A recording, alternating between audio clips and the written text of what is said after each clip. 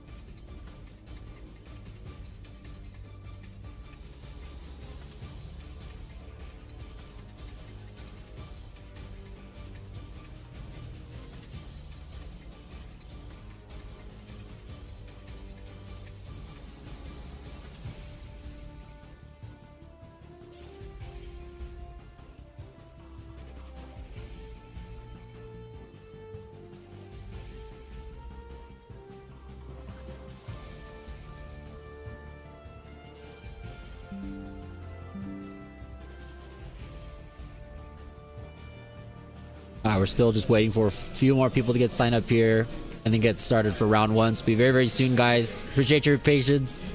A lot of people just keep showing up late, so. But looking pretty good so far. Very excited for today. It's gonna be a lot of fun.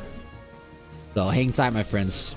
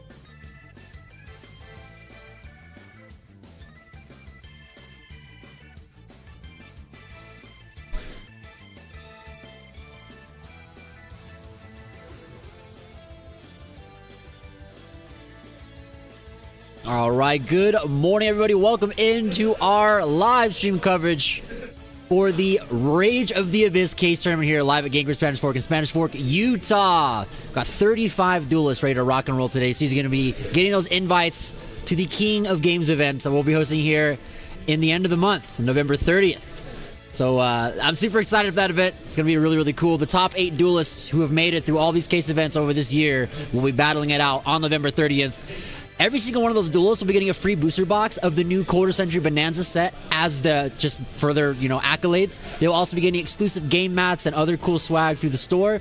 And then 2 of those duelists, one done at random, and the winner of that King of Games event will get a completely sponsored trip to a YCS of their choice in 2025. So that's going to be a very insane prize. Basically like $1,000 worth of stuff that a duelist can walk away with from that event. Today we're going to be giving out an entire case of Rage of the Abyss to our top 8 duelists. There are going to be 3 invites going out today because sadly one of the duelists that got an invite in the past is not able to make the event this month due to some life stuff going on. So we're giving out 3 invites today, which is really, really crazy. And for those that have already gotten an invite, the invites will just roll down. So you can't double up on them. So it's really going to give a lot of opportunity for people to get those invites going in today. But welcome in, everybody. Make sure to like the stream as you're tuning in. Really appreciate you guys. Larry, good to see you, man. Let's see, it took baby girl to the urgent care. She has had a sore throat since yesterday. Want to make sure it wasn't strep or anything. Negative test is good. That's what we want to see, man. That's what we want to see. I'm glad to hear that. Glad to hear that. That strep throat's no fun. No matter what age you are.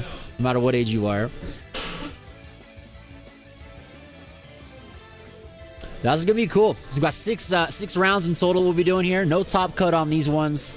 So should be a nice, simple, straightforward event here today for us.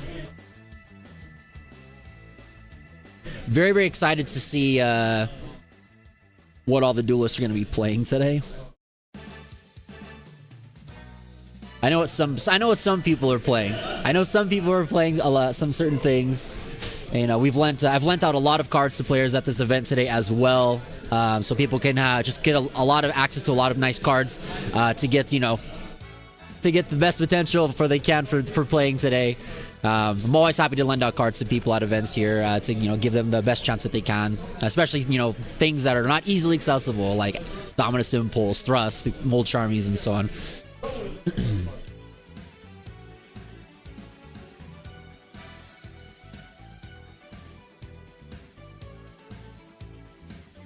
All right, we should have round 1 pairings here in just a few minutes, guys. I'm super excited. And we've got some channel favorites out here today, so we'll probably get a few of them onto the stream.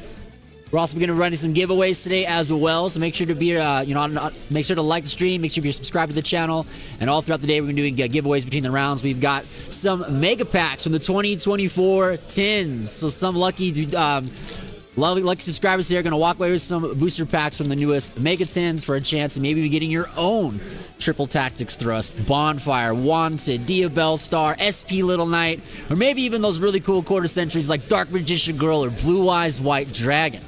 So make sure to like the stream, be subscribed to the channel, and just enjoy the incredible duels that we're going to be casting throughout the day here. And also just as a chance to get you guys some beautiful, beautiful prizes. You're sponsored by Gangrene Spanish Fork today. So a big shout out to Gangrene Spanish Fork for putting on this event, first and foremost. And secondly, always got to say, we love what they do. We love what they do. Here we go. Round 1 pairings are coming up for us. All right, so I'm going to go grab the duelist for round 1. So I'll be just a second.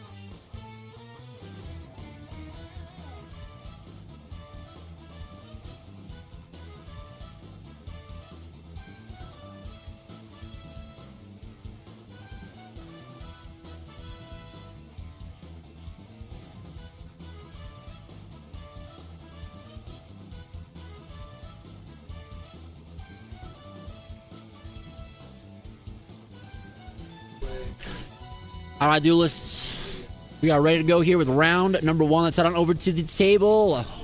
And after this round, we'll be giving away our first mega pack today to one lucky subscriber in the chat. So make sure to like the stream, subscribe to the channel. Let's head on over to that table. Round 1 is going to be Salo versus Bao here. No, Bao. We always got to get Bao on here, and he's one of the channel favorites. We like having Bao on the stream. We like having Bao on the stream, guys.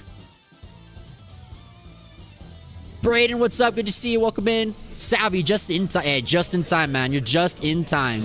Just in time. We're literally just sitting down, getting these duelists ready here, shuffled up for round number 1. This should be a fun one. I wonder what Bao is cooking up today. Bao always likes to play a lot of interesting style decks, so I'm very curious to see what Bao is cooking up this morning for us. I'm pretty sure he's cooking. Working on it. All right, Brian says we should be impressed.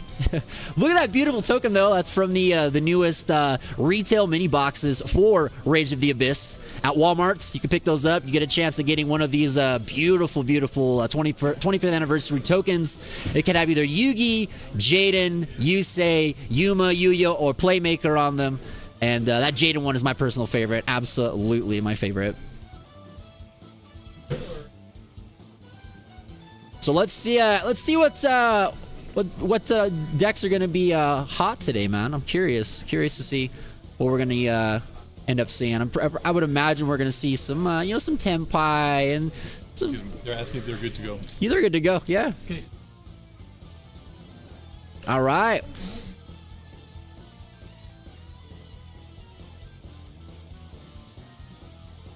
Let's get these dice rolling here. So we got a 4 from Solo and a 5 from Bao. So let's see if Bao decides to take first.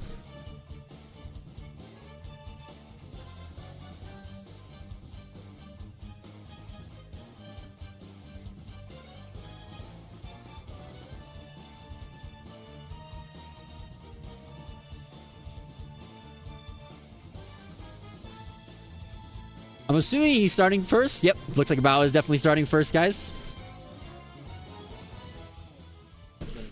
All right, what's he got? What's he got? Oh, he's on Voiceless Voice. Most likely here. So we've got Diviner of the Herald coming down for the first card being played here to this morning. Diviner of the Herald is probably one of the best cards you can open up with when you're playing the Voiceless Voice strategy. Allows you to just instantly send a fairy to the graveyard, which gets everything rolling here. So we're gonna go in here and let's see if he has any response here. Abby in the house. Good to see you, Abby.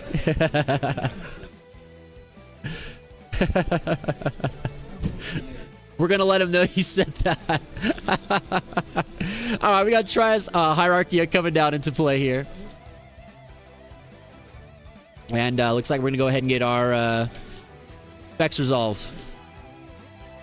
Here comes Lo, Prayers of the Voiceless Voice. Newest as an ultimate rare as well in the OTS 26. Her and Dia Bellstar and Phantom of You Bell are the ultis out of the newest OTS pack. All right, Lo is going to go ahead and place one of the spells or traps for the Voiceless Voice into the spell and trap card zone when she is summoned. And remember, Lo can also be used as the full materials for any of your Voiceless Voice ritual monsters. When you make it, like the Skull Guardian, for example, she can be all 8 stars. And if she's used as a material, she special summons herself from the graveyard back to the field. And we always got to remember the Voiceless Voice does that really nice lock where if you have Voiceless Voice, Prayer, so you have the Lo and the Skull Guardian. The Skull Guardian gets its additional effect of being 4,100 attack points plus an Omni Negate. And then you also have the Blessings and the Barrier and the Trap card that you can have into play to do a lot of different interactions. So we're going to go ahead and activate our Barrier here to get a search. We're going to go ahead and get Saphira, Queen of the Voiceless Voice. And this is a really nice one. Allows you to discard to the graveyard to allow yourself to search. And then she can also banish herself as well. Adon, welcome in. Good to see you, my friend.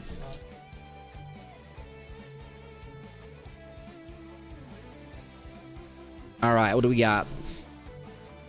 Go ahead and getting our Skull Guardian, and then we send the prayer of the Voiceless Voice to the graveyard, the spell card to your ritual. All right, so we do have a Bystial coming down for Salo. He's going to go ahead and chain Bestial Magnamut here to target that Sapphire, which is really good because Sapphire does not allow, it's not going to allow stuff to get that recursion ability from the graveyard. So Magnamut is going to come down, and it does get an effect on summon to just get you a lingering effect for the turn. If it resolves, you can, at the end phase, search your deck for any dragon monster and add it to your hand. So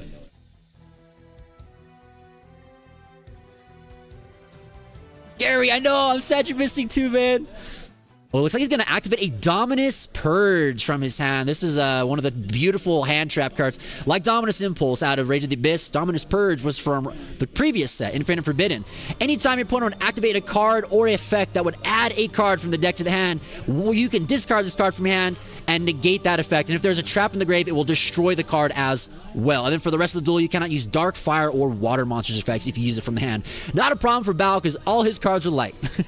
So he doesn't care. This is the best deck to play Dominus Purge currently in the format. And Exo Sisters. For any of you waifu fans out there, Exo Sisters is pretty good. Dominus Purge is pretty good there too. Blazing, good to see you as well. Welcome in. All the channel members rolling out today. We got Larry here as well. Ooh, triple tactics talents coming in from Bao. Let's see if he's going to go for the Pot of Greed action or a hand rip. It looks like he's shuffling his deck up, so we might be wanting to go for the Pot of Greed action here to draw those 2 cards. Drawing 2 cards is really nice. Drawing 2 cards is always really nice. Maybe he just wants to see more stuff. He might not know what he's up against here. A lot of decks play Bestials in it, you know, so he's not entirely sure what he's up against here. He's going to go ahead and draw those 2 cards as opposed to looking at the hand. I think me personally, I would have looked at the hand. Just to see what my opponent's playing. So I know what cards in my extra deck and or which fusion or which ritual setup I want to have to kind of put their hand on lock, but we'll see. Looks like Bao is on some of those fiendsmith cards as well. I do see the Moon Goddess. I think we're gonna link into her right now here. All right, here we go. Link 2 is underway. We're gonna make the Moon Goddess out of Infinite Forbidden. So it looks like there is a potential Molcharmi Fugawas that is in play because he did just draw a card on the special summon of the Moon Goddess. I know, you're almost at 4 months. We got some rescue animals to sign for you. So we added the, now that the hedgehog is out and we have a huge inventory of them, we added the hedgehog on there for 3 month. 2 month is the hamster. We would add a second one, and then 6 month is going to be the cat. 12 month is the rescue rabbit. All right, we are going to get a Dominus Impulse coming down to gate that effect. So a lot of hand traps coming in here on Solo's side. You have Molcharmi Fugawas coming in. We have a Dominus Impulse coming in. And not entirely sure if Bao can make any other plays here. Let's see. Yeah, that fiendsmith Requiem did get negated by the Dominus Impulse. Kind of rough. All right, we are going to special summon Dogmatic Maximus though. Not too shabby. This is special from the hand, so it doesn't affect with Molcharmi Fugalos. Fugalos only get to draw anytime your opponent special summons a card from the deck or the extra deck. Whereas Molcharmi Perulia allows you to draw a card every time your opponent summons from the hand, normal or special. In tandem, both those cards together are pretty good. Pretty good. And there's another Molcharmi coming out in the next set in January in Supreme Darkness. It's a little kitty cat card. It's an Earth Beast monster, and every time your opponent with special summon from the graveyard or banish pile, you draw a card. So it's pretty good against Malice. That entire deck revolves around special summoning from the banish pile.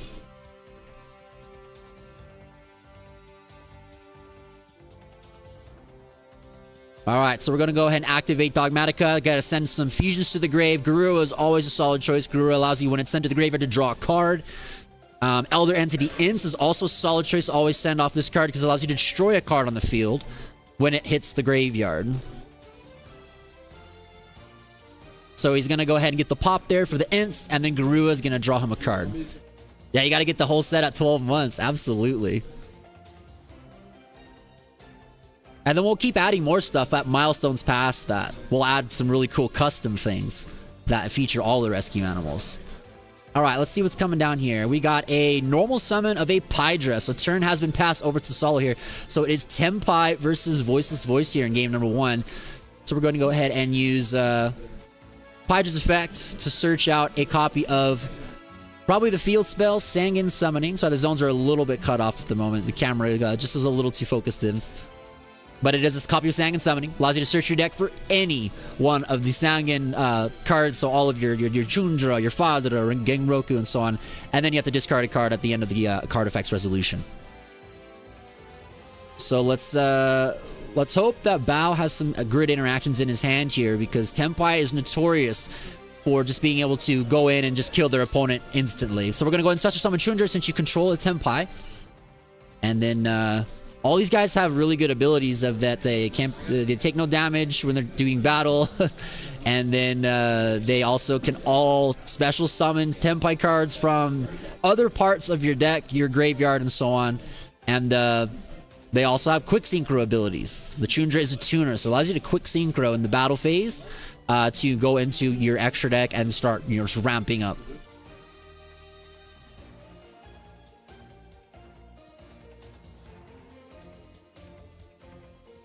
Alright, so we're going into the battle phase here. Chundra's going to declare an attack.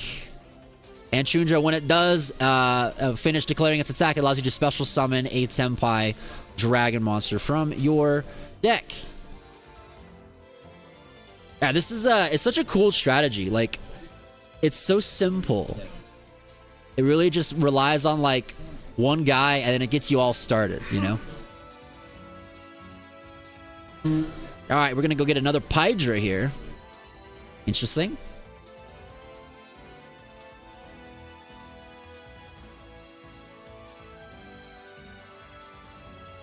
All right, so we're gonna go quick synchro here to go ahead and go for a 7.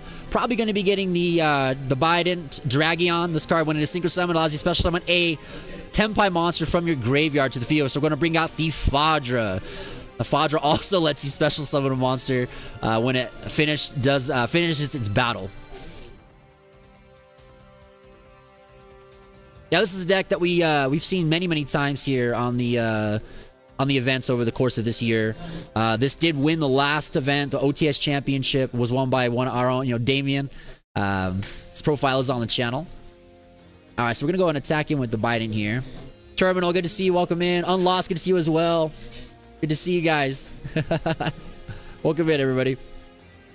Yeah, everyone, make sure to like the stream as you're tuning in. Make sure you subscribe to the channel if you're not subscribed already. And then in between rounds, all today, we're going to be giving out booster packs from the Megatins of 2024 to all of our amazing subscribers out there. So make sure to like the video and all that stuff. And big shout out to all of our channel members. I see a lot of you channel members in the chat right now. Appreciate you guys so much. And our Patreon subscribers, you guys are out there in the chat too. Love you guys. Thank you so much. All right, we're going to go ahead and synchro again with Chundra's effects. And this is going to be a level 10 synchro. No, you can't synchro with him. Gonna have to make another level 7. Because Biden Dragion is a tuner as well.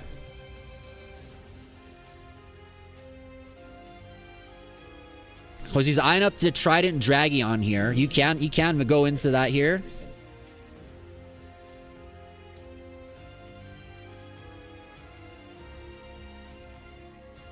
All right, we're gonna go for another 7 first here. Gonna go to our Kaiba. This card was only a common, which is pretty interesting. The card's really good. It allows you to just pop a card on the field. It got an upgrade to an ultra rare in the Megatins. I'm gonna attack for some damage here with Fadra. Then we can attack with Kaiba. Attack with Trident. We can attack with Bident here. And then, if he is able to conduct another synchro summon, he should just win the game here. So we're gonna go ahead and quick synchro with Fadra into good old. Okay, the Transcendent works as well.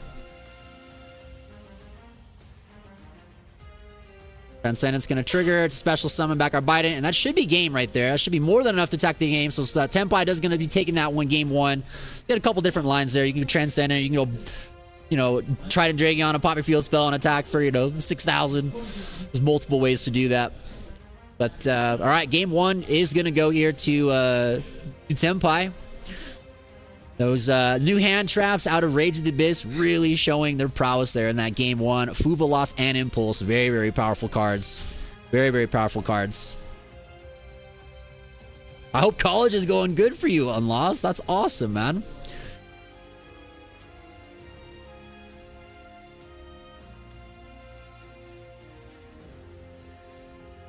All right, we do not have access to deck lists for this one. The only time we'll have deck lists is if we're doing regionals or OTS championships. So speaking of, we are hosting both of those actually coming up very, very soon on the channel through Game Grid Spanish Fork.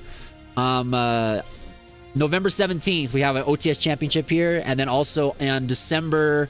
What is it? December, let me look at the calendar. December 14th, we have our regional championship here as well. We have capacity for, I think, like 300 or 400 players for that. So it's going to be really, really cool. 300 players. Capacity for 300 players for the regional, which is really amazing.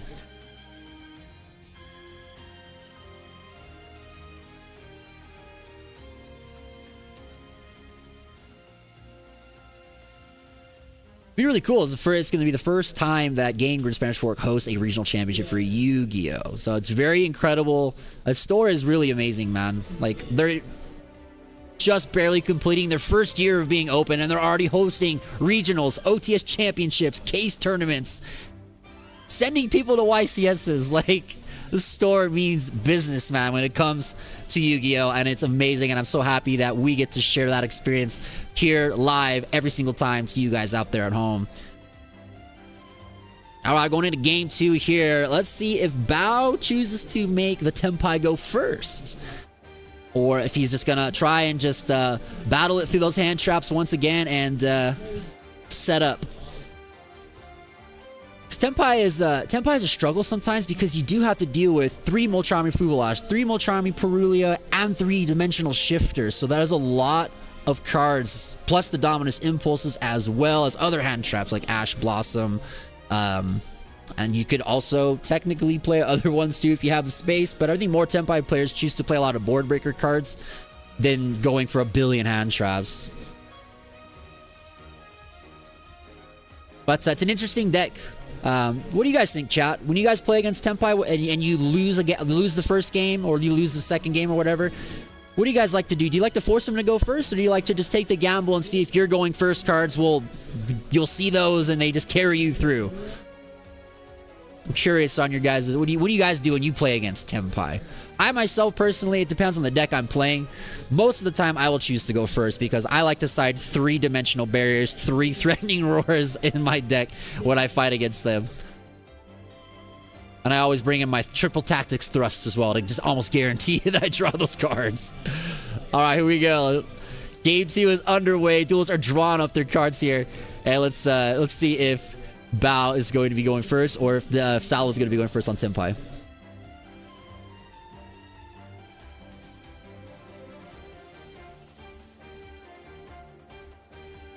All right, looks like Bao had Salo go first. Interesting. All right. Or maybe we're just thinking of, maybe Bao's going first and he was just like considering of activating a card. He discarded a hand trap. Not sure if it was a Molcharmi or if it was a D-shifter. It was a Dimension Shifter. All right, so we got a Dimension Shifter active right now. Dimension Shifter, such a powerful card for the next 2 turns. Every card sent to the graveyard is banished instead. So Voice's Voice cannot play under that card at all. All of its cards required to like have graveyard effects. So Shifter is literally a turn skip against his deck, which is just so unfortunate. So Bao's just going back to GOAT format right now. He's T-setting. He's setting a card in the spell and trap code zone and a monster face down defense. In 2024, man, we're getting a T-set. All right, so Salo's up here going into this this turn, and let's see what Bao has. Maybe he's gonna surprise us and he's got a Morphing Jar number 2, and he's gonna flip back all of his opponent's monsters back to the deck.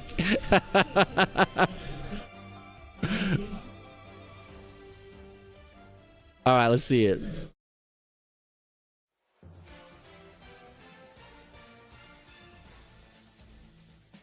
All right, what's Salo got? Looks like he's activated. Ooh, he's got Heat Wave in his hand. So I think he was anticipating himself being sent to go first.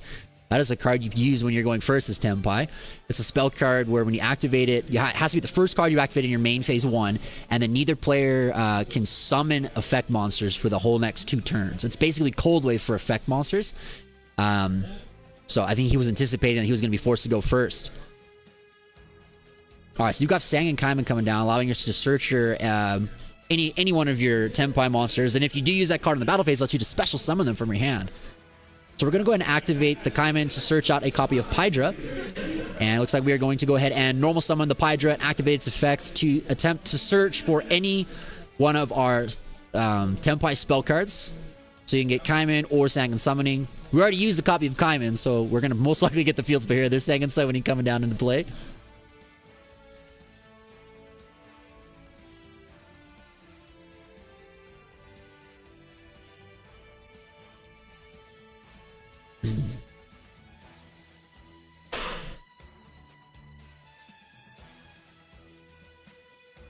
All right, here we go. Sangan Summoning is going to be activated. I'm going to go search for a copy of Chundra and discarding the Fuvalos. So kept the Mulch Armies in even though he thought he was going to be going first. Interesting. I guess if you, it's kind of like you have that flexibility with Tenpai to like put in going first cards and going second cards at the same time. Because regardless if your opponent chooses you go first or second, your strategy is the same thing. Clear their board and go for game. Like it doesn't matter if you go first or second, right? It's the same thing no matter what. All right, so we're going to go into battle phase. We're going to attack with Chundra to special summon Fadra out of the deck here. And we're going to go and attack with our Chundra, flipping over the Diviner of the Heralds. And it's going to be banished because of the effect of Dimension Shifter. So we're going to attack directly with Fadra, attack directly with Pydra. And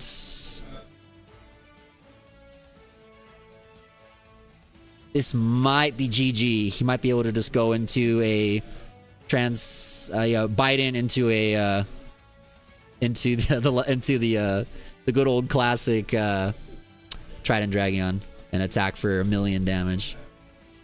I think you might have it here, unless that back row is like crazy good. Let's see here. Let's see what he's got. What has Bao got there, man? What has he got set?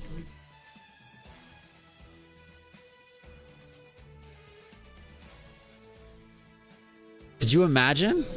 He's got like Mirror Force down or something. Just something wild. All right, it's going in with that's GG. That's it. That's all it takes. It was a Nadir Servant. Oh my gosh. Wow, man. What a rip there. Solid does take it 2-0. Very, very quick game there. In round one here of our reinforcement. I see the word Rota and I think reinforcement of the army because that's the abbreviation for that Yu-Gi-Oh card. But Rota is the set Rage of the Abyss. So GG's a solid taking it 2-0 over Bao there. Game number round number one here at this case tournament for Rage of the Abyss. Very, very quick showing. You know, man, what a unlucky draws there for Bao in game number two. Sadly had to sit under shifter and just T-set. But that happens, man. That happens. It's a powerful card, man.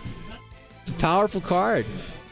Looks like he did side into dimensional barriers. Just didn't see it. Just didn't see it. Yeah, his entire hand was required to be using the graveyard, man. Like, that's so unfortunate, seeing that dimension shifter. That card is just crazy powerful. Crazy powerful. Looks like he put in Super Polys and Anti-Spell as well. Also really good options against Tenpai.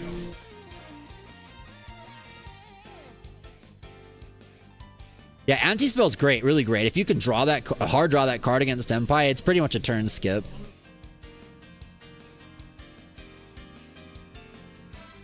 There can only be one. It's also pretty good. Cosmic Cycle. Yeah, his whole side is like so heavily like just to fight Tenpai. I mean, these cards affect other decks too, but like those are really strong options against all these cards he's showing on the table are so good against Tenpai.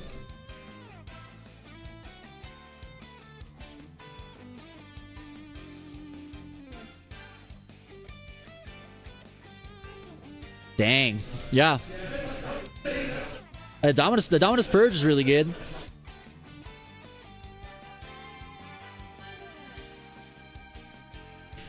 Yeah, I think it was a pretty quick round there. Pretty quick round there overall. Let's head back over here to the table with us.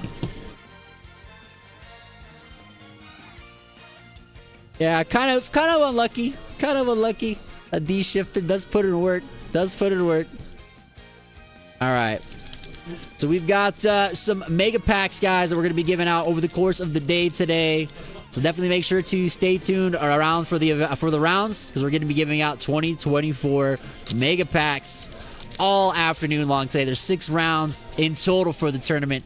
So 6 packs in total. We're going to be giving out 1 pack in between each one of our rounds. So one lucky subscriber in the chat. All you got to do is make sure you like the stream, be subscribed to the channel, and then when the time to the giveaway starts, make sure you are here to type in the keyword. But yes, Abby, we love Game Your Spanish Fork. Absolutely. Absolutely. Such a great store. It's great atmosphere, great players. They don't just do Yu-Gi-Oh! They do everything. I was actually here last night for the pre-release for the set 3 for Star Wars Unlimited, and holy moly was that fun. There were like 50 people out here playing. It was crazy fun. I surprisingly got 3rd place in the tournament. I expected to lose every single game because I haven't touched Star Wars Unlimited since it came out in April.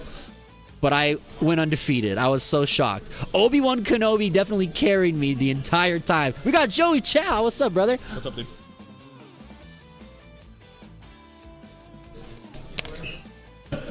Yeah, man. It was fun. That was a fun night last night. Definitely for all those who were out on Twitch last night for that event, that was really, really cool. Appreciate you guys being there for that.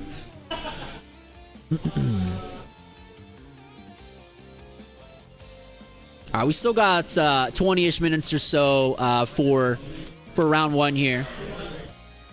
So I'm going to go walk around and see what decks people are on to see what we want to get in for the feature match for round number 2. So hang tight, friends. I'll be back in maybe like 5 to 10 minutes or so, and then we'll start winding down, get ready for round number 2 coming up pretty soon, and then we'll also make sure to give away our first mega pack. So I'll be right back. All right, hang tight.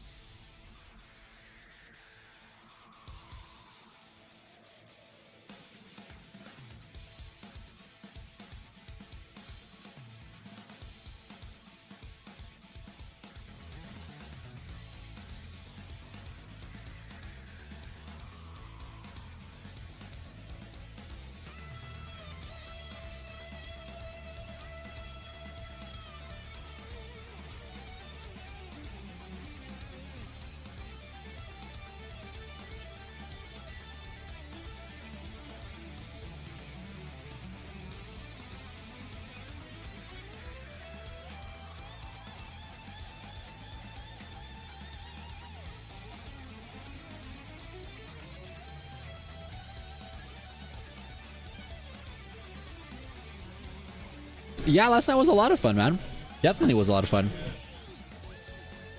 Got a lot of interesting decks out there today, man. I know exactly what we're going to feature on round number 2. Very excited. Very excited.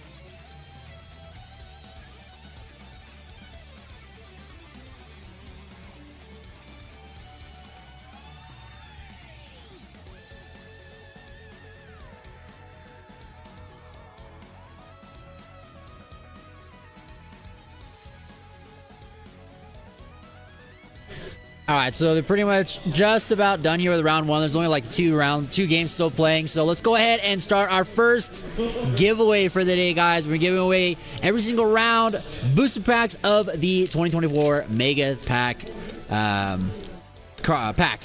from the Mega Tins. Packs of the Mega Tins. So we're gonna get these this giveaway roll here right now. So for everyone in the chat right now, make sure to have liked the stream, be subscribed to the channel, and I need you to just go ahead and type the word Yu-Gi-Oh in chat for your chance to be entered in to win one of these mega packs right now. So that's all I got to do is just type the word Yu-Gi-Oh in chat right now. We'll run this giveaway for a couple minutes here. Give everyone a chance to get back to their keyboards, phones, etc. to type on in. So just type the word Yu-Gi-Oh in chat for your chance to be entered in for one of these mega packs right now.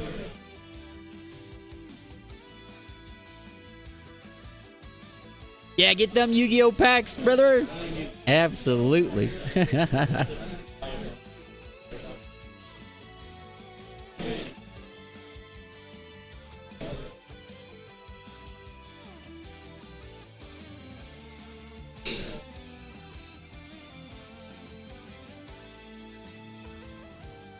I will run it. We'll run the giveaway for 2 minutes here.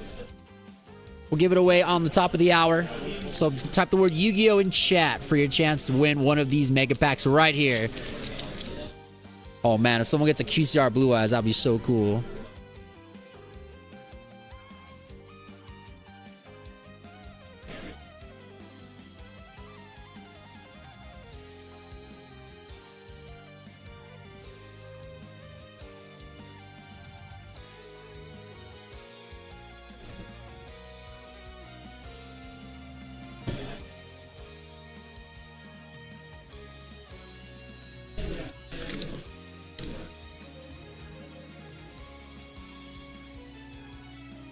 One minute left to enter the giveaway for the mega pack. All you gotta do is type the word Yu-Gi-Oh in chat for your chance to enter in. I think, Larry, you're just gonna guarantee to win it. No one wants the packs, man. It's all you, dude. It's all you.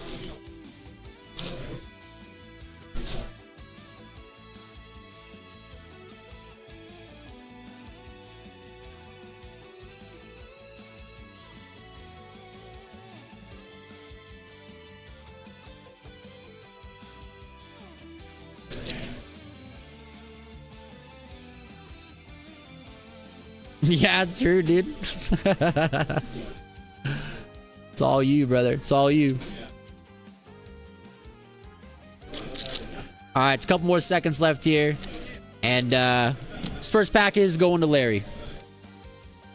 All right, let's open it up, dude. Let's see what we get. Let's see what we get. I gotta remember the pack trick for this one. So we're gonna put It goes Ultra, Secret, QCR, Ultra, Ultra. So with the Ultra there, the Secret there, and the QCR there.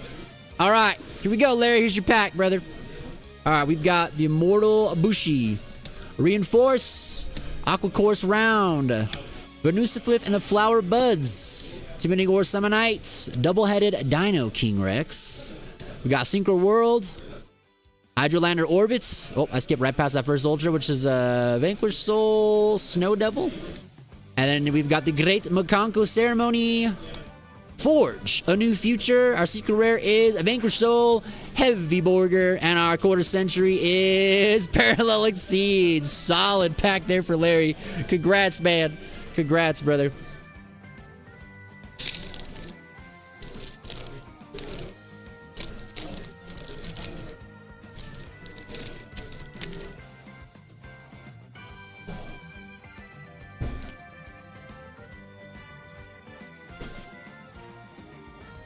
All right, let me mark this down.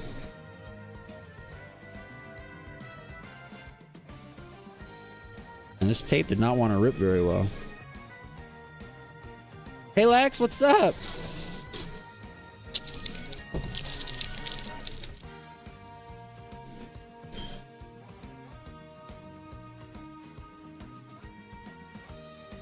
Yeah, this tape just doesn't want to rip, dude. The puppy say hi.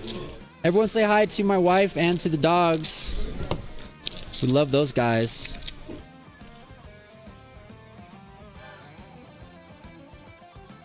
Do we have any dog emotes on YouTube? I can't remember. We just have Penny. We have Penny's little chippy one. We got the chippy emote. We got the chippy emote. Chippy girl. Yeah.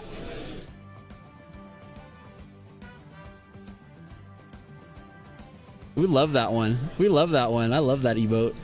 I love that emote. Penny's the best. I need a pen real quick so I can write down your name on the pack, Larry.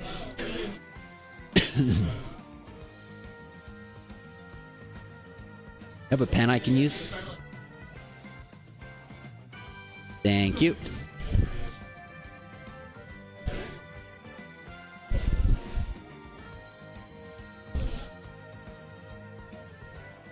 Breakfast at 12 o'clock, dude? Brunch. Get the mimosas out, dude. Enjoy. Enjoy, man. That sounds really good. A nice big brunch on the beach. Oh, that sounds great. Catalina's calling my name, man. Let's see here. Larry.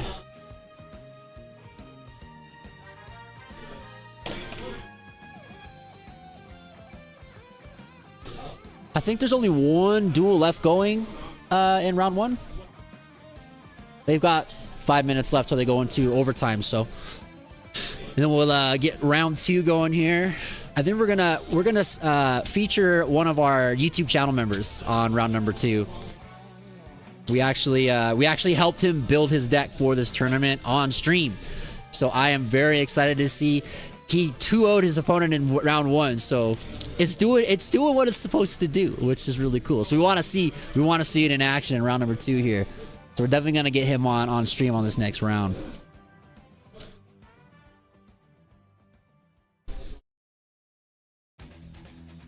And we've got 6 rounds in total today. We have 5 more booster packs we'll be giving out as well. One between every single round. One between every single round. The one lucky subscriber in the chat.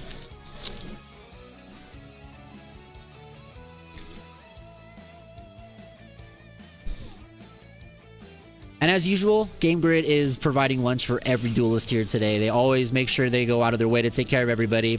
They have pulled pork sandwiches and a bunch of other sides and stuff for people to enjoy all throughout the day. It's really anytime they host any event for any one of their games, they always bring a bunch of really nice things to feed all the players. It's so cool. It's really nice. It's a nice extra touch, you know?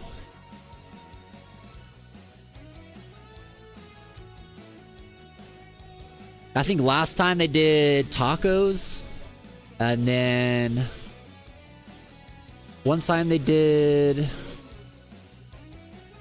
had like a grill going outside, and they were like grilling like hot dogs and burgers and stuff. Fajitas. So they did fajitas one time as well. Last night they had like homemade meatballs for all the Star Wars players, and then like a nice like tray of like vegetables and fruits and stuff like that. A bunch of chips. Like, it was really cool. It's always nice. It's always nice.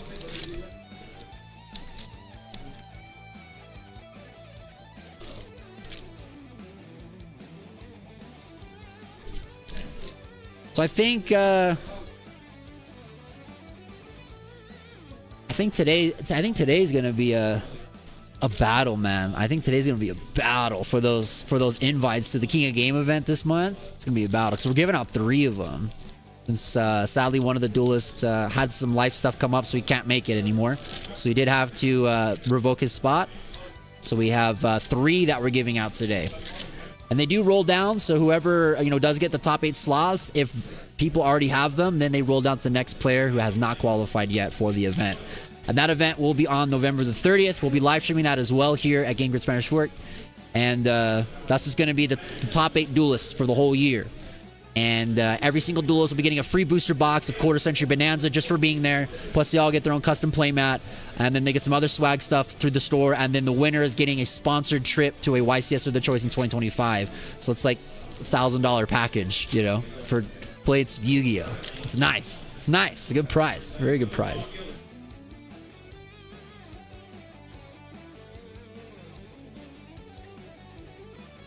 All right, we're just waiting for one more duel to finish up still. They've got 2 minutes, and then it's going into time. And then we got to enact our good old time rules. Everybody's favorite part of Yu-Gi-Oh, man. the worst. I don't know, for anyone out there, any of you duelists out there, I'm sure you don't like the time rules either. I definitely don't. I think the time rules are terrible in the game now from what they used to be. It definitely has changed a lot. I get why the time rules are the way they are, is because the games just take so long. The events are typically pretty large, a lot of rounds, and then it's money, right? It's money to pay all the event staff and so half the venue and everything. So I get why they choose to just cut the rounds instantly once you go to time. As opposed to the past, those games would still take another 10, 15... I've had a round take another extra hour in overtime, back in like 2009, 2010, when each player had 3 additional turns. And those games got pretty insane, man, because like you would have to really hard think all your plays, because like that was it, Now it's very different. You just have that one phase, and that's it. Whoever has the most life points wins.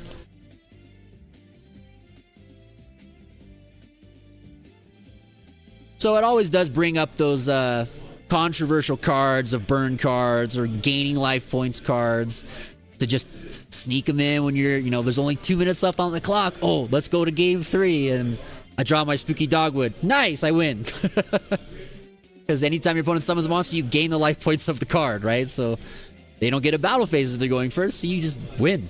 You just win, right? That happens.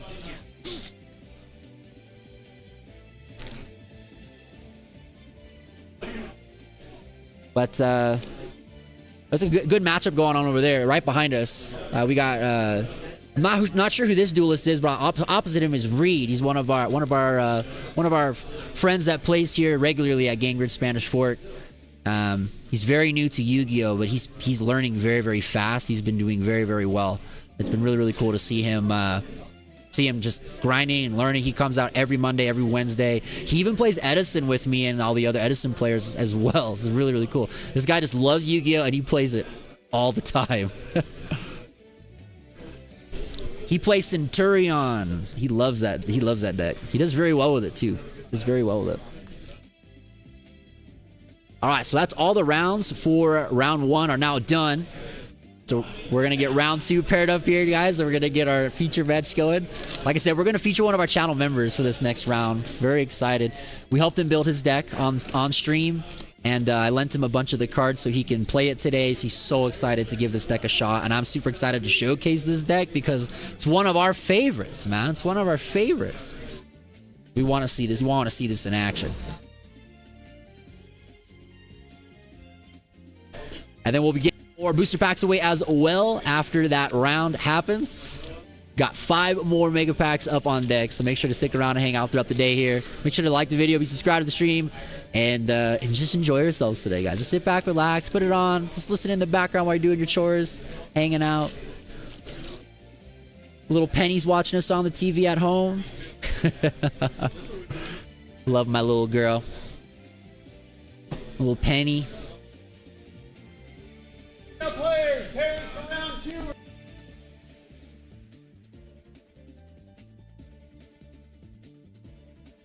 My pairings for round 2 are up, so I am going to get our duelists ready here.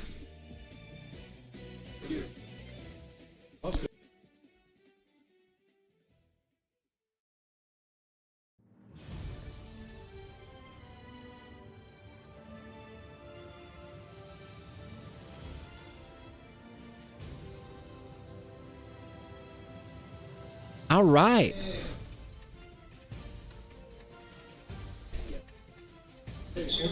Sit on, Tyler, sit on the side closest to me. Sit on this left side. Okay. Yep. All right, so we're gonna have feature match number 2 coming up right now, guys. Get ready. Oh, it's gonna be a fun one. It's between 2 of our Game Grid friends, which is very, very interesting how that worked out. Very interesting how that worked out.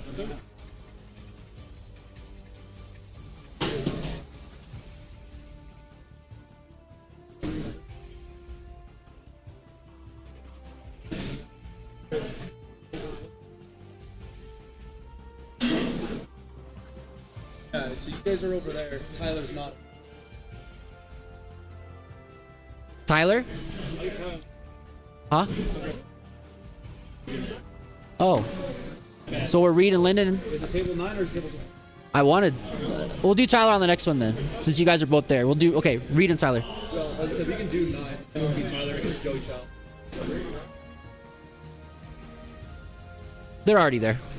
It's all good. All right, so we have a quick switch up on the duelists here for round. You're good. So we were just talking about Reed.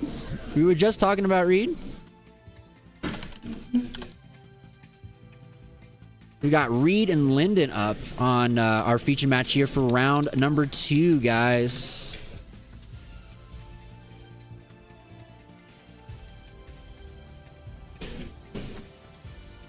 I know what these guys are both playing. Let's head over to that feature match table, guys, and get ready here for round number 2. I hope you guys are excited because I sure am. We got Reed on the left, Linden on the right. Both of these are regulars, friends of the channel, and regular Game Grid Spanish Fork duelists as well. We were just talking about Reed, so very, very excited to get him on the feature match here.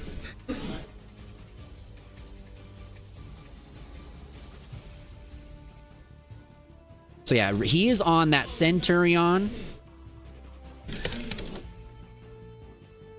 And Linden is on Tenpai.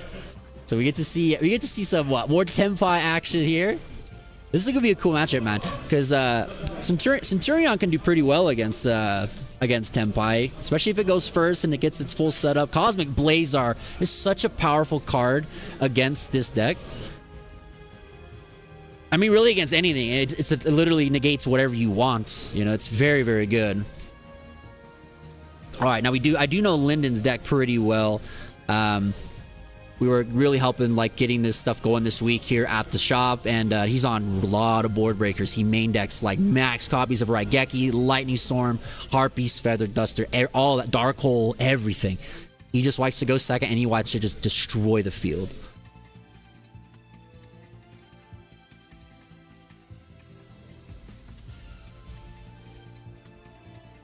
All right, so Reed is going to start up here with the good old stand-up Centurion, getting him access to any of his Centurion cards here.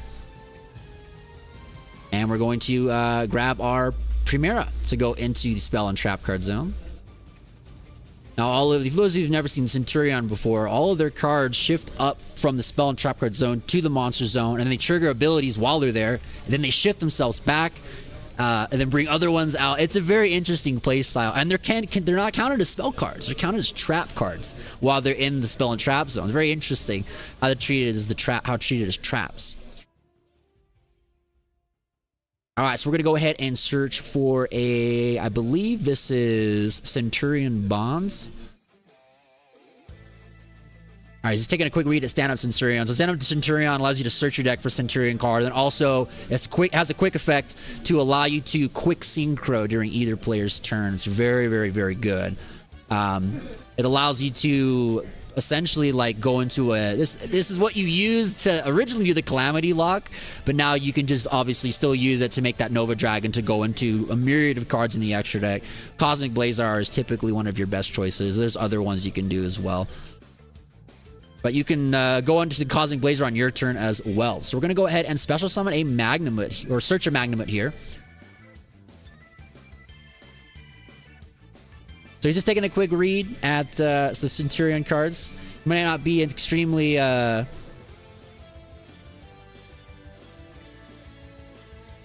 familiar with the deck, you know. I mean, it's been around for over a year now, but it was not a super popular deck up until just very recently, just because it does play really, really well into all of these current decks, and definitely into everyone playing Fuvulos and Perulia and Shifter. It can play under all those cards very, very well. You can do the full combo and only let your opponent draw one card off of Fuvulos. So we're going to go ahead and get Trudea in the spell trap card zone. She can special summon herself. She allows you to get access to another Centurion monster. So typically you go for the Gargoyle 2 here. Now what's really cool is the Centurions can also change their levels. You can make them go to level 8, because a lot of their big boss monsters are level 12. So we're going into Auxilia here. Auxilia is like one of the best cards for this strategy. This card came out in, I believe, Legacy of Darkness earlier this year as a secret rare. It's a consistency card. It allows you to continue to get access to more of your Centurion cards. And then during the end phase, it allows you to set up your board again. It allows you to put one of your Centurion monsters back into the spell and trap card zone. So you can get your Primera or your Trudea, whatever piece you need to continue playing. Because you can do a lot of stuff on your opponent's turn with this deck. A lot of stuff on your opponent's turn with this deck.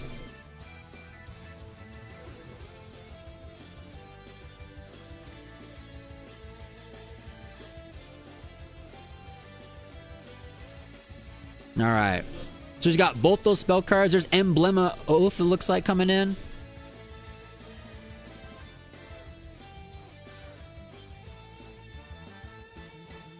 Go ahead and getting Atri. Atri's a good one. It lets you draw a card. You know, there's a couple cards that you play in this deck that just let you just straight up draw a card. It's very, very nice. All right, so we're going to go ahead and play the, I believe this is Wake Up Centurion. It basically just gives you a token monster that you can use to synchro summon with it. So then you'll bring up your Atri, and you can go into a level 8 here, so you can make your Lagatea, continue to special summon more guys, and keep going up. So this is a good combo here. This is basically like going into the full combo for Centurion, not under a Fuvulos.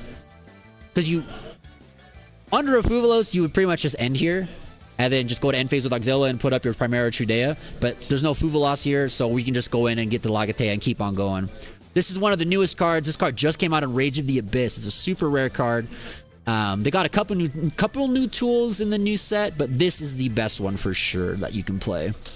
The other one is a monster, and its effect is okay, but it's very situational and kind of hard to pull off, so I wouldn't really recommend anyone using it. But this new Synchro Lagatea is very strong. 100% should be playing this one. All right.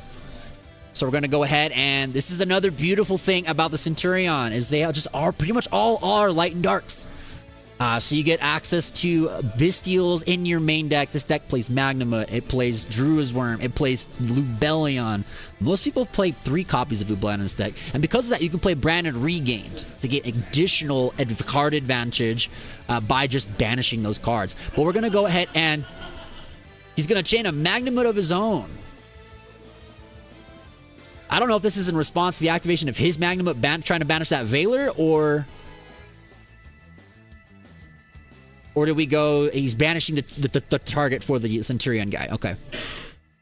Yeah, these Bestials are just really powerful cards. These guys came out end of 2022 in Darkwing Blast and just right out the gates were some of the most powerful cards in the game. And it's been continuously being found in people's main decks and side decks throughout these entire last 2 years. And just showing their strength, man. They're so powerful. Magnumwood is the best one because it just lets you search your deck for any dragon. And it doesn't have to stay on the field. It just has to summon, activate its effect, and then you could go anywhere at once. As long as that effect wasn't negated on summon, you're just going to get a dragon in the end phase. It's very, very powerful. So in the case of Reed here, it's good because you can get access to your Druid's Worm for your opponent's turn to get those extra interruptions. Because when Druid's Worm leaves the field, you can shuffle back a special summon monster. It's very, very good, right?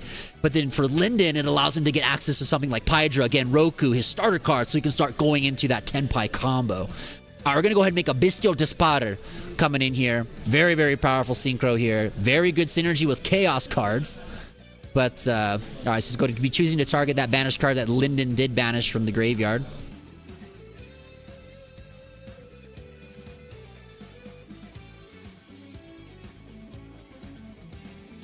Reed's taking this turn very, very well. He's just taking his time, thinking his plays through. He's not rushing anything. He's making some very good decisions right now.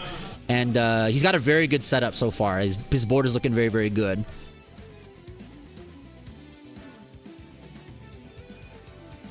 He still gets that search for Magnum in the end phase, for a Druid's Worm. And then he also still gets that Auxilia placement. He still has stand-up Centurion in play. And one thing I really like about Reed is he's always heads up about Lightning Storm. A lot of duelists just put all their monsters in attack position when they summon them out of their extra decks.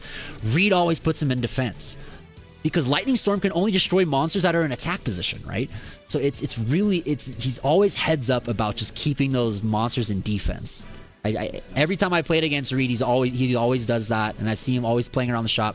It's a very, very good thing to be cognizant of, man.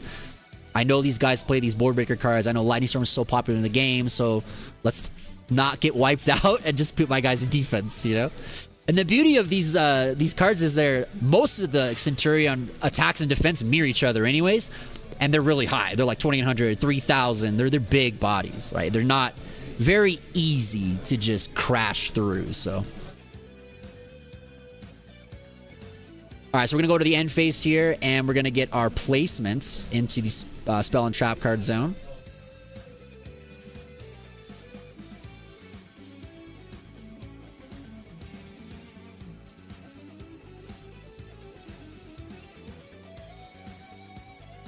I feel like this is always the best choice. Yep.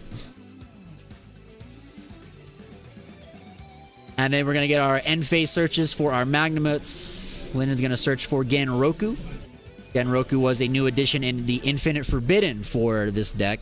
Very cool card. It allows you to tribute itself to special summon the next tenpai out of your deck, but it also allows you to summon itself from hand and then alter its level, so you can start, and it makes itself a tuner as well.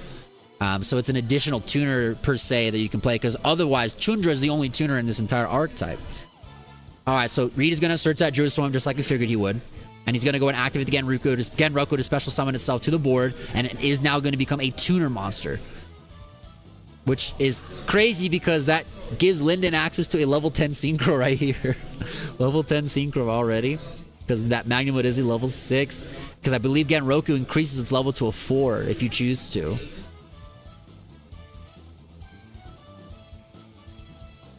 So Reed does have a really good setup here though to because it's a quick effect on the Trudea and the Primera and the Spell Trap. They're just quick effects to summon themselves. So this is kind of how you just play on your opponent's turn to get your synchros rolling. And then you triggered up the stand-up Centurion to then synchro in. He's also got the token generating card again, so he can do a lot on his opponent's next turn here. Most likely he'll probably go into a Cosmic Blazar though, just to get that big, just instant negate card, because it just negates anything.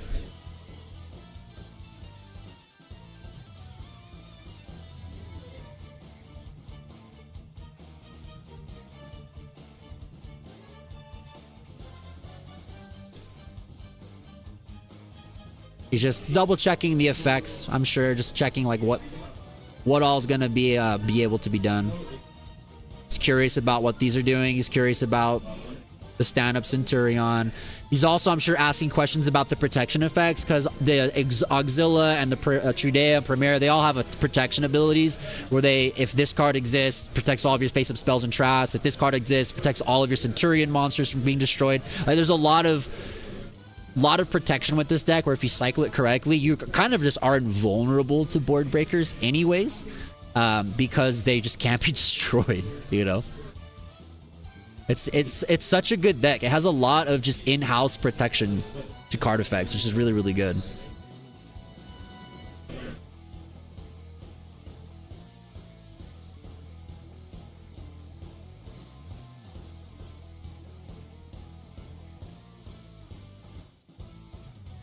Yeah, he's just trying to get as clear as possible of what cards are protecting what, so he can figure out how he can play around it. Because one way you can play around this is if you have like droplets or imperms, you can negate these guys and you can just blow up everything. Like, that is one way you can play around these boards.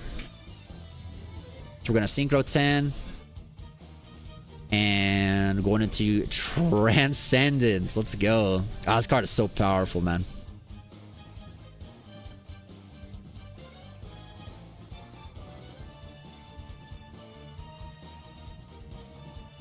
Looks like he's got a Ghost Ogre in his hand as well. Does he have a Ghost Ogre? If he does, why didn't he use it on the stand-up Centurion? That card's insane to Ghost Ogre. Maybe he's just trying to do it on his opponent's turn, on his turn. When he tries to activate stand-up Centurion here to quick synchro, he could just Ghost Ogre it. Dominus Impulse also works. Dominus Impulse also works.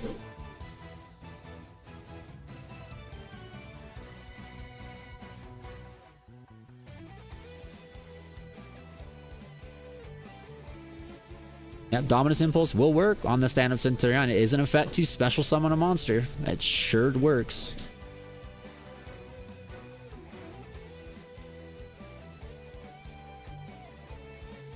And we're going straight to battle phase here.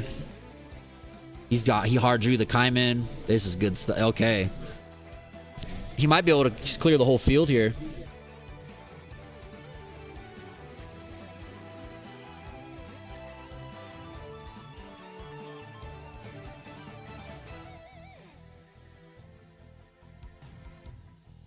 Yeah, let's see if he's able to clear the whole field here.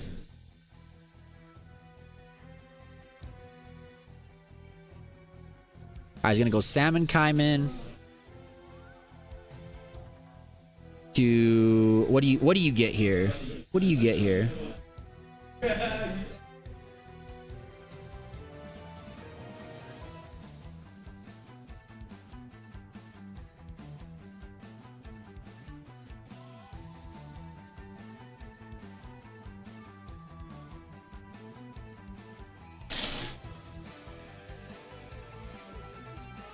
Okay, we're gonna get Chundra. And then Chundra will go ahead and grab us our next guy, which is gonna be Pydra. And then Pydra's gonna go ahead and search. Or just get the Sang and summon, I guess, if you're not able to go for game. Why not?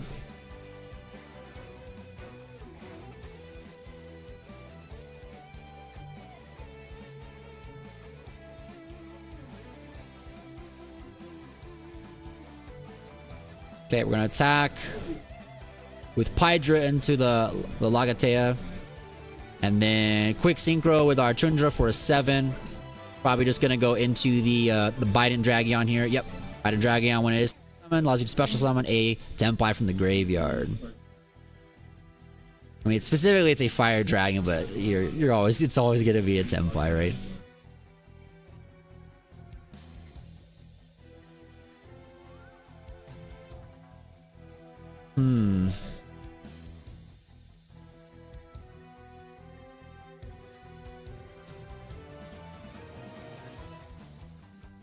Good old Genroku's coming down.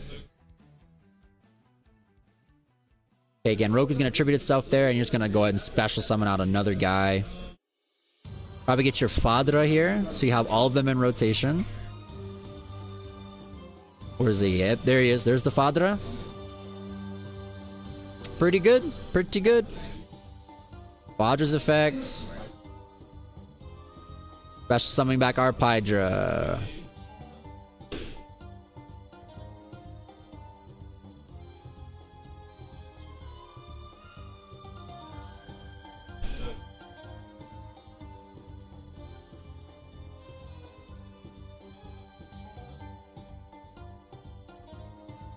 How did he make this?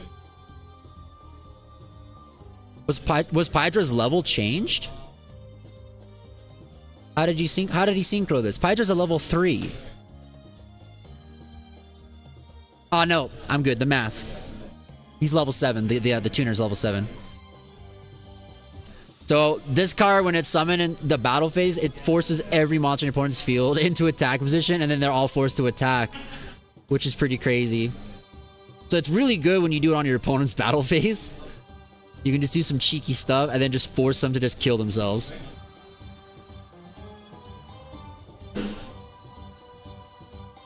Lyndon doing a very good job piloting this deck right now. Alright, so we're going to go with Fadra here, attacking in. Fadra's going to reborn the Biden Dragion here.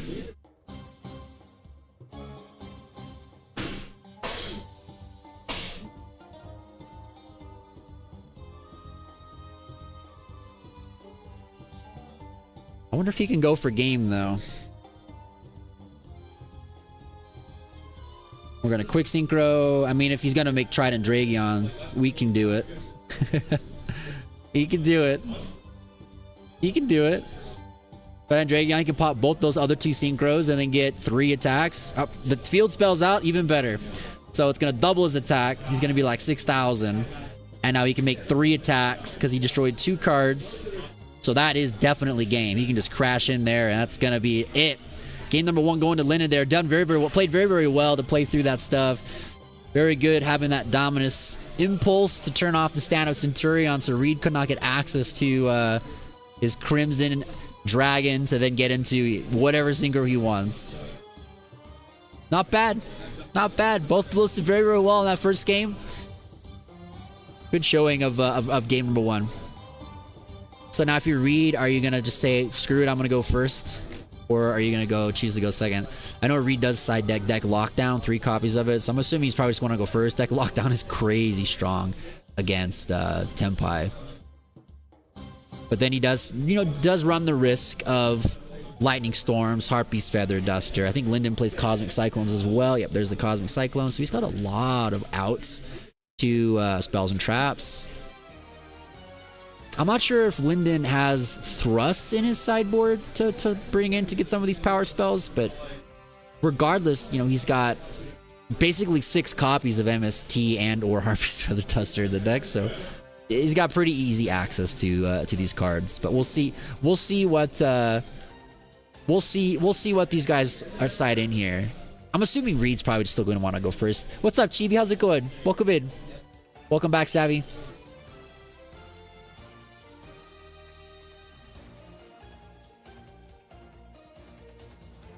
Yeah. Oh, he's got the Altar Raigeki, baby. He's siding out a lot of his board breaker cards. He's siding them all out. All of them. So is he assuming he's going to be made to go first? Let's see what he's eyeing up on his sideboard. I see he's on Retaliating Sea. Retaliating Sea's pretty good. It doesn't hinder Tenpai too bad because you can just link it away. But, it's a pretty good card. For those that don't remember Retaliating Sea, it's super old, man. It's from, gosh, man, like Judgment of the Light or something. It's from like 2013, 14 Yu-Gi-Oh. It's old. It's a hand trap. When your opponent plays a spell that would special summon a monster, you can special summon it to the field, and then while it's face up, every card is banished when it goes to the grave. It's pretty good. You mostly want to play it against the Azamina Fire King Snake Eyes stuff, because when they go and activate their first Hallowed Azamina to summon their first Azamina card, you just chain the Retaliating Sea, and then their Deception they send as cost gets banished, and they'll never have access to that Deception. So they won't be able to make the second guy, which is going to be the Omni Negate, because they typically will always make the Stratos one first, the Risilago that lets you search for a card. And then, of course, if they're going first, they don't have a battle phase, so they're not going to be able to easily just kill. They have to do some weird stuff. they have to like banish a lot of stuff to get to a Flambridge to like put that guy in the spell and trap card zone, or they need to just like quickly make an SP, you know, with another like link monster, right? So you can get the banish on summon. It's cheeky. It's a cheeky card. It does pretty good. I've used it a few times against some of these guys here, and it's pretty good. All right, so he is choosing to go second. Reed wants to go second here, so we're gonna go ahead and activate Second Kind, but Ash Blossom is gonna come down to negate that card effect, and he's just gonna set and pass here. Set 2. So I think it was an Imperm and a Cosmic Cyclone. All right, let's see what Reed has here for game number 2. Still plenty of time. There's 23 minutes on the clock.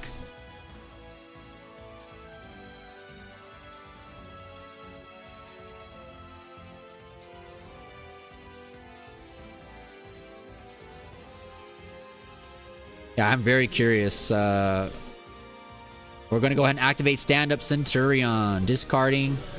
And Cosmic Cyclone is going to be very powerful here, because even if you drew another copy of Stand-Up Centurion, you can only activate its effect once per turn to search. And his hand's pretty bad. He's got Called By, Stand-Up Centurion Bonds, and Deck Lockdown. So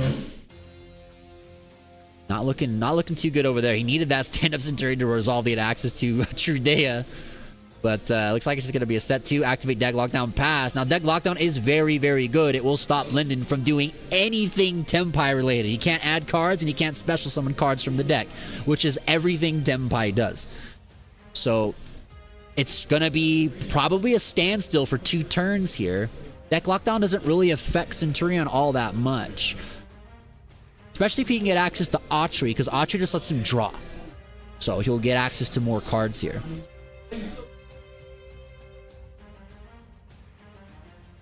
Alright, we're going to normal summon Chundra here.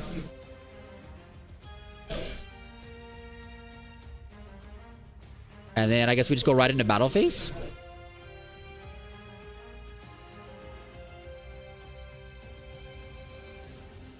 I mean, why not? I mean, you just poke for some damage. You won't be able to use the effects, but can't special summon from deck, under deck lockdown. That card is really oppressive. Really oppressive. If you want a good side deck option against every meta deck in the game of Yu-Gi-Oh!, Deck Lockdown does the trick. Every deck adds cards. Every deck special summons from the deck. All of them. All the top decks do that. So it's, unless they have a way to out it, it's just 2 turns of doing nothing. It's very good.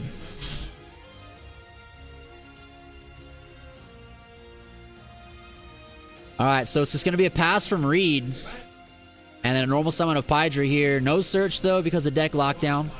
But he will be able to go to battle phase and just continue to poke some damage in here.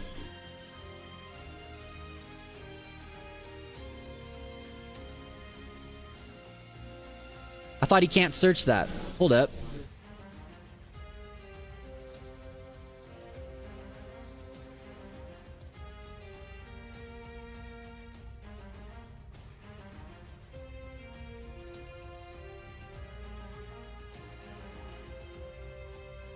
Bryant, could you real quick let Lyndon know he can't search under deck lockdown? He tried to use the Pydra. Oh, Pydra lets you set a card? Yes. I didn't know that. Thank you. Alright, I learned something new. I didn't know Pydra could set the card. I thought it had to go to your hand. That's cool. So that is a way to get a Sangan Kaiman out, or a Sangan Summoning out under deck lockdown. So he's going to flip up the Sangan Summoning here. He's going to go for a Synchro, for a Biden Dragon. He's going to go ahead and Synchro. Called By is going to be the choice here to banish that monster, so he's not going to be able to summon back. He probably was going for a Trident Dragon play there to go for game, because he did have the field spell out. He would have been able to destroy two cards to just attack 3 times for game. Interesting. Alright. Alright. We got ourselves a grind game, guys. Got ourselves a grind game. Alright, so deck lockdown will be destroyed after this next standby phase coming up from Reed. So let's see if he does draw into a card to actually start playing here. This is the second standby phase, so deck lockdown will destroy itself. It's only a 2-turn card. Alright, Stand Up Centurion is the card. Does he have Ash or Ogre?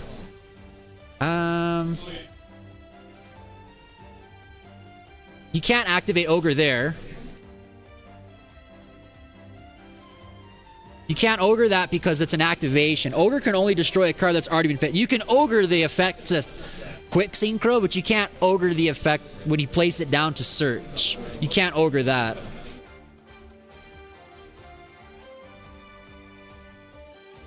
Yeah, you can't use Ghost. You can't respond with Ghost Ogre on that.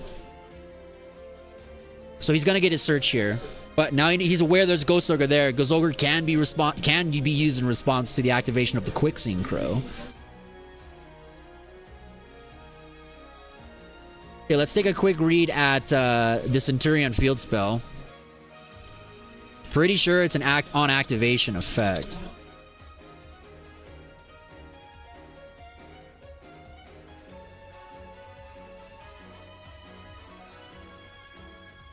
Okay, it says, so it's not on activation of the card, so you can Ogre here. It says, during your main phase, if this card was activated this turn, you can send one card from out of the graveyard, then place one Centurion monster from your deck to spell and trap code. So you can Ogre that. You can Ogre that. You can Ogre that. Now, if the card said, when this card is activated, search for a card, you can't Ogre that one, because it's an effect that's activating as soon as the card hits the field. Ghost Ogre can only use its effect on cards that already are face up. So that's going to be it. Reed not able to get out of that one there. You're just here trying to follow as much as you can. That's fair. That's fair. That's going to be it. A 2-0 though from Lyndon there in round number 2 of our Rage of the Abyss case tournament here at Gateway Spanish Fork. Deck lockdown was helpful, but sadly he just did not get access to any of his Centurion cards. Both of the standout Centurions were met with interruptions. The first one with that Cosmic Cyclone, and the second one with the Ghost Ogre. And he's got a lot of good cards to side in against his deck. Got the deck lockdowns, that there can be only one, triple DD Crows. Like we helped Reed get this deck list together as well for this tournament. So he's very, very heavily prepared for all these decks for his sideboard. And a lot of good options here against Tenpai. But sadly, just no Centurion cards in game number 2. No Centurion cards there. And Lennon is going to take a 2-0 on round number 2 there. Not too bad.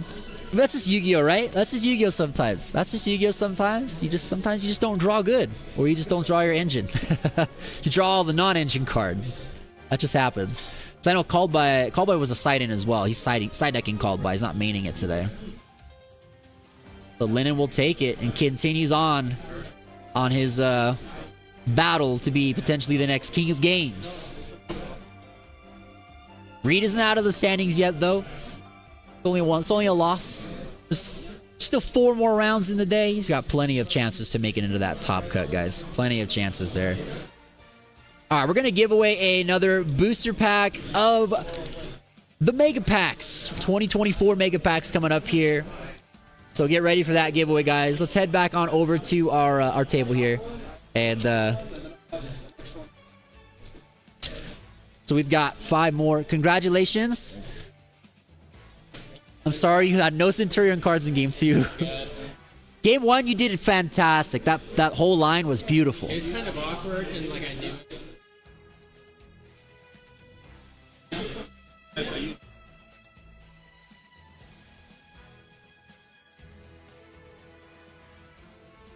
I had a Uh-huh. I don't know, a weird start. I get asked my how to play it safe when end board where I can. Yep. It is what it is. Still learning. I think you did good though. You did good. First up, big event. He had all the answers. Yeah. He had Ogre or Impulse for your field spell on game 1. Choose your poison. Like he had both. Thanks for letting me borrow. Of course. I'm sure they will continue to come in handy. Hopefully. Yep. All right, so chat, get ready to enter the giveaway here for one of our another mega packs here. Giveaway sponsored here by Ganger Spanish Fork today as well. So all you got to do is make sure you have liked the stream, make sure you are subscribed to the channel, and then type the word Yu-Gi-Oh in chat to be entered in for this giveaway. So I'll give you guys a couple minutes here to enter in as we just kind of recap there on these last couple games. Still plenty of time left in the round, 13 minutes, and there's a lot of duels still going on. 1, 2, 3, 4, 5, 6, 7, 8, 9, 10. There's like 15 matches still going on, so there's plenty of duels still happening in this room. So definitely make sure to enter the giveaway. Type the word Yu-Gi-Oh in chat, guys, right now for your chance to enter in and win one of these mega packs. All you gotta do is make sure you like the stream, be subscribed to the channel, and type the word Yu-Gi-Oh in chat for your chance to enter in one of these booster packs of 2024 Megatins. Your chance to compete, pull an SP, a Thrust, a Bonfire, a Wanted, a Diabell Star, a QCR Dark Magician Girl, a QCR Blue Eyes. Oh, there's so many cool cards in these things, man. So many cool cards in these things.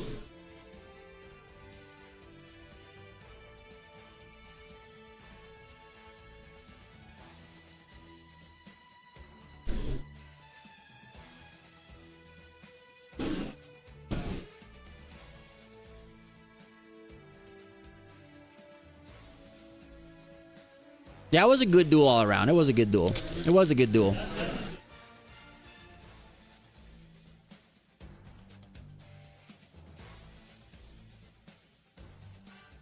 Yeah, seriously. Seriously. Go ahead, Savvy. Type the word. Type the word in. Go for it. We'll run the giveaway for a couple minutes. Like 2-3 minutes. Yeah, guys, make sure to enter the giveaway for a booster pack. Right? Just type the word Yu-Gi-Oh in chat. That's all you gotta do. That's all you gotta do.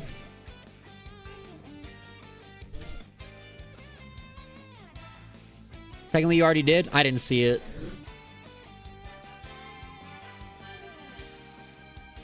My stream chat's been very weird today. It keeps like refreshing itself, and I don't see messages. So if I didn't miss anything, I'm sorry. I'm not. It's been weird. YouTube's been weird today, man.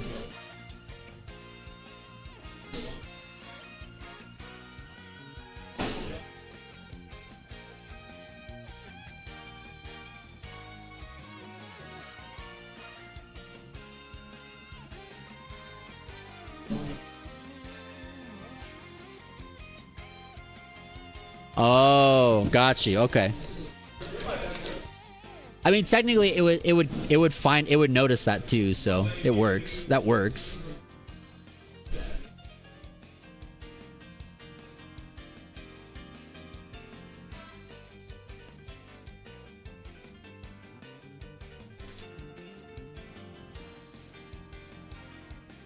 Centurion.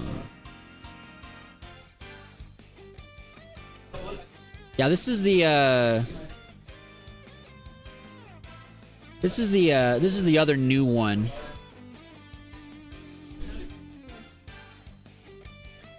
Let me switch to there we go. This is the other new card that came out for Centurion Rage of the Abyss, the Centurion Chimera. This is a weird card. When your opponent activates a monster effect chain like 2 or higher, quick effect, you can make the activated effect become your opponent places one Centurion monster from their face-up field or graveyard in their spell and trap zone as a face-up continuous trap. Also, you cannot special summon Centurion Chimera for the rest of this turn. So it's a good effect, because it like basically makes sure one of your opponent's cards that they're activating in response to something not do anything. It makes it so you get to place a guy into your spell and trap card zone. But like, this guy has to exist on the field, right? It's not a hand trap where you can just be like, oh, activate this in hand. He has to be on the field. So like, you don't want to normal summon this card. You're probably never going to special summon this card from the deck with your like Primera, right? So cool effect, but like there's no real way to get this card into play effectively, man, like to get this ability. And like, if you already are having to suffer and have this ability, I think you already are playing into negates already, right? Like this, I don't know. I think this card is a little whack. I think the card's a little whack personally. I don't see the purpose of that one. But the other one is insane. The Synchro. We just saw the Synchro. Primera Primus. Sorry, not Legate. Legate is an old one. Primera Primus. This is the other new one that they got. So it is level 8, 1 tuner plus 1 plus non-tuners. Cannot be destroyed by battle unless it was special summon from the extra deck. You can only use each of the following effects once per turn. If this card is synchro summon, add 1 Emblema card from your deck or graveyard to your hands. This is how you get your Emblema Oath back again. Then you can destroy 2 cards, 1 on each field. So pretty nice. If a face-up Centurion card you control leaves the field by an opponent's card effect, while this card's in your graveyard, you can special summon this card. So the beauty of this card is it allows you to obviously like destroy 2 cards. So you can destroy 1 card in each player's field. You get access to Emblema Oath again. But when the best part is this, when you get to special summon it, because a face-up Centurion leaves the field, he can't be destroyed by battle, or it can't be destroyed by battle. When you synchro summon it for the first time, it can be destroyed. But if it comes out of the graveyard with its own effect, it cannot be destroyed by battle. So that's really, really cool. It gives you an extra like monster to play around with as well. And it's got 2600 attack and defense. So it's like, it's not a slouch of a card in any way, shape, or form. Like it's got good stats, man. It's got good stats, man. But yeah, it has to be like a direct activation in response to something. Yep. Yep. Alright, so Savvy, I'm going to give you the pack. No one else entered that giveaway, so you win it. So we'll give you this booster pack, man. Good luck. Let's see what you get. Alright, let's get our pack trick together here. Here. Where's our first ultra rare? So there is ultra there. So ultra, and then it's secret, QCR, ultra, ultra. Alright, so we'll put the ultras there, the secret there, and the QCR there. Alright, here we go. We got Kitsune, Click and Echo, Exceeds and Trust, Manicorp Smashing, Jurassic Power, Branded Befallen, Swordsoul Punishment, Exceeds a Line, Stardust Worm is your first ultra, Angel of Blue Tears for the next ultra. You've got Agnimal Candle, Snake Eyes Poplar for your secret rare. Okie dokie, Artichoke. And then Ruby Carbuncle for your quarter century. Okay, okay, okay. Not too shabby. The Ruby Carbuncle is a pretty card, man.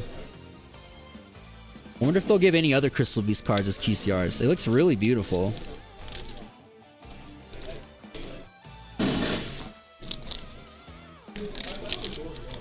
Alright, I'm gonna put it back in the pack sleeve for you.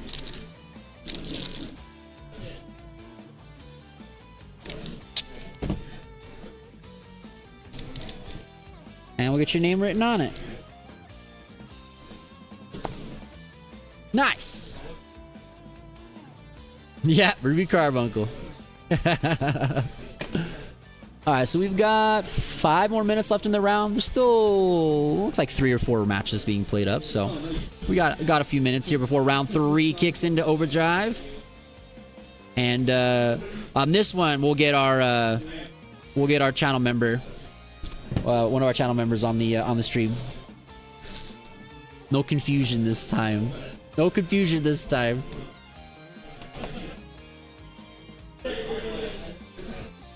Yeah, I think they said there was 35 duelists competing today for this these last couple invites to the King of Games event, plus the case of Rage of the Abyss. So pretty strong turnout once again here for this case tournament.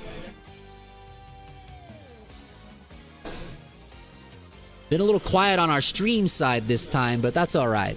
I know there's a lot of crap going on this weekend for people. There's a lot of regionals this weekend, all around the country, and there's also the League of Legends Worlds is happening right now. So I know a lot of our viewers are League players, and they're watching that, I'm sure.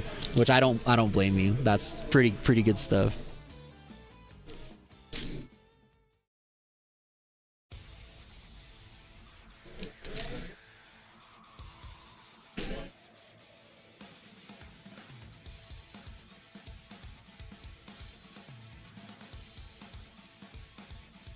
So how is your experience so far with Monster Hunter Wilds, man? How is it going? I'm still sad I can't play the game, man. I just got too much going on this weekend.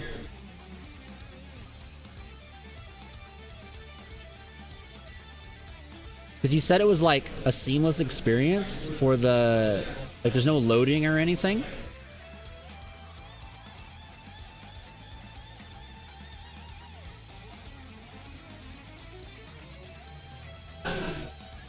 It's really cool. There's not much to do in it, but it's vast. Also, there's like a lot of space to explore.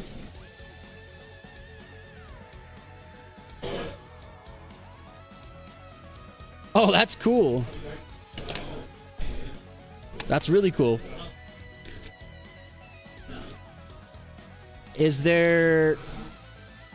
Are people allowed to like put like content out about the game, or is it like a closed beta thing where they can't show people can't show the game at all? There's only 4 monsters to hunt right now, and 3 of them are pretty easy.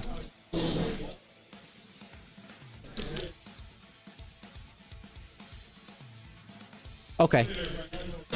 I guess if it's an open beta, then I'm sure it's completely fine. I'm sure it's completely fine if it's an open beta.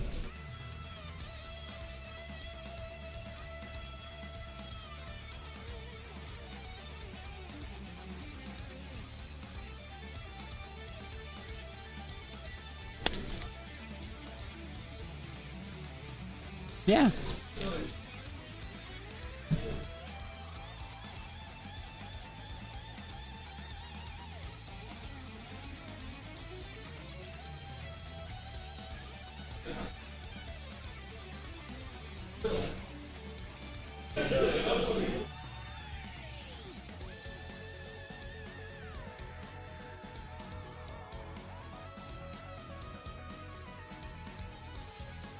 Is it through Steam?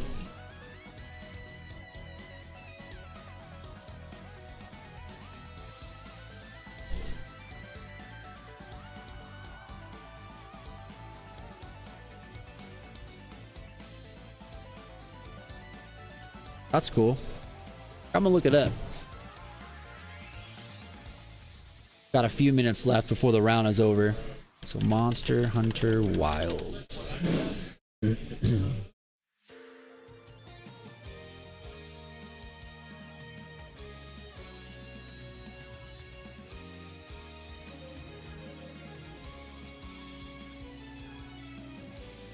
Have you had any issues with it?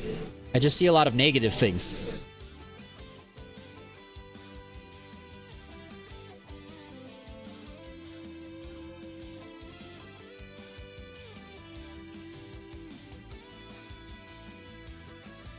Apparently, people are having problems running it on their PCs.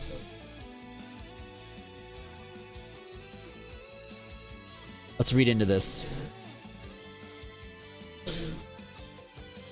Oh my lord. Dude, this looks terrible. Dude, I'm gonna pull this up. This is the screenshot I was met with, man. Monster Hunter Wilds players aren't happy that it can barely run on PC. What the hell? Look at these, bro. That's terrible. Oh no. Oh man, it's probably just people have too old of graphics cards, man, and they're not able to render any of this stuff. That's hilarious, dude. Look at this one. I think it looks disgusting, dude. Oh man, almost 500,000 players. Holy crap, dude. That's crazy. Monster Hunter Wilds players have run into some wildly low poly monsters, and now they're posting their favorites. I don't see any of the pictures on here. Oh, here we go. Dude.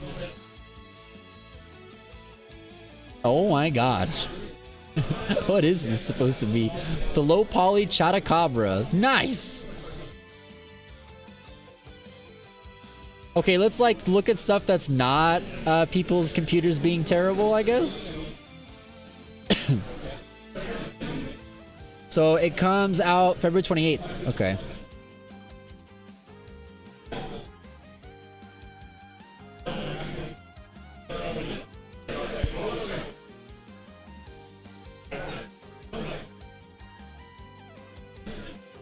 Base game. Deluxe pack. What is the deluxe pack? What is in this? Let's see. Layered armor, guild knight set, plus a talisman, hope charm.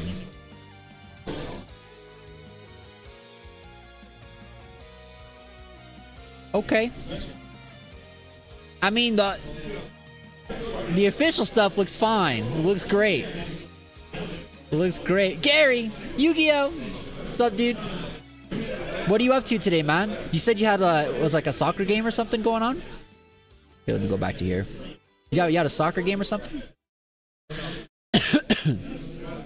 Yeah, I was seeing the Reddit. It was like 1660s, 1080s. Like, yeah, those are way too old. Those are way too old. The system requirement said it needed like a 4060. That's crazy if that's the minimum requirements. Or maybe that's the recommended requirements.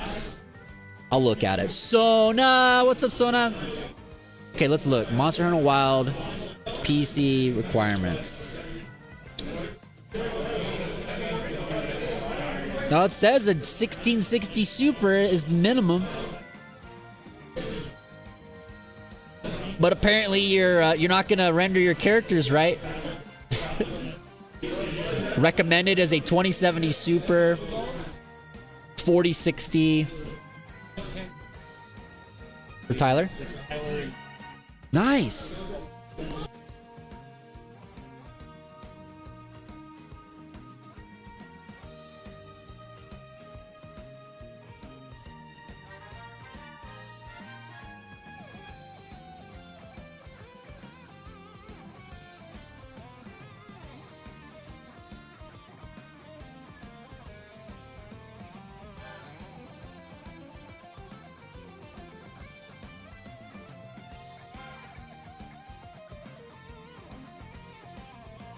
I was getting our duelists into their seats for feature match number 3. And we're gonna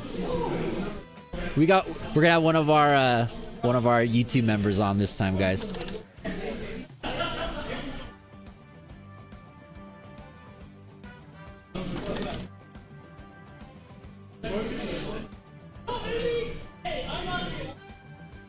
Are you guys ready for the third round? You were getting your nails done? How'd they turn out?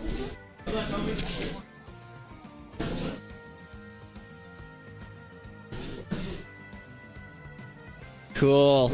Oh, so excited for feature match number 3.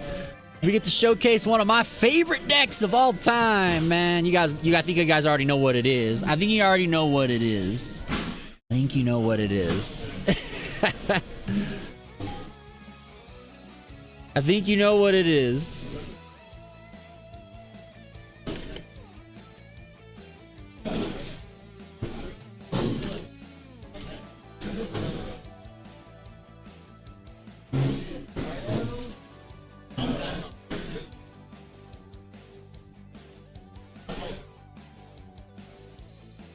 All right, let's head on over to the table, guys. We got Chris and Tyler. Tyler, also known as T-Dog, one of our YouTube channel members of the Rescue Squad. I'm very excited to showcase this deck today, guys. We're super stoked. We were helping build this one the other day. Kyle, what's up, dude?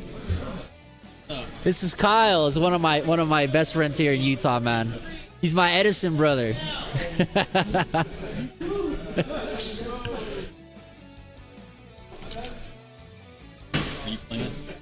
Am I playing? No, I'm just commentating all the matches going on there. Oh, I see. You see it right there. Yep. Get this dub, T-Dog. That's the plan, right? We want to see it. Yeah, no surprise he's playing Salamangreats. You know, we were literally building his deck on stream the other day, right? He's excited. I'm very excited to see the Salamangreats pop off. You guys know I love this deck more than anything.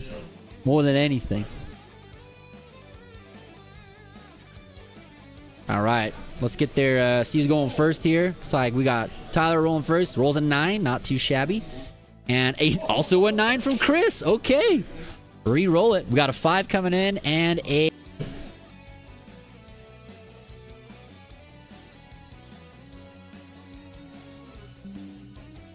All right, let's see it.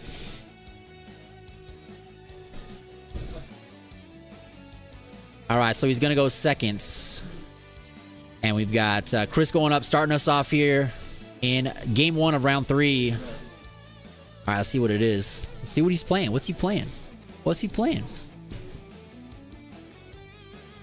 Or oh, he got chosen to go first. So it looks like a hand trap came down. Probably a Mulch Army or a D shifter. We're gonna go a normal summon Salamangreat of Foxy. This card summon lets you execute the top 3 cards of your deck and search any Salamangreat card and add it to your hand. Circle and Falco are there, both very, very powerful. He's choosing the Falco over the Circle. Okay. He might already have access to the Circle, or he already has a Gazelle. I don't know. Let's see. Let's see what his hand is looking like. I know he's playing like he's taking inspiration from one of my Salamangreat decks that we went X2 with at our last regional I played at.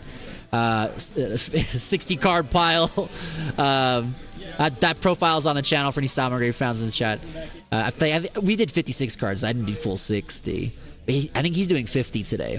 But you got the triple debug, the triple solidifier, the triple terror top. It's just gas, gas, gas. It's just gas, gas, gas.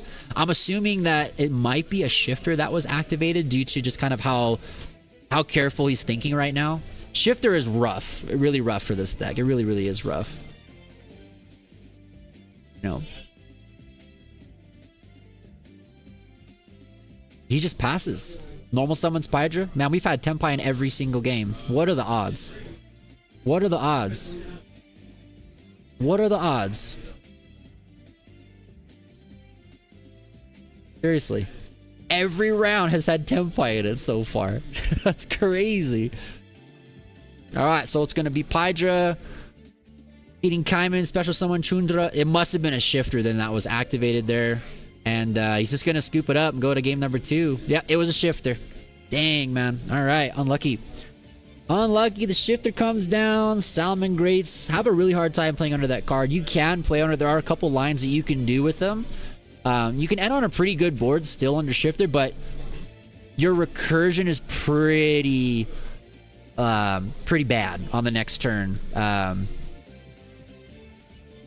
If you hard draw a Rage or Roar, then you can just play, and then just end on one link with a couple interruptions. But if you don't hard draw the traps, then you're kind of in trouble because you have to like fully extend in, banish everything, pretty much literally everything you use for your combo, and then yeah, you'll search the Roar with the Raging Phoenix, but you know you won't have nothing in your graveyard. So there is that. But that was quick game 1. Shifter is just one of those cards, right? It just decides the game sometimes instantly. And in a situation where you have Tenpai, you have no interruptions whatsoever to just one monster, the Tenpais take that as a free win. So a lot of good cards that we can side in here, though, going into this Tenpai deck. Probably still going to want to go first. You know, I'm not entirely sure what his whole side deck is. I do see the Threatening Roars over there. That's a very solid option. I like that card a lot right now. I play 3 of that in every deck. Every deck. Because I want to hard draw that. And I play Thrust in every deck right now too. So I can just Thrust into that. It's been pretty... I gotta say, the Threatening Roar has been very, very, very powerful. If you guys are needing like another side deck option to fight against Tenpai, it's been really effective. Because it's a turn skip. Literally a turn skip for them. Because sure, they could like... It's not like D-Barrier where they don't synchro, but under D-Barrier, they can, if they have the right hand, still OTK you. They can still OTK you under D-Barrier. They don't have to synchro to win the game if they have the right combination of cards. So, but Threatening Roar just says no battle phase. I get another turn, and then Salamangreats. Salamangreats have a very good matchup into Tenpai. I gotta say,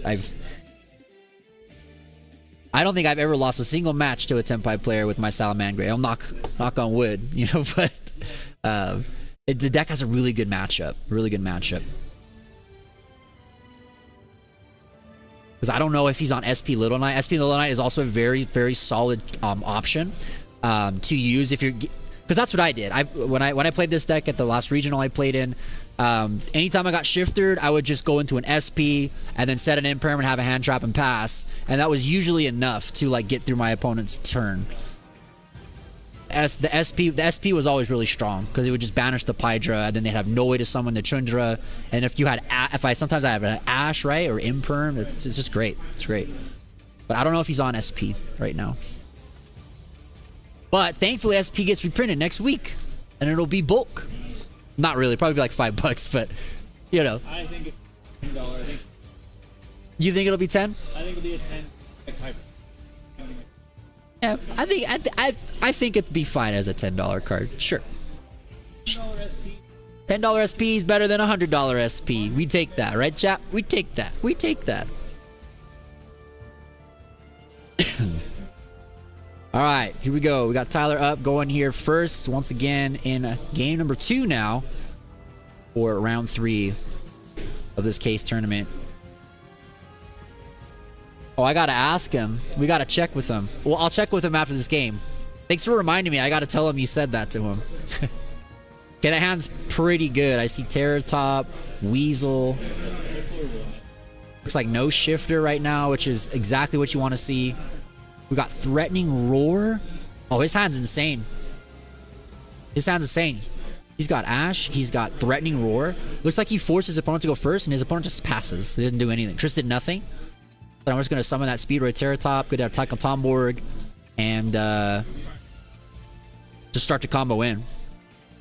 Yeah, having Terratop at 3 is amazing. I love having this card back at 3, man. Like, the second I seen that at 3, I was like, I'm playing Salamandrates. Because, like, Salamandrates was one of the reasons why that card got limited, like, back in 2019. Like, that card was immediately added into Salad. Or maybe it was already limited. I can't... No, I think it was at 3 back then, too. I remember playing Speedroid Terratop right away at YCS Dusseldorf. The card was crazy strong, man. Say we got a Mulch Army coming down. Not sure which one it was.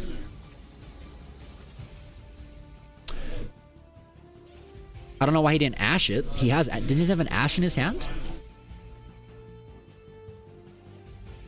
Maybe he did use the Ash and I didn't see.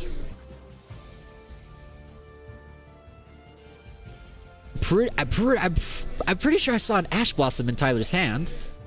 Did he use it against the Mulch Army? Because that's like a 100%, like, absolutely negate. Because Fuvalos and Perulia hurt the Salamandrace a lot. A lot. Especially Fuvalos. Because you summon more from the extra deck than you do from your hand, but this version specifically, though, Perulia is more of a hindrance because you have the Terratop, the Tomborg, the Debug, the Gazelle, the Foul. So that's 5 cards that you need in your combo that you're going to give your opponent draws for, right? So that's pretty scary. He does have access to a Promethean Princess right here. So you can go Princess, he can make Mirage Stalio here, he can go into just a Balinx with the Debug, because Balinx is just 1 level 4 lower Cybers monster. That's always been the beauty of playing Debug in this deck. Is that it turns into a Balinx. It turns into a Balinx here. Now, it won't trigger your Gazelle when you... It's the difference between the Debug and the Salad of Fire. The Salamandrate Fire is a Salamandrate, so you will get to trigger the effect of your Gazelle. Alright. So I think he did drop the Ash Blossom because I didn't see a draw happen off of that Balinx there.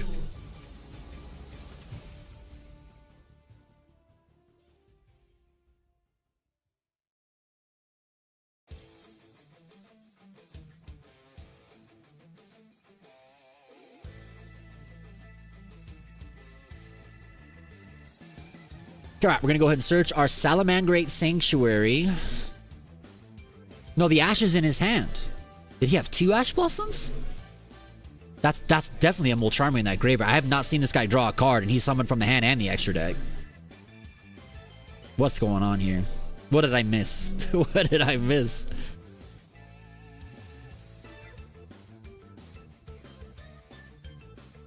He's got... It looks like he's got 6 cards. 1, 2, 3... 1, 2, 3... Is that 6 or 5? Can't tell. 1, 2, 3, 4, 5. That's 5. So he has drawn a card because he went first. So he would have had 5 passes. Mulch Armies. He's drawn 2 cards then. He's drawn 2 cards.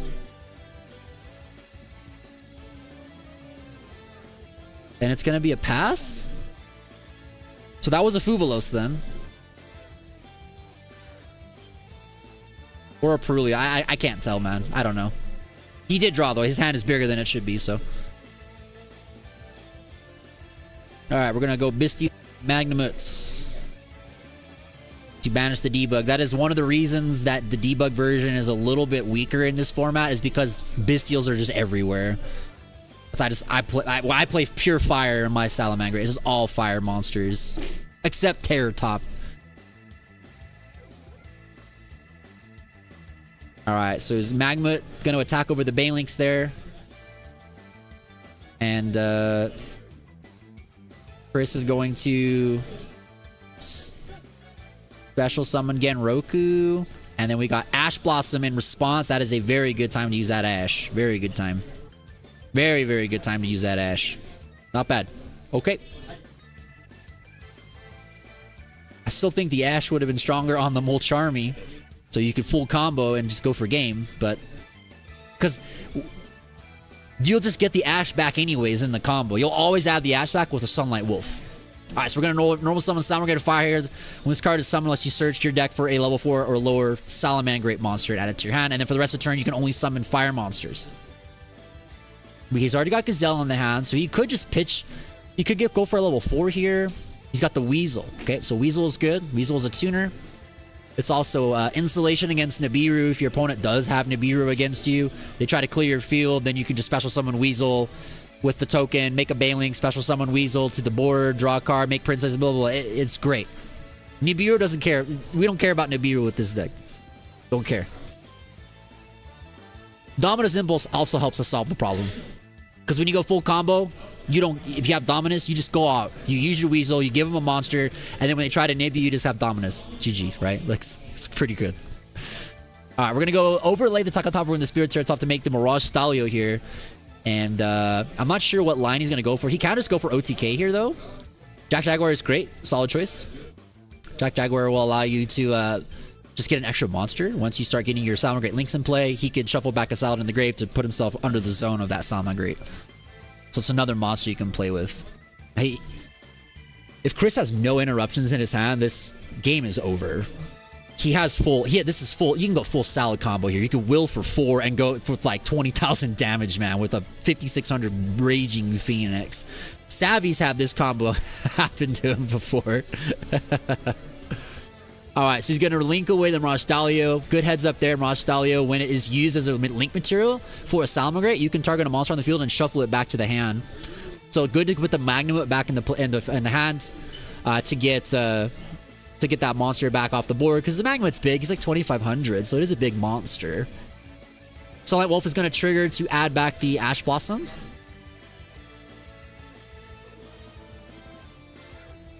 Looks like there was a hand trap activated instead. I think it's an effect veiler to negate the effect.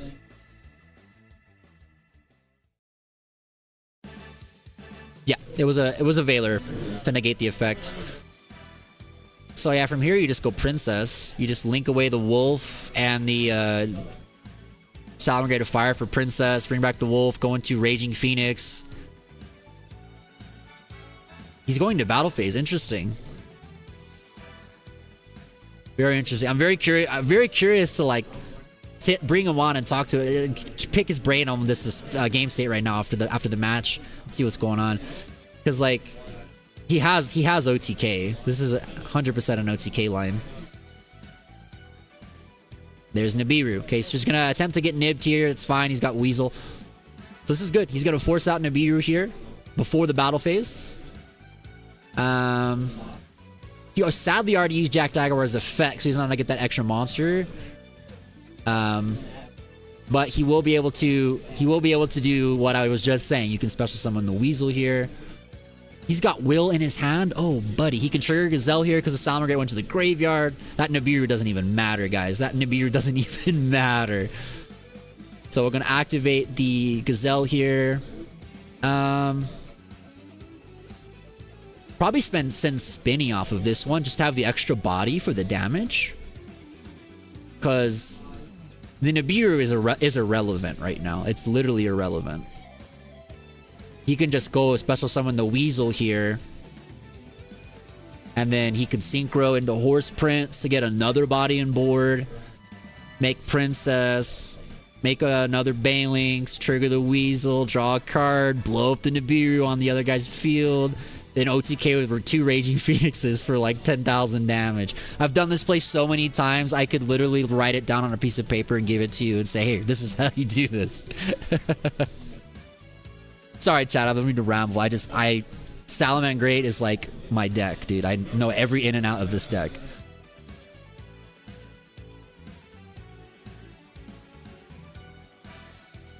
Alright, we're gonna will for 1? Instead of a will for 4? Interesting. Gonna bring back the Sunlight Wolf here.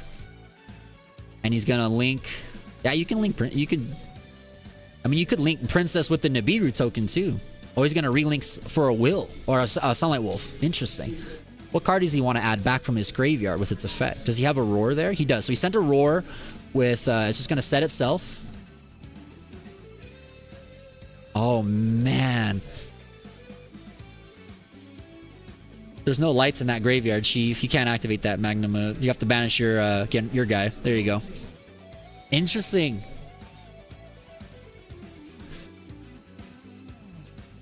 Yeah. He didn't go for game. He didn't go for combo. He didn't make Princess. He could have outed everything here.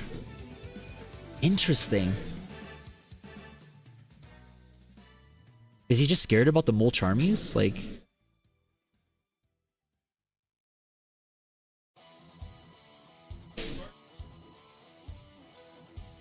But Chris does have to play into Roar. And there's a Banelings there to protect the Wolf from being destroyed. And then we have another set card. I'm not entirely sure what that... It could be an Impermanence. It could be a Droplet. Oh, it's Threatening Roar. That's right. We know it's a Threatening Roar. He had it in his first hand. So he's got Roar. He's got 2 Roars set. He's got a Salamangreat Roar and a Threatening Roar. 2 ways that he can roar at his opponent this turn if he needs to. So this should just be a turn skip entirely with the Threatening Roar. Let's see. Looks like Chris does have 6 cards in his hand. He's got a full hand.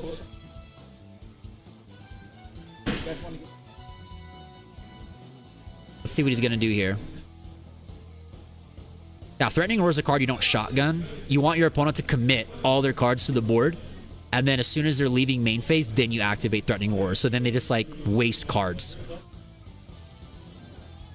It's always best to just let them play and commit everything they possibly want to in the main phase, and then you just roar them. Because then they're just kind of like, Because if he does have access to Tundra here, he can, like, oh, there's a Roar, I can just special summon Tundra and then just, like, Black Rose the board. But then you're playing into the Salamangreat Roar now, dude. So you're just going to lose all of those cards for a Roar, right? So this... I don't think he should... Ah, dude, no way.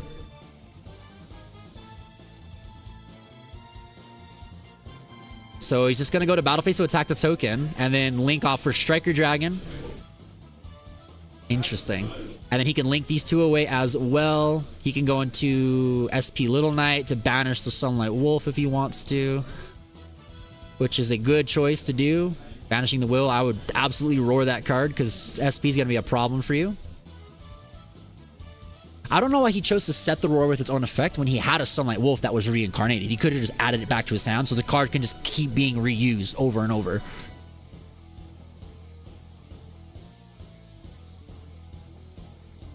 It's just a big grind. It's a big grind right now. Chris still has that Threatening Roar though. Like, Tyler's chilling. He's chilling.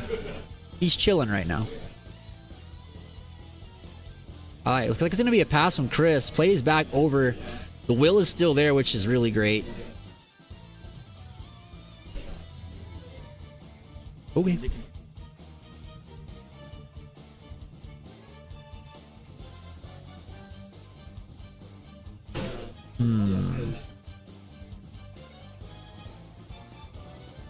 So he's got the Sanctuary. He does have another Speed Ray Terratop in his hand. He can just special summon or normal summon it and trigger this one, which is good because he can add back an Ash Blossom.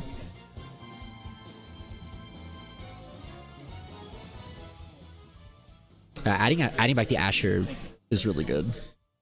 But he's choosing not to add back a card. So we're going to special summon Weasel because there's 2 or more Salamangreats in the grave. And we're just going to go to battle phase and deal with this Magnum again.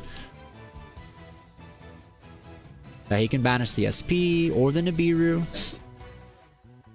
to summon Magnum into defense. Not bad. Okay, so we did add back the card. And he's just going to scoop it up. Nicely done. All right. All right. All right, let's go. Tyler taking game 2 there. Very nice. All right, so going into a game 3. Tyler did take game number 2 there. That was pretty good. Missed a couple OTK opportunities there, but still just kind of took it a turn by turn, and it came out to just be fine. Not too shabby.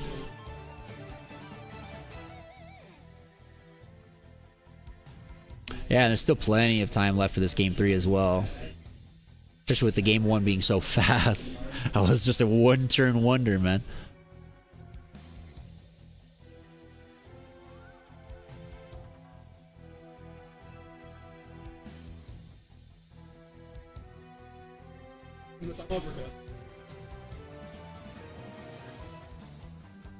But is he gonna be expected to be forced to go first, or is he gonna be expected to go second? That's always the thing. When you're fighting against tenpai, you always have to like play this mind game with yourself. Are they gonna force me to go first or second here? Because they have a lot of side cards for both.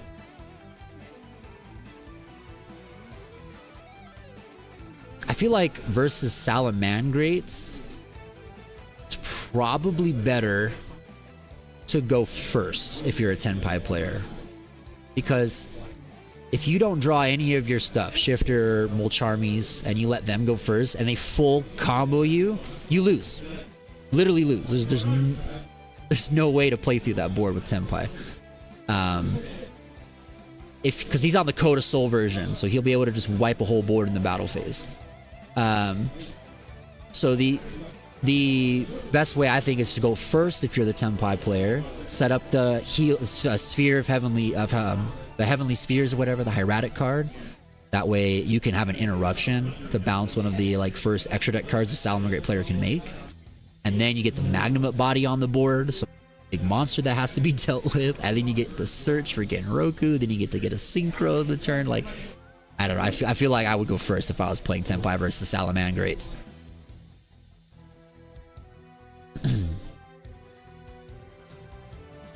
I feel like I prefer to rely on like siding in something like Heat Wave, or if I don't see Heat Wave, having a couple interruptions plus a big body with a search to a synchro to interrupt some of the Salamangreats like potential OTK cards, right? Versus like the gamble of am I going to draw Molcharmies and Shifters? But I don't know. What do you guys think? What's the risk versus reward here? Because like if you go second and you do draw the Shifter with them and the Molcharmies, then you kind of win. Kind of just win. I don't know. It's an interesting game.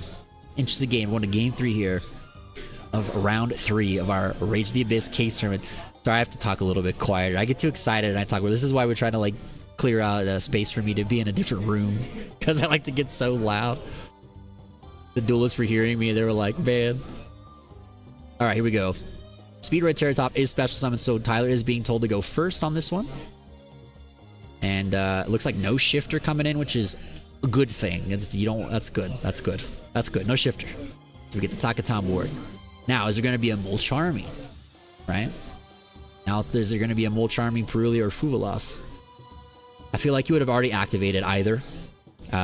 Especially if it was a Perulia, I think you would have just activated it right away, knowing that the Speedroids exist. So it looks like no hand traps just yet. So maybe there's just like Veilers or something here. Or an Ash Blossom. He does have something he's looking up. Could be a Dominus Impulse. No interruption on the Mirage Stallia. Okay, so he can go straight into Salad of Fire and search for Weasel or Gazelle here. He's going to grab Gazelle. Alright, so he's locked into Fires for the turn, so he's not going to be able to do his Baguska combo. But he will be able to do the full, like, unless there's no interruption, he'll be able to do the full Coda Soul combo here, which is still good. You know, the Pyro Phoenix is pretty strong. Because I taught him a combo with this where you can do end on Raging Phoenix, Pyro Phoenix, Rage, and Roar set with EMP Meow Mine in the graveyard, a Mirage Stallion on board with a Sprite Sprint. So you have 1, 2, 3, 4, 5. You have six interruptions, plus you could pop 4 cards with Rage, and you could also blow their whole field up with Pyro Phoenix. You basically have like 8 interruptions with that board. So let's see if he throws that one down. That's probably one of my favorite fields to make with this deck. It's pretty insane when you could pull that combo off. It's a lot of gas, dude.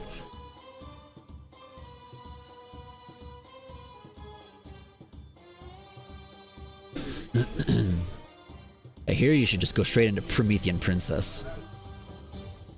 Immediately. Not sure what's in his hand though, if he has access to Weasel or not here, because he does have to fear Nibiru, because he did see a Nibiru in game 2, so he has to be thinking about Nibiru here. So it looks like he's gonna probably just go to Princess right away. Yep, there's the Princess right there. Good. Alright. We're gonna Princess back the Gazelle. This is fine. This is good. This will work. Alright, and then we can go ahead and go into our Raging Phoenix Numa 1. Lay down our Sanctuary to reincarnate, and this will allow us to get access to Rage/Roar.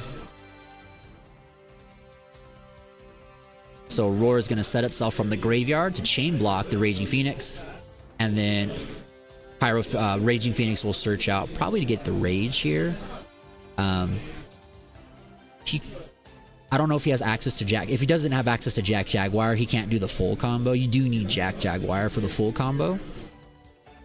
But I think he doesn't worry about Will here. I think he should just go for Rage. Having Rage and Roar, it's a pop 4 plus a Pyro Phoenix.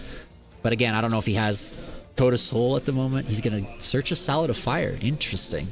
Okay. So he doesn't have a combo hand. No Weasel. No Salaman Great Circle. Interesting stuff. So I'm very curious, like, will Chris try to drop a Nibiru here then? Because a Nibiru here would be pretty good. Pretty good. Because you can't use Roar if you don't have a Salaman Great Link. But okay, there's no Nibiru. So this is good. Good for Tyler. So he does have that negate. We have a mystery card. We don't know what that is. So maybe he did hard draw the Rage. Okay, we're gonna Pot of Prosperity here to look at either 3 or 6 cards on the top of our deck. So there are some interruptions here, though. He does have the Roar to negate. He does have Princess to pop a monster. And then Raging Phoenix will just revive itself from the graveyard, and it'll be 5,600 attack points. So it looks like he's opting to go for the full 6 on this Pot of Prosperity. So he's just looking to see what cards in his deck strike he wants to remove here. And then he's going to go ahead, and if it resolves, look at the top 6 cards of his deck, add any one of those cards to his hand, and the rest go to the bottom. Card newly limited, by the way. I'm surprised it took them so long. He's just gonna negate it. He says, I don't want you to excavate anything. Salaman Roar is coming in. Alright, so Chris just on 4 cards right now. Does he have any of those Tenpai tools? Dude, if that's a rage set, this is over, dude. If that's a Rage set, oh buddy. Because it's Rage here can pop up to 4 cards because that Raging Phoenix was reincarnated with itself. Alright, so we're going to go ahead and get Genroku added to the board and special summoned. Tribute itself off to special summon. So I think here on the Pydra, since Kaiman was already used, I think this is where you Princess. I think you Princess this card. So that way he just literally can't summon Chandra. I think this is where you Princess. Or if he has like Rage or something. Okay, so he's gonna go ahead and activate the Princess here. Good, because there's no Sangan summoning in play, so these cards can be destroyed by card effects. The Raging Phoenix will be popped. Princess will come out. Raging Phoenix number 2 will activate in the graveyard. Since a fire monster was destroyed, he's gonna go ahead and resolve his effects and search Sangan summoning. Raging Phoenix will now summon itself back to the field, and it'll have 2,800 more attack, so it'll be 5,600.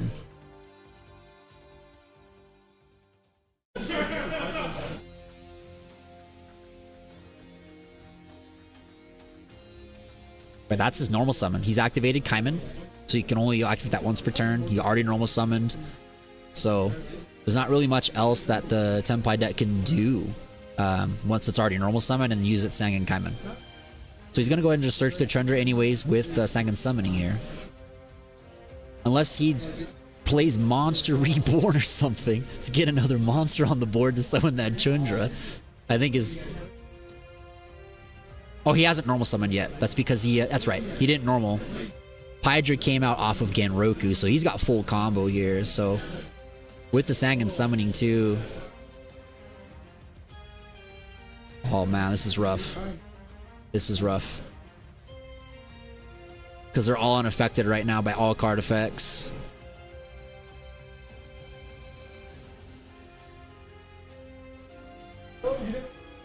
Alright, come on. Let's see. This is good. If he doesn't know what that trap is, there it is. Threatening Roar. Okay, perfect. That'll do it. That'll do it. Perfect time to activate the Threatening Roar as well. Just like I was saying earlier, you don't shotgun that card. Let them commit. He committed everything. He got his normal summon out. He activated all his spells this turn. He threw the Chundra on the board. So he committed everything. So like really only one of the only other plays he can do here that could be beneficial for him is to just Black Rose the board. If he wants to just completely reset the game state. He could also do this to synchro up into the 10. That's not bad either. So he's got some plays.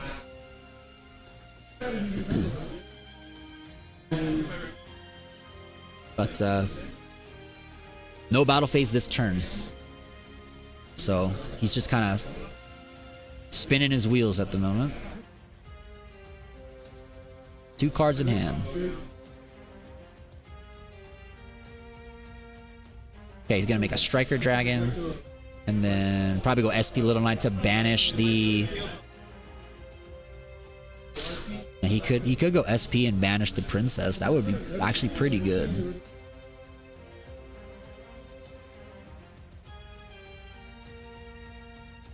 Spheres is also good. Spheres is also good. And he's got Raigeki, so that will kill the Princess. And he does have the Banlinks if he chooses to protect the Raging Phoenix. So the Raging Phoenix will live.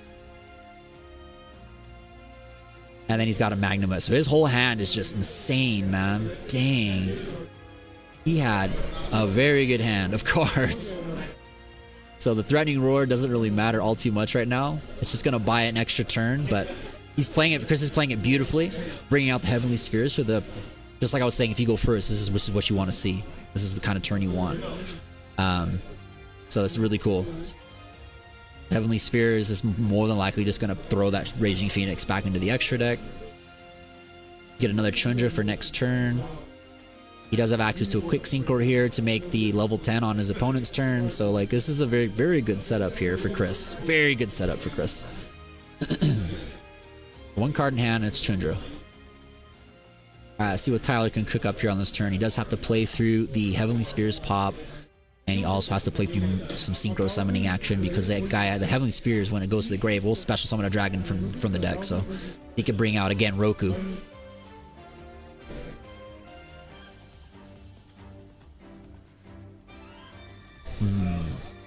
Yeah, he's in a very tough spot right now. Very tough spot right now. He does have the Raging Phoenix, which is good.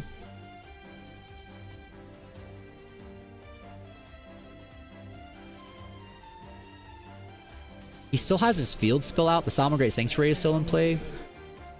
He could have just made a 3rd Raging Phoenix to start off his turn to just search out a salad card like Will or something to just have that extender card and not have to worry about your opponent like bouncing your Phoenix away with that Heavenly Spheres there. Alright, so we're gonna grab Weasel off the Salad of Fire. Got a lot of traps in that hand.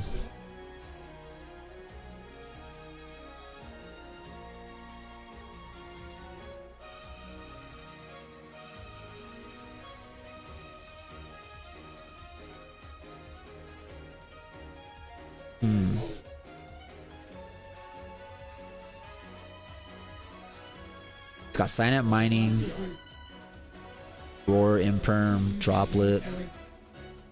But that could be called by either called by or Droplet. Looks more like Droplet to me, but he's got some cards. He's got some good cards. He's just gonna special Weasel. Okay. And this isn't bad. So the Weasel is gonna get to trigger its effect if he's gonna go into a Balinx here. When you special summon a Salamangreat, it could be a Link, Synchro, Exceed, even a Ritual, because they have all of those. You get to special summon the Weasel or activate the Weasel in the grave. It goes to the bottom of your deck, you draw a card, and then you give your opponent one of your Salamangreats in the graveyard. So it's a great way for you to like trigger Sunlight Wolf to like put stuff under his zone on your opponent's board, and also obviously to bring Promethean Princess out of your graveyard on your turn when your opponent gets a monster to their field.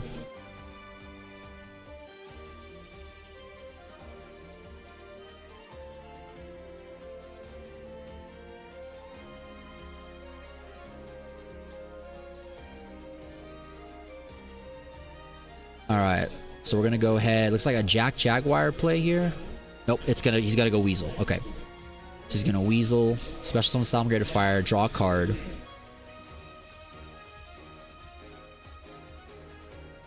What did it draw him?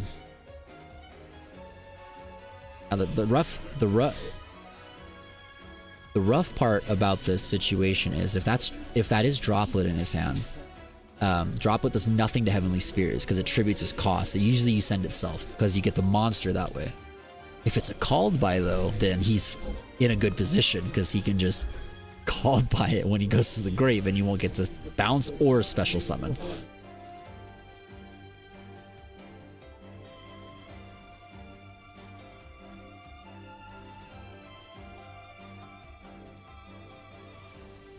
Okay, he's gonna go and activate the spheres here. Is it called by?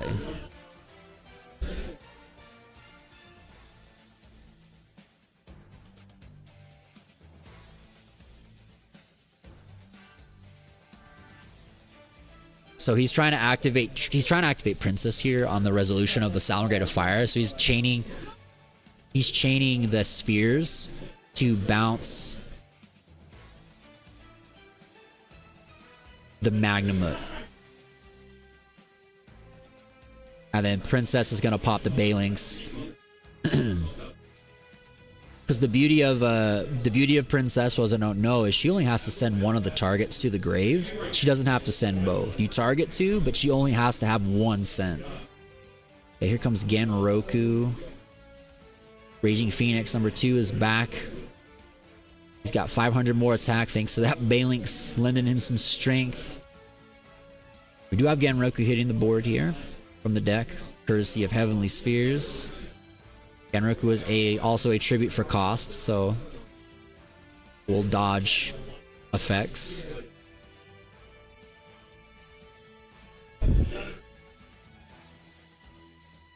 Just trying to like think about some math, it looks like. I think he has a Ghost Ogre in his hand. I think that's what the hand trap is there. So he's gonna go and use our Princess to special summon.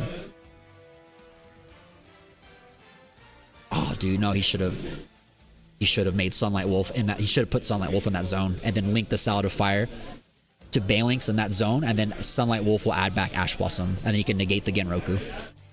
That's what he should have done there. Because he has Sunlight Wolf in his graveyard. I'm pretty sure he does.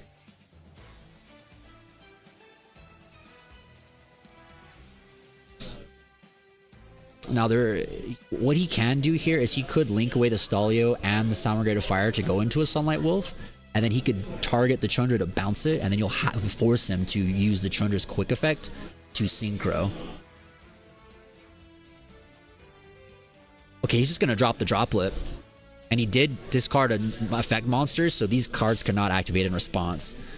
When you use Droplet, your opponent cannot respond with card effects. With the type of card you send. So if you send a monster, a spell, and a trap card, your opponent can't do anything to a Droplet. He's gonna go to battle phase here, and he's just gonna kill everything. Good stuff. Yeah.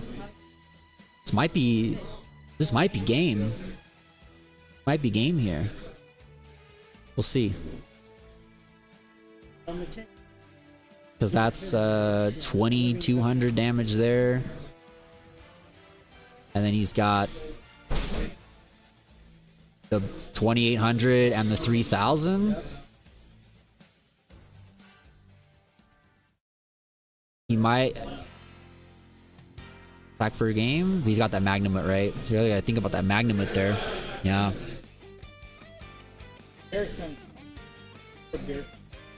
Does he have a target? I mean, he does. He's got that Nibiru, right? Yeah, he's got that Nibiru still. Or Magnumit. So.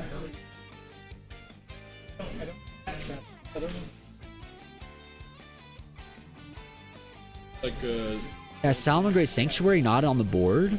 If it is, he could have just relinked the Raging Phoenix and gotten a will here. There could have been some crazy stuff. His turn is still going very, very well in his favor. He's got a lot of big monsters out. No Coda Soul yet, though.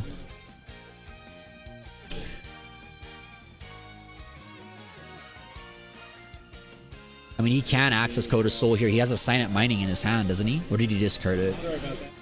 If he still has Signet Mining, he can do it. Because he can discard for Signet and search the Coda Soul. He can make a Pyro Phoenix right here. Yep.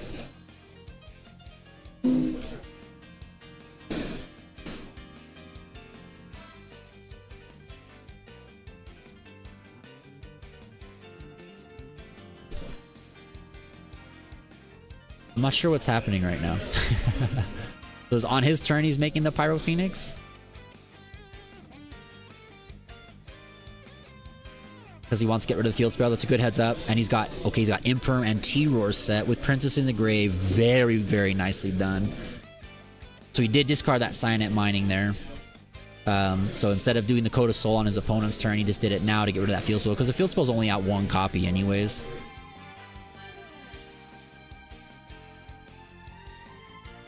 So again, what I would have done here, I would have made Sunlight Wolf first, and then made Pyro Phoenix underneath it, so you could add back Ash. Because right here, he would have Ash, T-Roar, Imperm, Princess.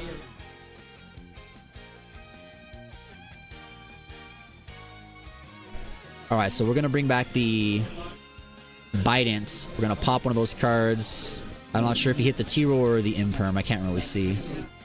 Looks like he hit the Imperm. So the T-Roar is still there, which is crazy. Gonna normal summon Fadra. And we're gonna bring back Pydra here. Pydra's gonna go ahead and search out Sang and Kaiman for us. And we only got 1 minute left in the game here. And Tyler is definitely ahead in life points. Okay, that card is very scary.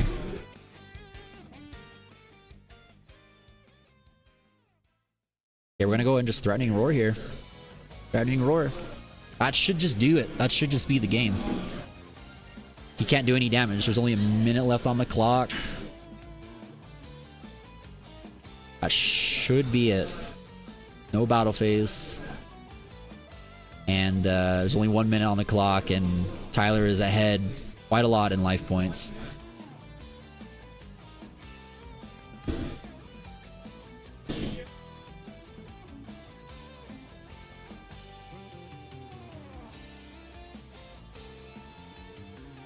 Yeah, that should just be game. I mean, he sees the writing on the wall. There's not much time. There's only 30 seconds left in the match. Trying to think if there's anything to do. There's no battle phase. So he'll just, he can't do any damage. So he'll just have to pass turn, and Tyler can just go to his main phase 1 and just do a couple little combos, and that's it.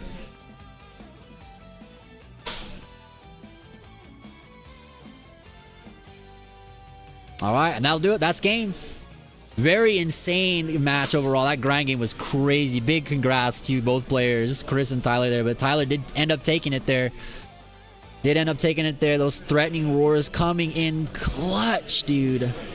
I'm telling you, man, this card is no joke against Tenpai. Them not having a battle phase just means like they're like every other Yu-Gi-Oh deck. That's awesome. Nicely done. Yeah, big shout outs to Teen Dog for taking that one down. That was insane. Nicely done. Nicely done. Nicely done, man.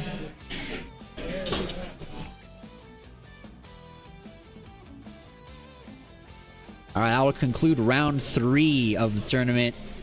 3 more rounds in store. Not too bad, not too bad.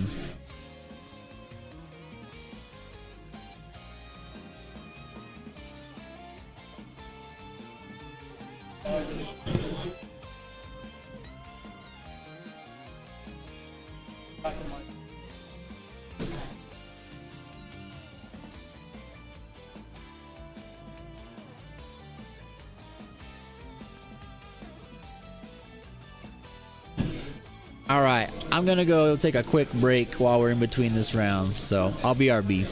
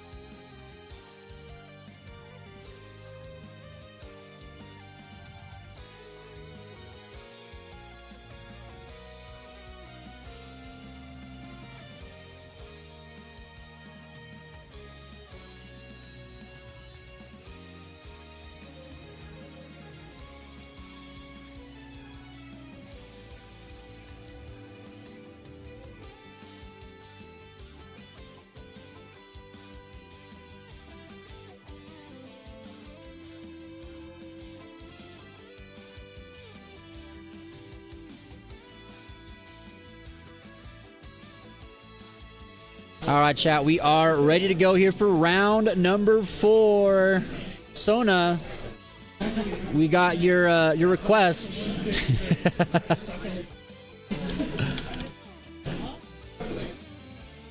Your friend, Mr. Cutie Patootie from last night from Star Wars. He said, "Fine, I'll come on stream."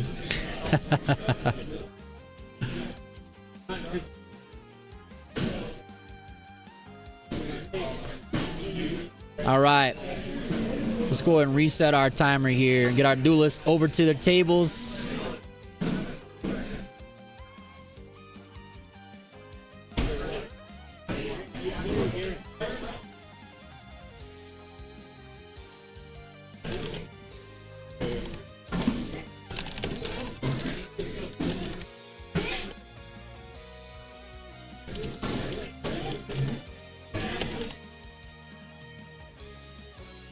All right.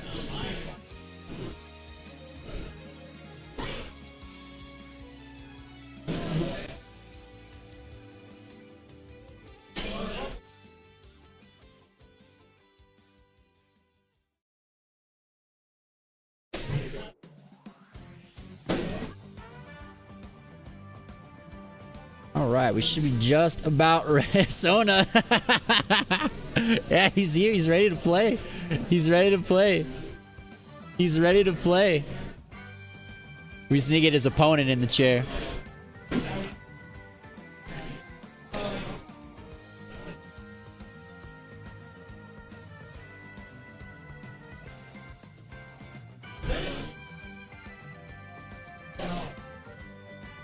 All right. Yep. He thought that was funny when I told him what he said is the cutie patootie. It's funny. All right, chat. Let's head on over to the feature match table here for round number 4 of our tournament here for Rage of the Abyss. I'm excited, man. I'm excited. I'm excited for this one. We're excited for this one. Yeah, so he's on the right side. We've got Dominic versus Brendan here for feature match number 4. We're going to be giving away 2 2024 mega packs after this round, so definitely make sure to stick around after the match for your chance to win some booster packs. Make sure to like the stream and be subscribed to the channel, and then afterwards we're going to do a giveaway here. 2 lucky winners are going to win some mega tin packs. So let's do this thing. So it was a 7 to a 10. All right, let's see if Dominic is going to be choosing to go first or not. I'm not sure what Dominic is playing today. Usually when I've seen him play in the past, he plays Voiceless Voice. He's on Tenpai today. We have seen Tenpai in every single round, man. Crazy. Every round is Tenpai. Every round. He's on the right side. He's Brendan. Brendan is our friend from last night from Star Wars. All good. He's on the right. All right, so he's gonna be going first here. Gonna go ahead and activate Fiendsmith Tracks. This allows you to search your deck for a light fiend monster and then discard a card from your hand. You pretty much always will be doing this to add Fabled Lurie. Fabled Lurie, discard it, and then it special summons itself once it goes to the graveyard. So you got a free monster to start off. We're gonna go ahead and activate Molcharmy Fuvalos here. Does he have an Ash Ray called by? He does. He says, "Okay, we got Ash. We're good. We're good. All good. Ash Blossom." All right, that is that is what happens. So sometimes these Molcharmies. So we're gonna go ahead and link off into Fiendsmith Requiem. Requiem's gonna attribute itself to go and special summon from the deck. Gonna get our Fiendsmith Engraver. Gary, welcome back, man. Oh, we're gonna get Lacrima actually. The girl, the waifu, man. She's really good. She's brand new out of Rage of the Abyss. She's a very good addition to the Fiendsmith strategy, man. Very, very good card. You have the anti-Tenpai Goo. What was it? What were you going to play? Alright, so we're going to go ahead and equip the Requiem there to the Lacrima. We're just going to use those guys off for a summon of our next guy, which is most likely going to be our fusion for Neko Equip Princess. Yep, there she is. I'm sure Brendan is feeling really good right now, not having to worry about Mulcharmy Fuvalos, because Yubel struggles against that card. That's what he's on. He's on Fiendsmith Yubel. So we're going to get our Engraver, go for a rank 6 here. Probably going to go for a Wave King High Caesar to get those double negates. Yes, very good. Very, very good card here. Very good against Tenpai too. Can negate literally every one of the Tenpai cards. This is like all special summon stuff. Okay, we're going to Samsara D Lotus. He's going to use Imperm. Okay. Fair enough. That is a very good target to negate. Samsara D Lotus is probably one of the best cards that you want to negate here. That and Spirit of Yubel are probably the best cards to negate with something like Impermanence. Does have Nightmare Pain though. This is very, very strong. So we're going to go ahead and send away that Samsara, and we're just going to go ahead and grab ourselves the Spirit of Yubel.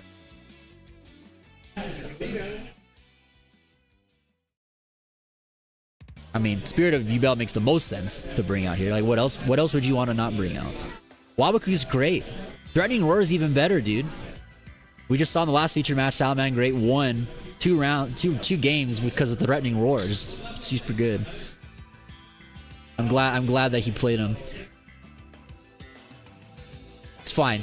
It's fine. Sona, I actually got a really awesome sweatshirt yesterday when I went to the thrift store. I was not expecting to find it, and it's for a moment like that. I'll take a picture of it when I go home and I'll show you. It's so funny. I'm gonna start wearing it sometimes when I stream at home on Twitch. We're gonna go Druis Worm. That's really good here, but we can negate it because it's a monster effect to summon. And we're gonna go ahead and resolve. We're gonna shuffle back Samsara D Lotus and Spirit of Yubel to make our Phantom Yubel out of the extra deck. The fusion out of Battles of Legend Terminal Revenge, which very powerful card. It lets you turn any monster effect your opponent activates into your opponent destroys a Yubel card from the hand, deck, or graveyard instead. Or hand deck or field, excuse me. So you tribute the Phantom away, and then you get to get a Yubel card out for free. It's pretty good. So Harpy's Feather Duster is pretty strong here. Pretty strong here. It's got Imperm and Nightmare Pain getting hit. Sangan Kaiman is going to come down here to search. And we're going to go ahead and grab a Chundra. I was thinking about, he's got to take a quick breather at the Phantom of Yubel.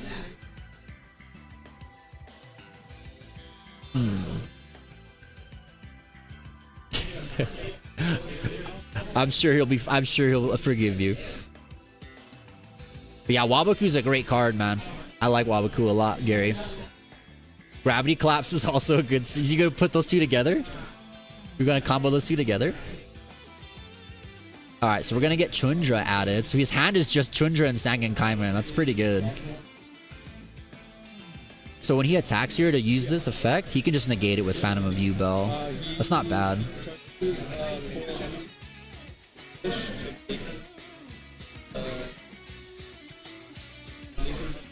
Where comes our Fiends with Requiem.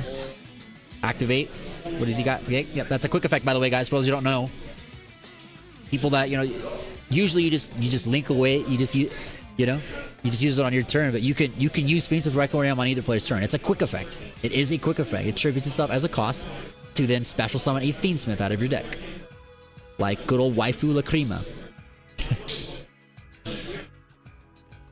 Very, very well done by Brendan there. Alright, so we just got a Chundra and a dead Kaiman here. We're gonna kill that, which is fine. Phantom of Yubel is just gonna negate, and then it's gonna get a Yubel out. And he's gonna probably just have to set that Sangan Kaiman and I mean, he could just, I guess, keep it for the battle phase. He could set it and then use it in his opponent's battle phase. Or can you only special summon during your battle phase? I forget the exact wording on some of the Tenpai cards. Some of them are like absurdly specific. I think it's just battle phase in general. I think you can use it on your opponent's turn. Alright, got good old Yubel hitting the board though. QCR version straight out of the new tins, which we're going to be giving some packs away after this match, guys. So definitely stick around after the game for some trends and some mega packs. Alright, he's just going to scoop it up. Alright, so Brendan takes game one there. Not really anything Dominic was able to get established there. Drawing too many of those Tenpai cards together. And Brendan just also had... Brendan had all the outs. He had Ash for the Fuvalos. He had the Caesar for the Druis Worms. I mean, that was impressive. It's always good when you draw those types of cards, right? It always feels good to draw those cards. I mean, I know I love to draw. I love to draw Ash Blossom for Fubulos.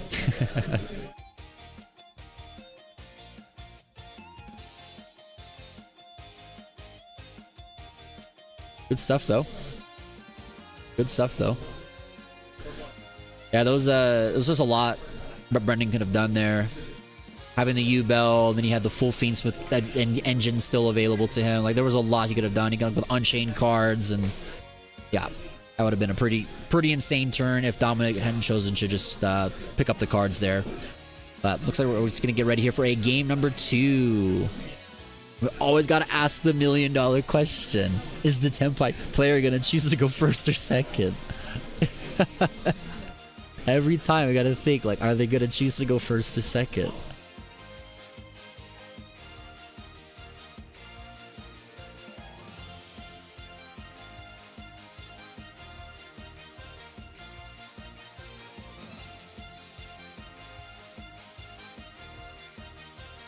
Both these duelists are 2-1 right now.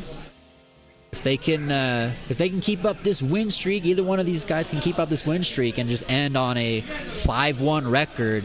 That's a very strong chance they get one of those invites to the King of Games tournament at the end of the month. Because we're giving out 3 invites today. 3 invites because one of the duelists sadly had some very important stuff happen in his life. He cannot make it. So we are giving 3 invites out today to the top 8 players.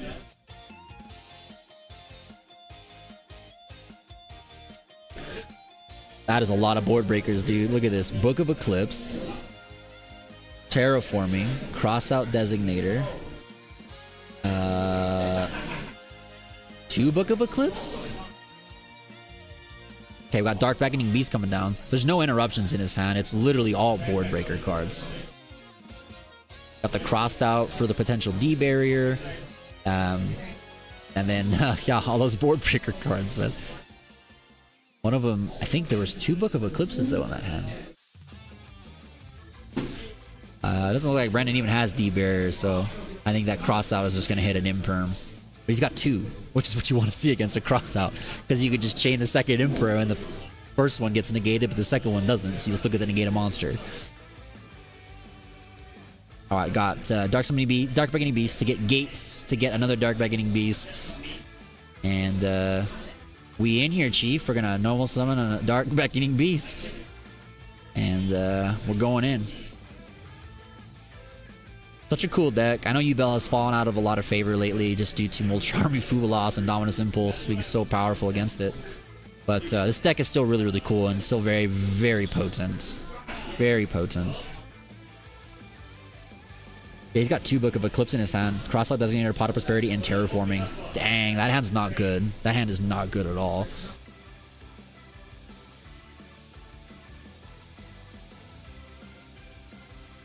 If Brendan has an Ash for either of those Searcher cards, Dominic's in trouble, because that hand does not do anything right now other than just... You could flip some cards down with Book of Eclipse. Cool. Then what, right? So let's hope that Brendan doesn't have any type of negates over here on his he can end on to negate one of those Searcher cards, so Brendan can get into, or Dominic can get into this match, because hand's not looking too good right now. Alright, we got Fiendsmith Engraver though hitting the board there with his waifu. It's Devil May Cry all over again. Alright, so we're gonna go into our Lacrimose, I think is the name of this guy. I always forget the name of the Link 3, or the Link 2, excuse me.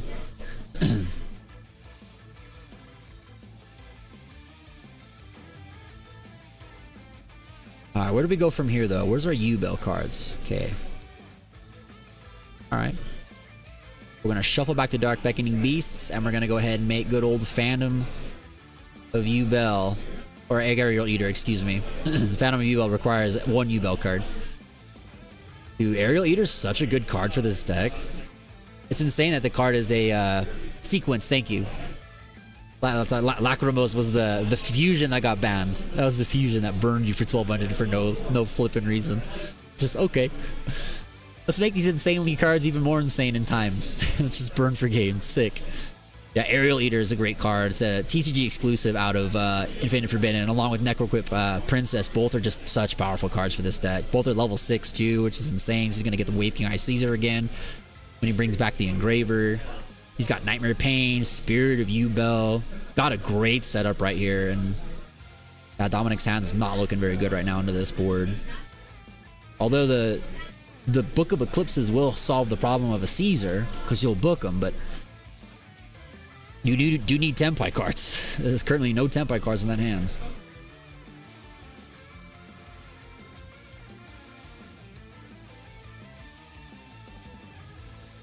Alright, we're gonna go ahead and activate Grave Squirmer now. Another custom card out of Legacy of Destruction. Special summon our Yubel here. Alright. Grave Squirmer's gonna pop the Yubel here.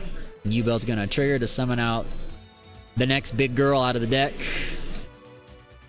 Terrabelle, Incarnates. I still have yet to see anybody that plays Yubel here have an ultimate rare of that one in first edition. Everyone has unlimited, or they have the ultras. I'd love to see an ulti first incarnate someday from somebody. Straight out of I think Phantom Darkness is where she came out. Very nice card. Beautiful, beautiful, beautiful ultimate rare. Alright, here we go. Going into our Unchained cards, so we're gonna make Yama to search out the Sharvara. And then gonna go into all these beautiful things. Triggering our Engraver, shuffling some stuff back, special summon himself from the graveyard, cause why not? Cause why not?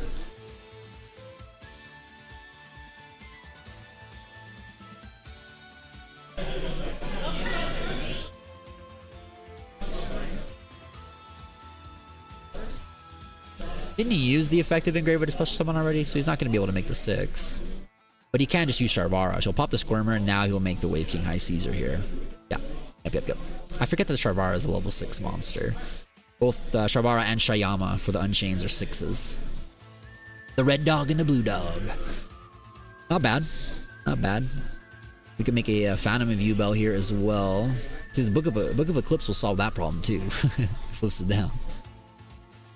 Because the Book of Eclipses are going to be pretty strong, but like I said, Dominic really needs to see some Tenpai cards here. But it's got 2 shots. He's got Terraforming and he's got Pot of Prosperity, so there's 2 ways to get into some Tenpai cards. And it doesn't look like Brendan has any hand traps, man. Okay, he's got to go for the ultimate rare. Good old left arm of Yubel. A little running joke we have going on here. Alright, can he get to... Can he get to Soul of Rage, the blue dog? Is he able to get any other monster out to make Soul of Rage with that Yama?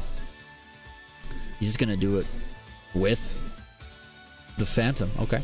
Because, I mean, you could just make another Phantom of Yubel. Yubel is not once per turn to summon. For some reason, they decided to say, yeah, you can summon all 3 if you want to in a turn. Why not? You can only use one of their effects once per turn, but you can summon all 3. Go for it. There's another one. I think this deck's boards would be a lot different if Phantom of Yubel can only be summoned once per turn by that effect.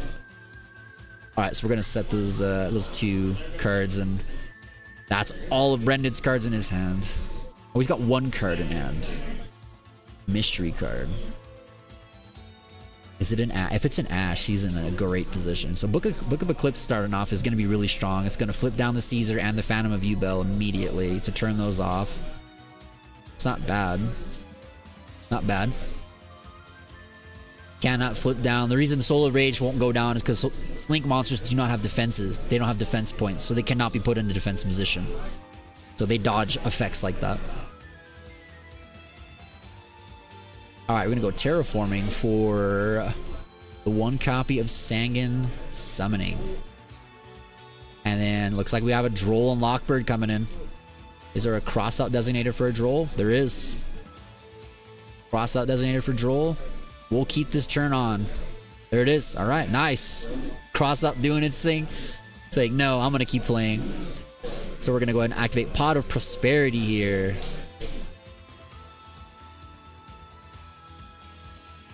I'd say just go for the full 6. Yeah, Dominic's gonna go for the full 6 here. Full 6 here. 1, 2, 3, 4, 5.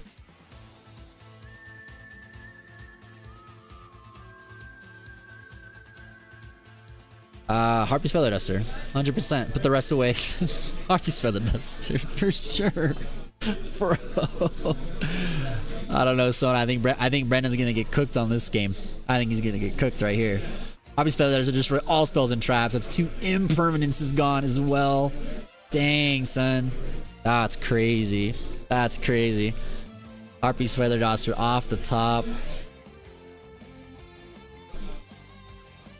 And now Dominic is doing what he needs to do. He's got to set the Tenpai card. Sangan Summoning. Gonna get our Pydra for Kaiman, and this is it. We're going in. We're going all in.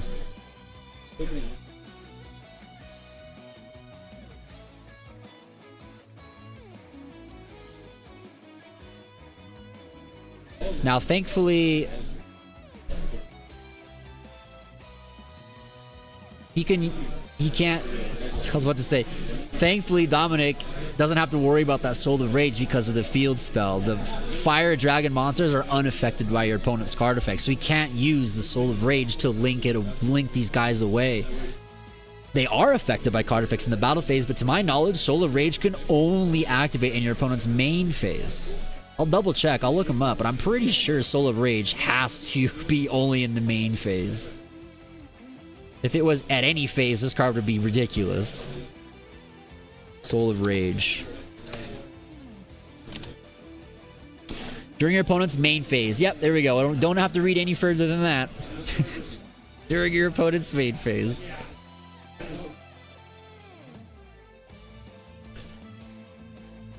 And there's a Bestial Magnuma as well there for the 6th card.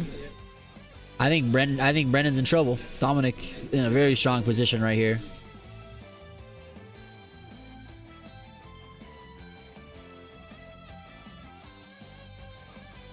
Alright, we do get Grey Squirmer back to the hand because the Soul of Rage was destroyed.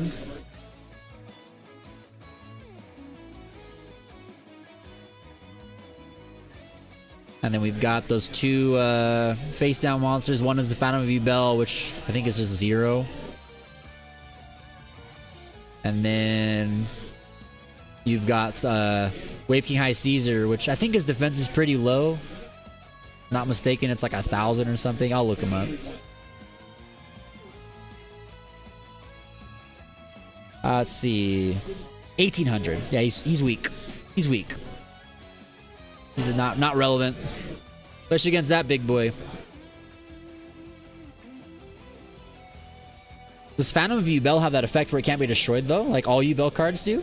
I can't remember if Phantom of Yubel has that ability.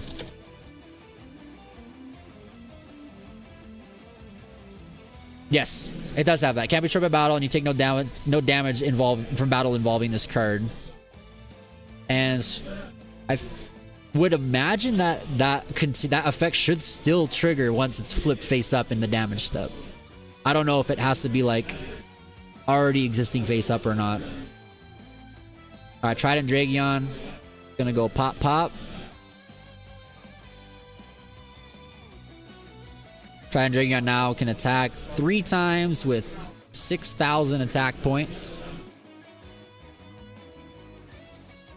Because Sangan Summoning was destroyed by your card effect in the battle phase, it allows your monster to double its attack points for the rest of this turn. So he's 6,000. He's got 3 attacks in total.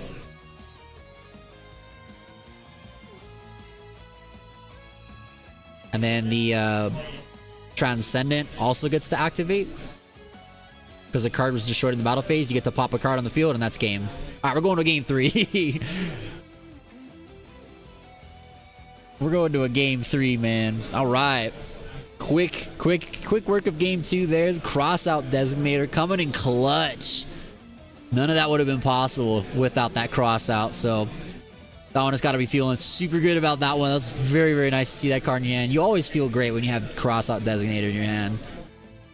Those that don't know what the card does, when you activate it, you choose any card in your deck and you banish it out of the game. And then for that turn, that effect is negated. So it's so powerful to use when your opponent activates a card that interrupts your stuff or like stops you from doing something.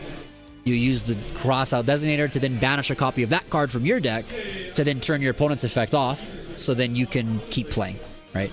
Very, very powerful card. I know a lot of duelists out there want that card banned or limited just because of just how insane it swings games. Because it's not just powerful to use it to cross out banish hand traps. People do it for floodgates too, like there can be only one. And skill drain, you know, it's just crazy. Like, the card is really insane. I think the card is very, very powerful and may even deserve a spot on a limited and a forbidden and limited list at some point. All right, we're going into game 3 here, and if you're Brandon, do you choose to start? Do you take the gamble of the Fuva loss and the shifter? I don't know. That's the question we've asked ourselves every single round this tournament, because there has been a tenpai in every single round. It is definitely the most represented deck in the room, by far. By far. Like, half the players here are playing tenpai.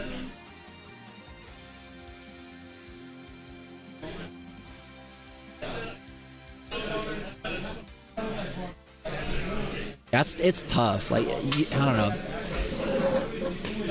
I guess against tenpai, Yugioh can play second. You can go second against that deck. I feel like either way though, if you're a tenpai player, if you go first or second, you always keep shifter in your deck, regardless. Like the card is just cracked out of, it's just absolutely cracked. You would always keep that card in your deck.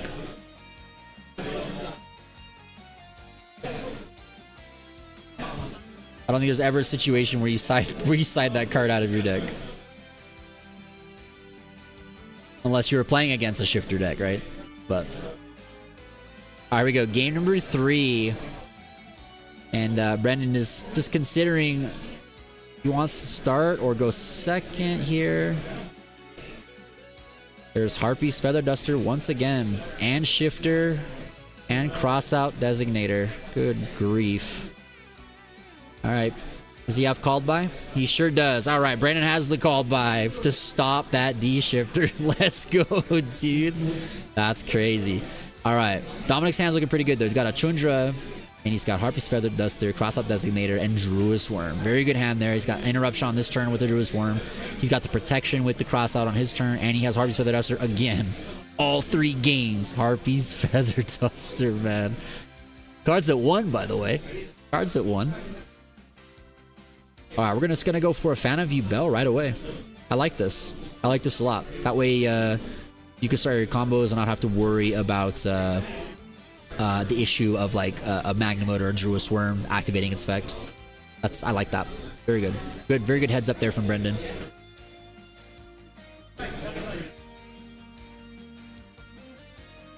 Alright, we're gonna get Fiendsmith tracked here by discarding Engraver to the grave. Engraver to the grave. Gotta love it. Alright, Trax is gonna go ahead and search out. Most likely, Lurie. Lurie's gonna discard itself and then special summon itself. He's gonna try and use the Druid's Worm here, but I think you negate with Phantom of Yugioh. Yep. So we get Lurie, and then Yugioh will trigger to get another Yugioh out of the deck. So you get another guy. Not bad. Not bad. Like I said, it was very good heads up on Brendan's part, making a Phantom Yugioh before anything else, because you do have to, with this deck, you always have to worry about Bystials. Literally every monster in your deck that you summon, except Air Eater, is dark. Everyone, and light. They're all dark and light. There's no in betweens, man. So you're always at the mercy of Bystials when you play this deck. All right, we got Requiem coming in. Quick effect. Going to attribute it off to special summon. Do we bring out Waifu or do we bring out Engraver here? We got Engraver here. All right. He might have Waifu in his hand. He might have Waifu in his hand. I haven't seen all the cards in his hand here. I haven't seen the cards in his hand.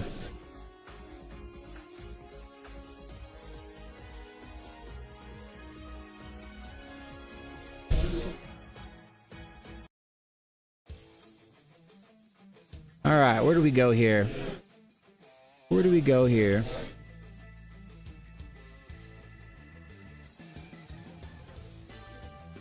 There's one card left in his hand. What is it? Okay, we're gonna use Engraver's effect to shuffle back Lurie. Special summon it. That's good. That's good.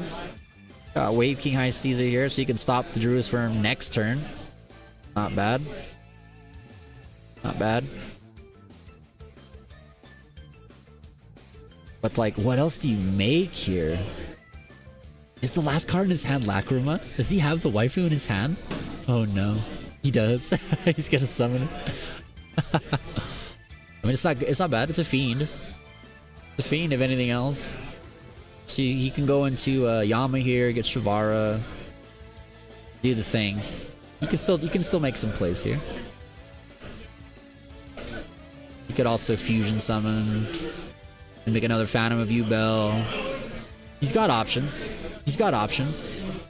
Yubel always has options, man.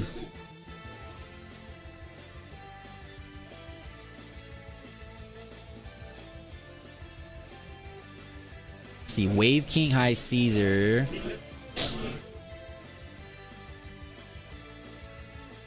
That's right. Wave King High Caesar can negate anything. Any effect. Any effect that would summon cards.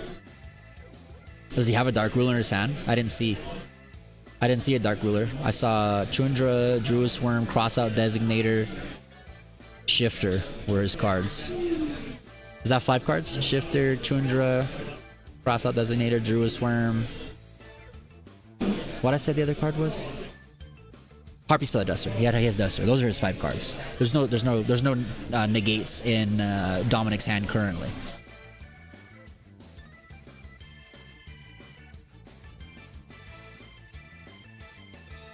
This is the problem, though. This is the problem with this Unchained cards, man. Is like sometimes you just don't have enough bodies, and you have to like waste all of your Phantom of Yubels just to make a Soul of Rage, right? He's got to take a quick read at Wave King High Caesar. Yeah, Wave King High Caesar is a quick effect to negate anything that summons a monster. It could be a spell trap or a monster effect. So it'll negate the Druid's Worm. It'll negate the Tenpai cards, everything. So that currently the Harpy's Feather Duster is dead in the hand. We're gonna go Druid's Worm here. Does Caesar destroy as well? Is he a negate and destroy boy? Yeah, it's a negate and destroy boy. Damn, son. Insane.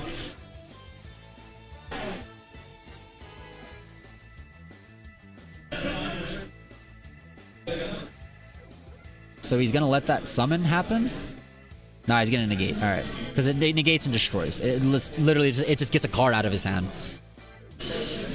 Alright, so currently Dominic's hand is not doing anything. He only has Chundra. He only has a Chundra. And then it's Wave King High. Oh, okay. Typhon exists. We always forget about Typhon. We can go right into battle phase here. I would say battle phase to kill that Wave King High. Yep, absolutely. Not bad. That's good. Pretty good. Typhon is such a good card. It's just a game-breaking card, man. Like, it really gets you out of situations sometimes where you're just kind of like in super trouble. So he's got Harpies, Ash, and Cross out. So nothing super dire at the moment that Brennan needs work. I guess the Ash Blossom, but he does have the Phantom to stop it. Because Typhon really doesn't do much against this deck aside from it's just a free big body to get over something. That's really it. Its other effect doesn't really do anything. He's not choosing to use its effect to bounce. So we're going to go and activate Lacrima here to bring back the Requiem on his opponent's turn. So probably just doing this all in the end phase. And then you can use Requiem's effect if he chooses to special summon another Engraver. But there is an Ash Blossom here. That would be a good time to have an Ash Blossom thrown out.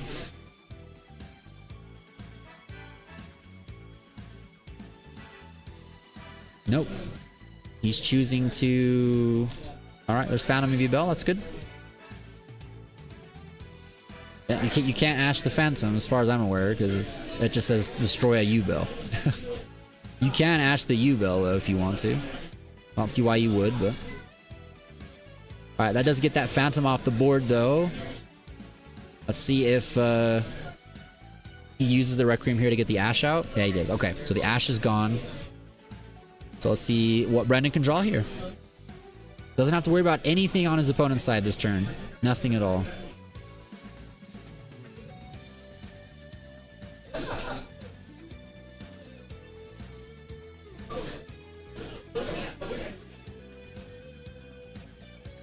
Alright, we're gonna go Sharvara on U-Bell. That's good. Gonna get him his trap card as well, if he's on it. The Abominable Prison or whatever it's called. And he's gonna scoop it up. That's it. Sees already on the wall. There's no Tenpai cards whatsoever. All he has is the Harvest Feather Duster. And he's gonna get hit there by everything, man. That's it.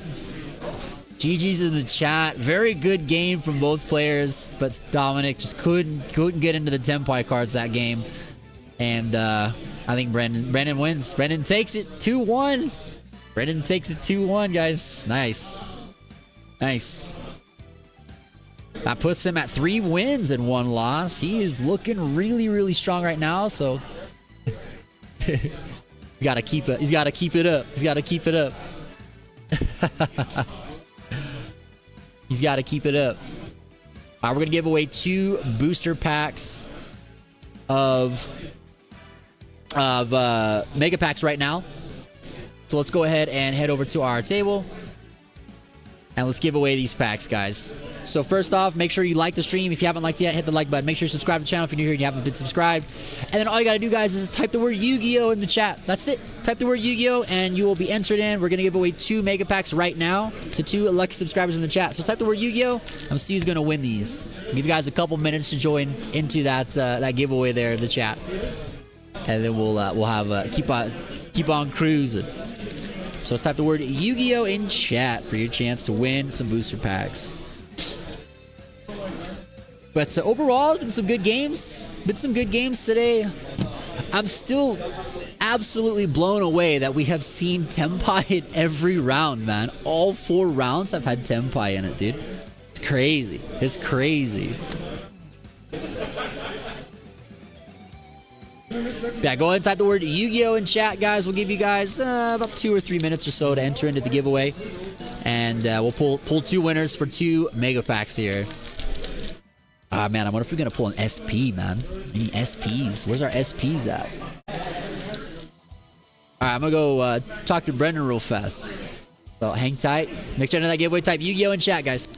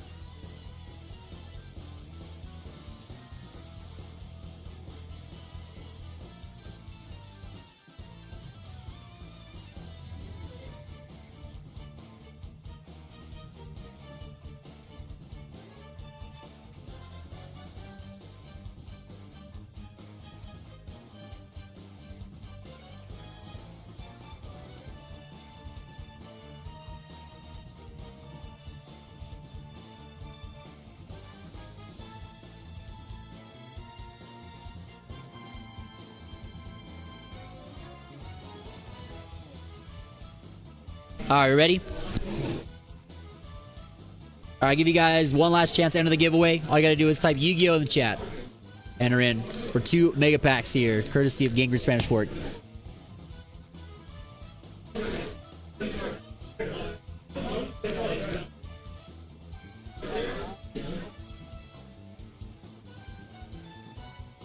Yeah, we'll be giving it away. We'll be giving away packs after every single round. So definitely stick by, not to just enjoy the matches and seeing some of your friends out here rocking and rolling in their games, but also for your chance to get some cool packs courtesy of Game Grid, man. So got to make sure just like the stream, guys. Just like the video and be subscribed to our channel, and then type the word Yu-Gi-Oh in chat. Yo, what's up, Flower Duck, Mesa, Jordan, and Josh? Good to see all of you guys. Welcome in. Are you playing today, Mesa? I saw you earlier. Were you gonna play, or are you just chilling? It's been a good tournament so far. 35 players. We're giving out 3 invites today. One of the duelists sadly could not make it to the King Games event. So we are giving out 3 invites in the top 8 today. And if someone already has one, it rolls down to the next person. And then we're doing that event on the 30th, November 30th, live streamed straight from here. All top 8 duelists from the King of Games for this whole year. We'll battle it out. Each duelist entering will get a free booster box of Quarter Century Bonanza just for being there. They'll get a custom playmat plus a bunch of other swag on the house. And then whoever wins it is getting a free YCS trip of their choice to 2025 YCS. Or a YCS in 2025. So very exciting. It's like over $1,000 worth of prizing that first place is going to take. It's insane. I'm so excited for that event, man. It's going to be crazy. You left, you got body. What were you, did you play Mermails today? Did you play Mermails, or did you play something different? And I will let them know, man. I will let them know you said that. It's a great place. It's a really great store. I really love coming here, man. It's a good environment, great events, great players, good community all around. It's a really great store. Not just for Yu-Gi-Oh, all the card games they do here, man. Very cool. Very good stuff. Y'all let them know, Mace. I appreciate that, man. Round 4, game 2, Tenpai player used Eclipse and didn't discard.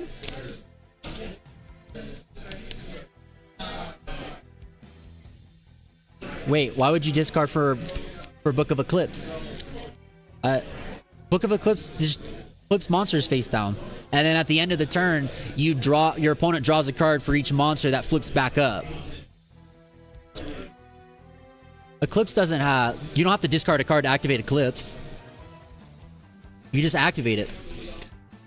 All right, last chance to enter in the giveaway for some booster packs. Type the word Yu-Gi-Oh in chat. Like the stream, be subscribed to the channel. We're giving away 2 of these right now. With you guys, another 30 seconds. Just type the word Yu-Gi-Oh in chat. We'll see who's gonna take this home.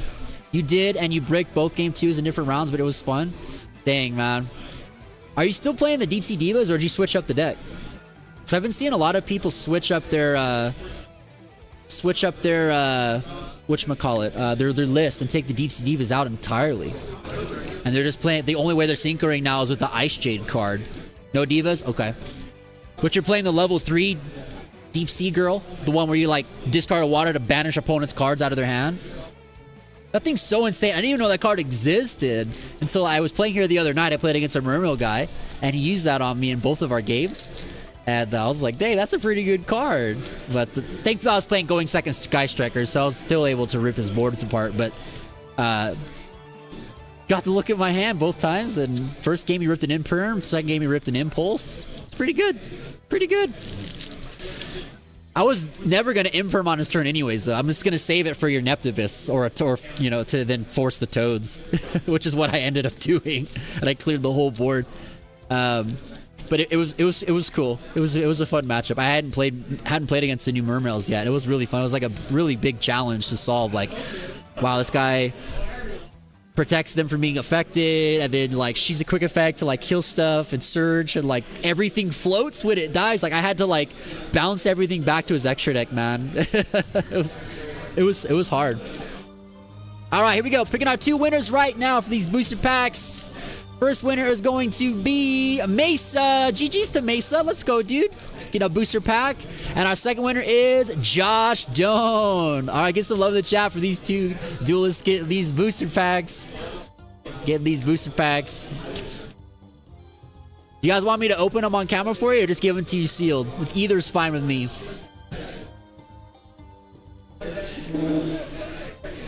And thanks again to Gangrene Spanish Fork for providing the packs for the giveaway, and also just for putting on such an awesome event today. Let's open it. All right, let's do it. All right, here we go. First one. For my content. Yeah, for sure, dude. Alright, Josh, we're gonna open it as well. Alright, sounds good. Alright, we go. Mace's pack. We got the Dino King Head Rex. She is the one named Pendulum Moon. The Greedjar. Vanguard of the Underground Emperor. Oops. We got a Cyber's D-Save Worm there. It's a cool ultra rare. It's a common that got upgraded. Alright, our secret is Ohime, the Manifested Mikanko. And our QCR, Galaxy Eyes Cypher Dragon coming in. And our last two ultras is Pharaonic Advance and the Bestial Aluber. Not too bad. No crazy hits in this one, but the Mikanko's not a bad one. Next time I see you, Mesa, I'll give these to you, dude. Alright, Josh, you're up next. Alright, let me put these back in here and write your name on the front.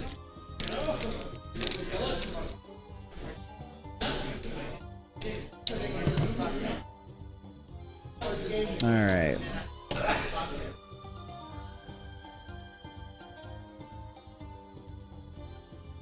Alright, here we go, Josh. You ready? Can we pull Blue Eyes White Dragon? That would be cool. Come on. Can we see Blue Eyes? Alright, she is the one named Pendulum Moon. Branded in Central Dogmatica. Million Century Ice Prison. Exceeds in Trust. The Evil Sar Leos. Our secret rare. Ice Jade Ran Agarine. And the QCR. XYZ Dragon Cannon. Not the Blue Eyes, but still a Seto Kaiba card. Solid. We got Chaos Mirage and Red Arrows for our last ultra rares there. Alright. Alright. That's a good QCR. I love all the QCRs in this product so much. I actually managed to get all 50 of them, man. This is one of my favorite ones. I'm a huge Kaiba fanboy. It's a cool card. Congrats, Josh, man. Hope you're doing well, dude. Hope everyone in the chat has just been having a great day and a great, hope you have all the great weekend in general. And we got some great stuff coming up for this month. We've got the OTS Championship here on Sunday, November 17th. And then we have the regional coming up in December, hosted by Game Grid. And this is going to be on December 14th. It won't be at the shop. It'll be hosted at the Spanish Fork Fairgrounds. It's like a convention center thing. And it's got seating for 300 players. So that's really cool. Really, really cool to see that so many potential for people, Alright, so we got 2 more packs left to give out. We have 2 more rounds of duels. It's looking pretty cool. Now it's going to start to get intense, man, because we're going to start to see these people really grinding it hard to get these spots. Yes, insert Sona's favorite dance cat emote from Twitch. Round 5 should start any second here. They just called time in the round for round 4, and looks like all the games are done, so nice stuff. Any decks you guys want to see for the feature match in round 5? I can keep my eyes out. What do you guys want to see? What decks you guys want to see for round number 5? We've already done a couple. We've had some player choices by the chat today. Now let's do a deck choice. What do you guys want to see for round number 5? Because we're going to get that round up here in just a second.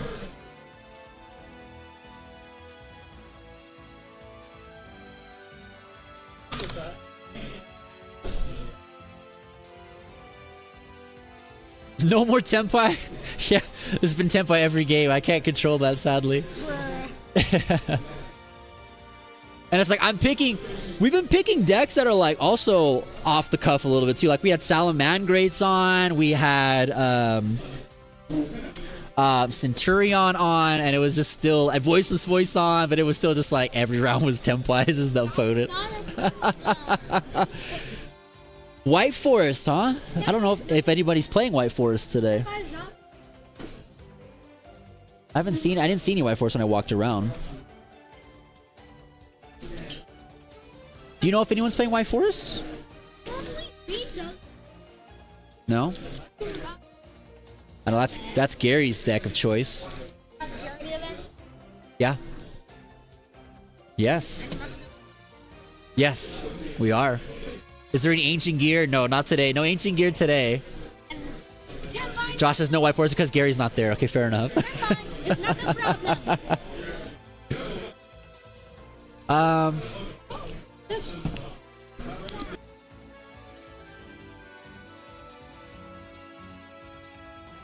All right, we've got pairings up. I want to go take a look real fast. Just a second, guys.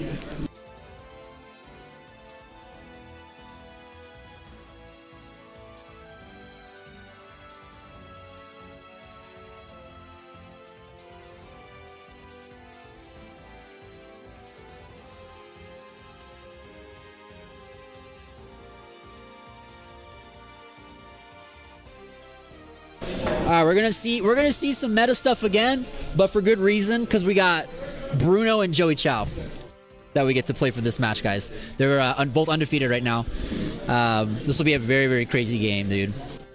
We all know Bruno. We all know Joey. Joey's our UDS champion from Utah. He's a very, very strong, very, very good player, very prominent. Pretty much tops every event in YCS he plays at. And Bruno, you know, we love Bruno. Bruno comes on our channel all the time, and this is gonna be a fun game. This is gonna be a really fun game.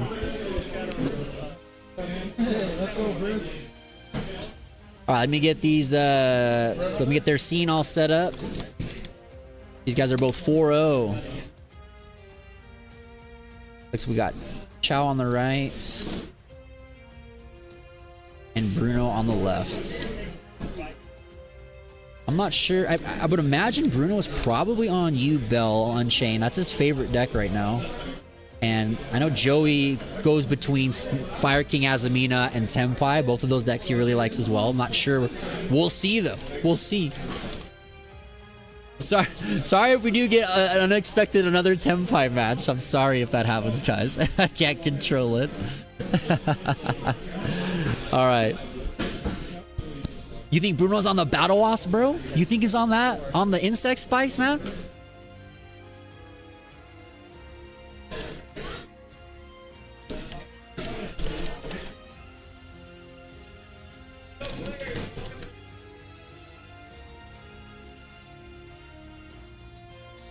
All right, I'm gonna let them know that they can start.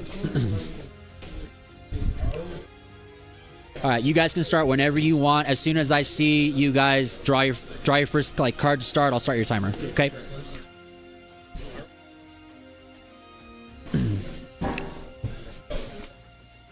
He likes Cyber Dragons too. He likes Cyber Dragons too. Yeah, he did. He played whatchamacallit. It was the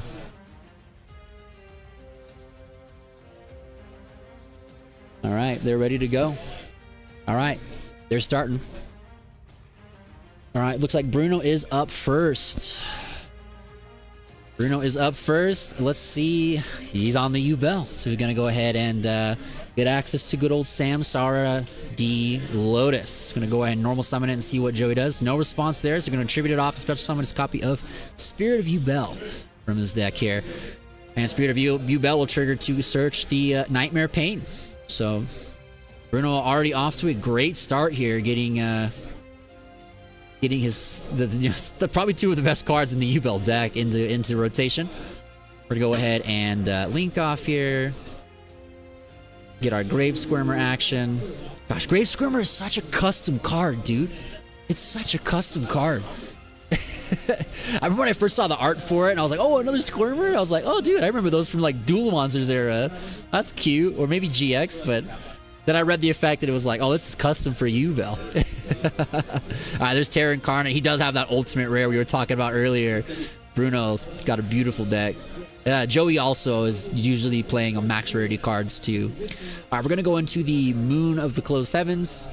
And then before we go any further, he's good, very smart. Going to Fan of U-Bell, man, we'll make sure your fiendsmith combo resolves. No nibs, no ashes, nothing like that, right? You want these to resolve. So always good to see both rounds in a row, both the U-Bell players on a very smart, getting those Phantom U-Bells out as early as possible to have that interruption from a hand trap, so you can do the fiendsmith and the Unchained combos as most optimally as you possibly can. All right, Joey is taking a look at his hand, see what he's got there. And no response on the summon of Lacrimus here, so Lacrimus is going to hit the board. Such a good card. It's a very great addition to the Fiendsmith engine. So good. Being able to use Reclamon on your opponent's turn now is just so fun. All right, we're going to go ahead and summon our Necro Quip Princess. TCG exclusive out of Infinite Forbidden. I don't know if the OCG got that card yet, that and Aerial Eater, and I don't think they had it in their last extra pack. They did just get the Ashen cards though, and they've been coupling them with Raziel, and they're surprisingly pretty dang good together. Pretty good together. I want to try Raziel Ashen just for a laugh, man. Just for a laugh. Okay, so we're gonna go into sequence. And what is he gonna grab? The Engraver. Yeah, there we go. Good. Engraver, Requiem. And here comes good old Desiree. First time we've seen this on stream today. Desiree is one of the most powerful cards to play here. Just because, for those that don't remember this card does allow you to negate the effects of face-up cards on the field up to the link rating of the link monster equipped to it. So you give it sequence, the link 2 as it's equipped, so you can negate 2 cards on the field simultaneously during either player's turn. It doesn't negate, you know, like things in the hand. It has to be face up on the boards, but it can negate cards like Dark Ruler No More or Raigeki, Harpy's Feather Duster, right? Things like this. It can negate them. You obviously need to have another card to activate as well to allow you to interact with some of these things, like Dark Ruler, for example, but can be done. But Bruno is no stranger to Yubel. We've seen him on stream so many times playing this deck. He is probably the best Yubel player in this entire state, hands down. This guy just knows his decks inside and out, everything about this, every combo. He's also, before this, he was an insanely powerful and very, very good Unchained duelist. So adding the Unchained cards here is also just like a huge, easy thing for him to do. So Bruno has a very strong board here. Does he go for... try to get another Yubel for Varudris, or what do you think? Do you think he's gonna go for Varudris here, or is he gonna pass with the Samsara? I mean, this is not a bad board. You got the double negate, you got Solar Rage, you got the Samsara to trigger, you got the negate with Phantom Yubel, Nightmare Pain to force to attack into his Yubel. Pretty good start. All right, so we're gonna start off. So it looks like Chow is on the Fire King Azamina today. It's gonna start off with Volcanics, so a brand new card for the Fire King, straight out of Rage of the Abyss. This card is really powerful. It lets you search Garunix and another Fire King card, and then when it dies it allows you to special summon stuff. It's pretty good. So we're gonna go Called By, and he's gonna go ahead and probably, it seems like he's probably just gonna go ahead and try and negate that with the Desiree. I don't see why you wouldn't want to negate that with a Desiree.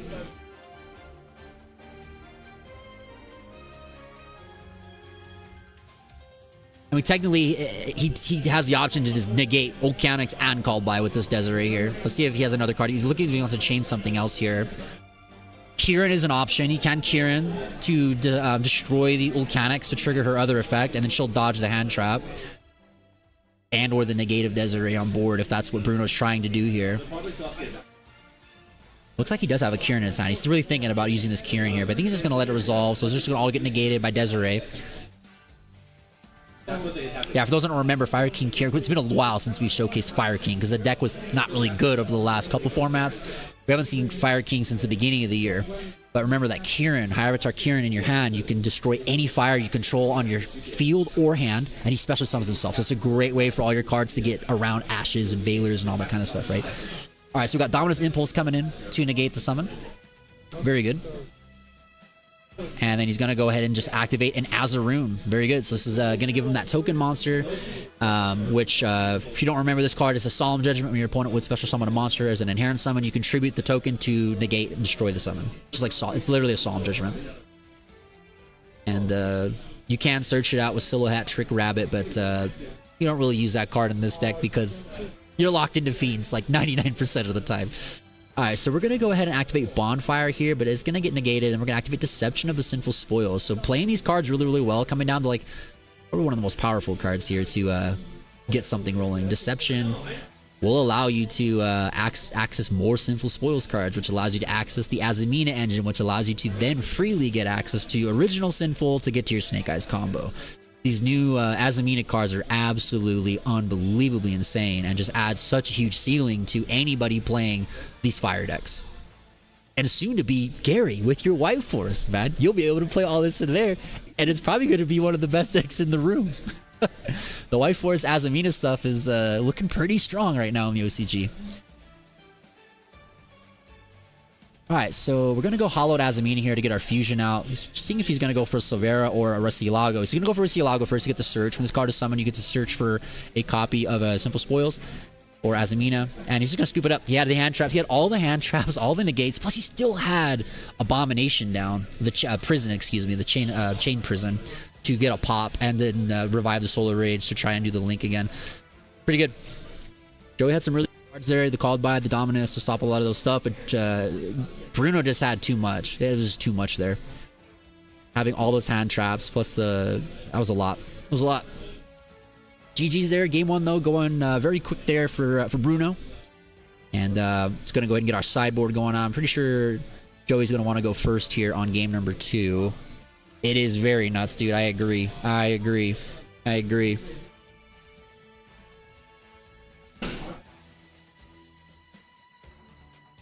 Looks like he's going to side out all the Molch armies. I agree with that. If you're going to go first, dead weight, don't need.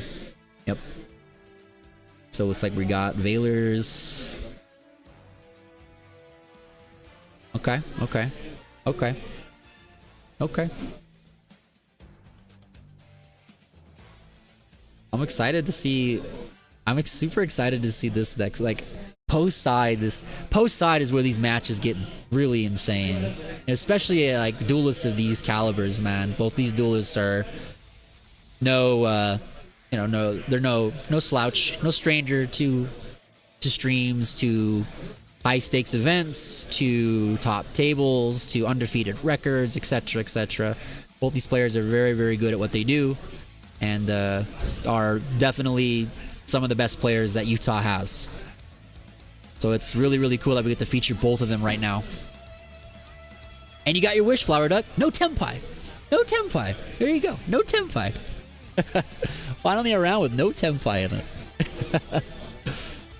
All right. I'm definitely expecting Joey to go first here. I know he does play some pretty good cards in that deck there. Skill Drain being one of them. Very, very potent card against Yugioh. You are happy? I'm glad. I'm glad you're happy. I'm glad you're happy.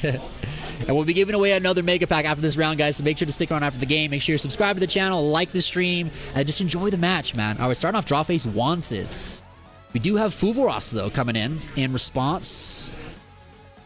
So Wanted is going to go ahead and search Diabellstar. Fuvoros is pretty good against Snake Eyes Azumina as well, but because of the Fire King cards are there, a lot of the Fire King stuff just kind of dials back the power of Fuvoros a little bit, because all those cards are coming from the hand or graveyard. So that is there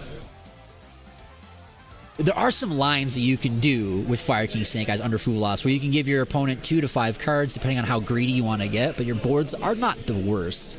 They're not the worst. But we're gonna go ahead and special. Looks like he's gonna go ahead and special summon Diabellstar, discarding a copy of Dominus Impulse, and we got Imperm. Okay, and it does have Oak in the hand.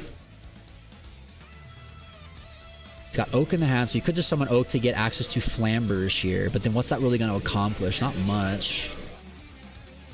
He's just going to set a couple cards and pass. Alright.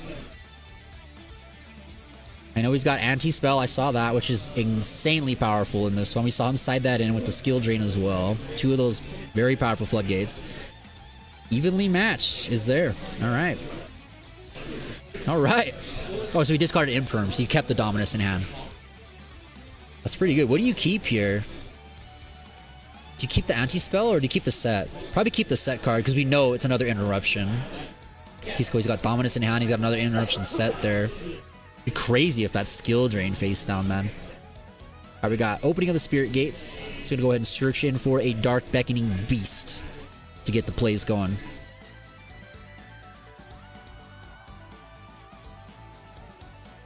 Gosh, man. I almost wore my Jade and Yuki jacket today, man, for this stream. Just because I knew we'd put Bruno on at some point, and my Jaden fanboy would have just been too crazy. Alright, we're gonna normal summon another Dark Summoning Beast. And we're gonna go ahead and there's Jade and Yuki's theme song coming right now from Duel Links. Let's go. Jaden all around, baby. GX, best Yu-Gi-Oh! No shot. Alright, here we go. He's really trying to think what that face down card could be. I don't think Chow would set a Dominus. We're gonna go straight into Yama here. I like this. I like this. So Yama for Shervara.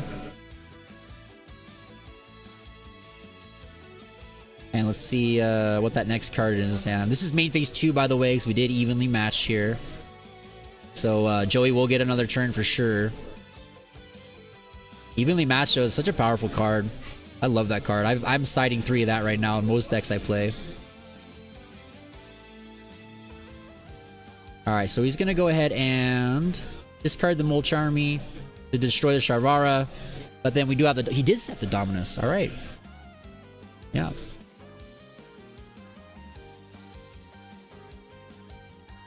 So we'll negate and destroy. So Sharvara's other effect will activate because it's on destruction, right? Or is using it on the gates. Okay. That's good. So now he's just gonna have to pass with a Yama. That's really it. Alright, so we go. Dominus Impulse, man. Such a good card. Alright, let's see what Joey can cook up here. He's got that oak in his hands. But does he have any other monsters to play with? He really just only has to worry about really nothing at the moment. I mean, just the Yamas. Yama doesn't really do anything by itself. We know there's Sharvara in the hand. He drew into a Garunix. Not a card you want to really see as a top deck. Especially if it's the old school Garunix. The new one, it's alright in your hand. The old one, not so much. Definitely a Garnet. Alright, he's just gonna pass it over. Okay. Gonna pass it over. We're gonna normal summon Ash Blossom. And we're gonna go ahead and link away. Alright, solid. Is it gonna go SP control? Are we gonna go... No, we're gonna go fiendsmith combo. Oh man, this is great. Alright, we go Requiem. And that's GG. Nothing he can do. Oh, it was Arvada he drew. It was Arvada. I couldn't tell because of the glare. It looked like Garunix, but it was a Fire King card. I knew it was a Fire King card. But GG's there. GG's, guys. Bruno does take it 2-0 in round 5. Going into round 6 with an undefeated record. Absolutely nuts, man. Crazy. That was a crazy game. Crazy game. Crazy game there. Evenly matched. And Fuvalas were both pretty good. Pretty good cards in that game. Pretty good cards. Not bad. Not bad. Give it some GG's in the chat though to our duelists, guys. That was a cool game. That was a cool game. A cool game. Big congrats to Bruno. Let's get ready to give away another Mega Pack, guys. What do you think? Got ready for another Mega Pack? See if we can pull an SP or a Blue Eyes, man. Alright, you guys know the drill. Make sure you like the stream. Make sure you subscribe to the channel. Type the word Yu-Gi-Oh in the chat to enter in. We'll run the giveaway for about 5 minutes or so. Give you guys some nice time. For those of you who are scurrying around your house or wherever, just type the word Yu-Gi-Oh in chat for your chance to enter in for a Mega Pack 2024. We have 2 left, courtesy of Game Grid Spanish Fork.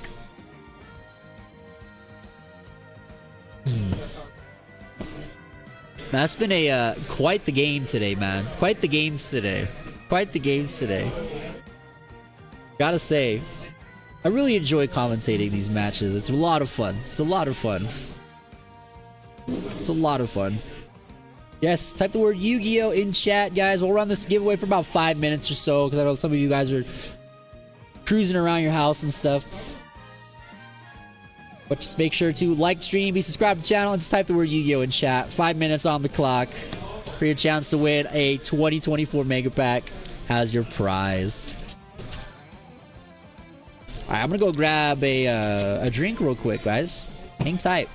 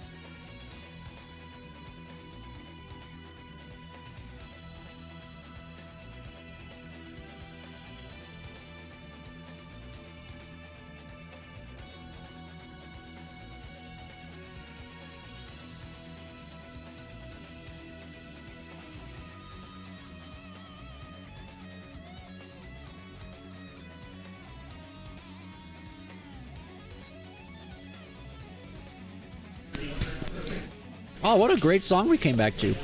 All right, guys.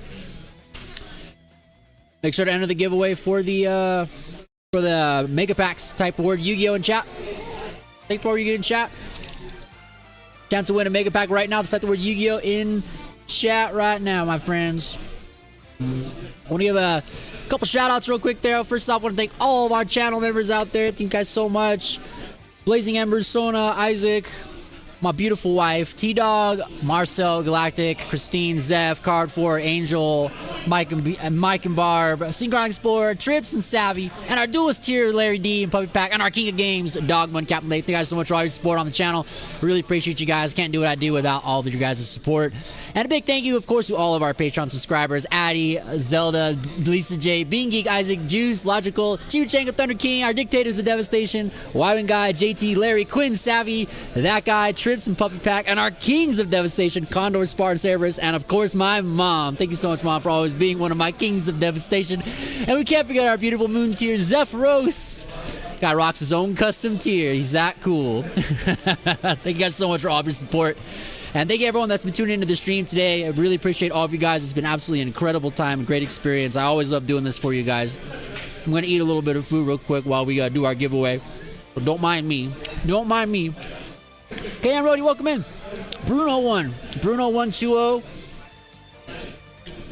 Sadly, game 1, he started, and he had just one of the most beautiful U-Bell boards I've ever seen, and he had like 3 hand traps too, so it was pretty good. And then game 2, Joey just had nothing to play with except the Diabell Star, and I got impermed, so sadly, that was it. But give you guys a couple more minutes to enter in the game. We saw 20 minutes in the round, so just type the word Yu-Gi-Oh in chat for your chance to win a 2024 Mega Pack real quick while I eat some food.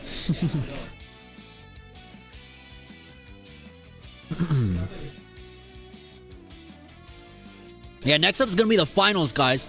Next up is the finals. I think we just gotta take whoever's at table 1. I think we just gotta take whoever our undefeateds are. Which means we'll have Bruno returning.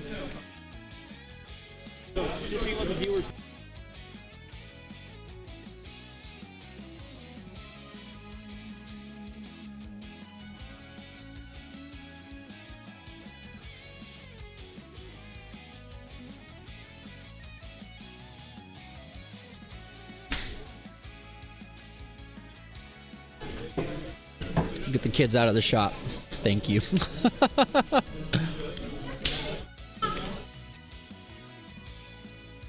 Could you guys get off the camera, please? Thank you. Sorry, YouTube does not like children on anything. All right. So let me go and pick our winner for this booster pack. And it is Sona. GG's in the chat to Sona. Sona's taking home a 2024 Yu-Gi-Oh! Mega Pack right now. Shall we open it, Sona? Congratulations first off. Shall we open it?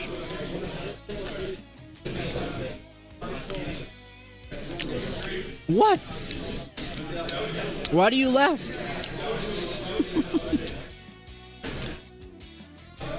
Just open it and keep it? Oh my god.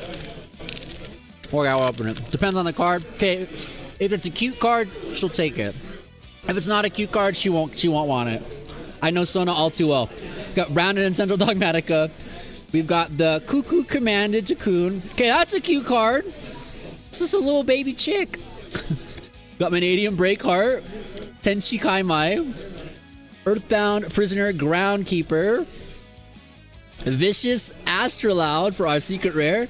Our quarter century is Borolo Dragon. Dude, that's cool. And then we've got a Banishing Trap Hole, the Abyss Dragon Sword Soul, Beta Evolution Pill, because we're not all alphas, couple of aces, and the Super Heavy Samurai Soul Gaia Booster. Solid. Solid. We got a good pack. Yeah, keep it. Keep it. I've got other things to send you anyways. Not just your rescue animal cards from the channel memberships, but I have other stuff to send you too. So take them all, Sona. Take them all. Take them all. Take them all.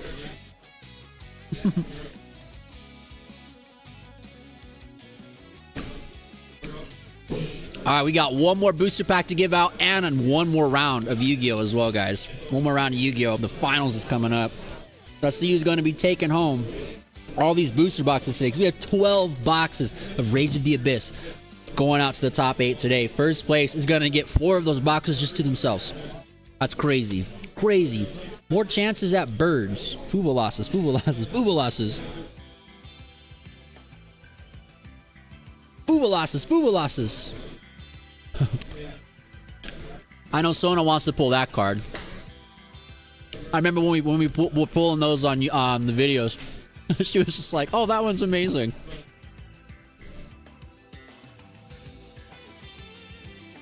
What was the other card you were really liking? There was another one you really liked, other than the Fuvolos. What was it? Oh, Mimigul Fairy. Yes. Yeah, Sona wants a Mole Charmy not to play, but just to have one because it's cute. That's all.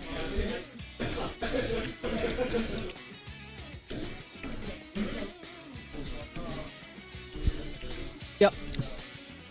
I want the $100 card because it's cute, not because it's good. I love that. That's like Pokemon. That's like Pokemon level. It's like I want that Alt-Art Lugia just because it looks cool. I don't care to play Lugia, but I'll pay $200 for that Lugia because it's cool. Yeah.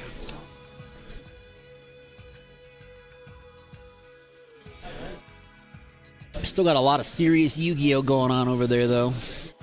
So a lot of matches happening out there.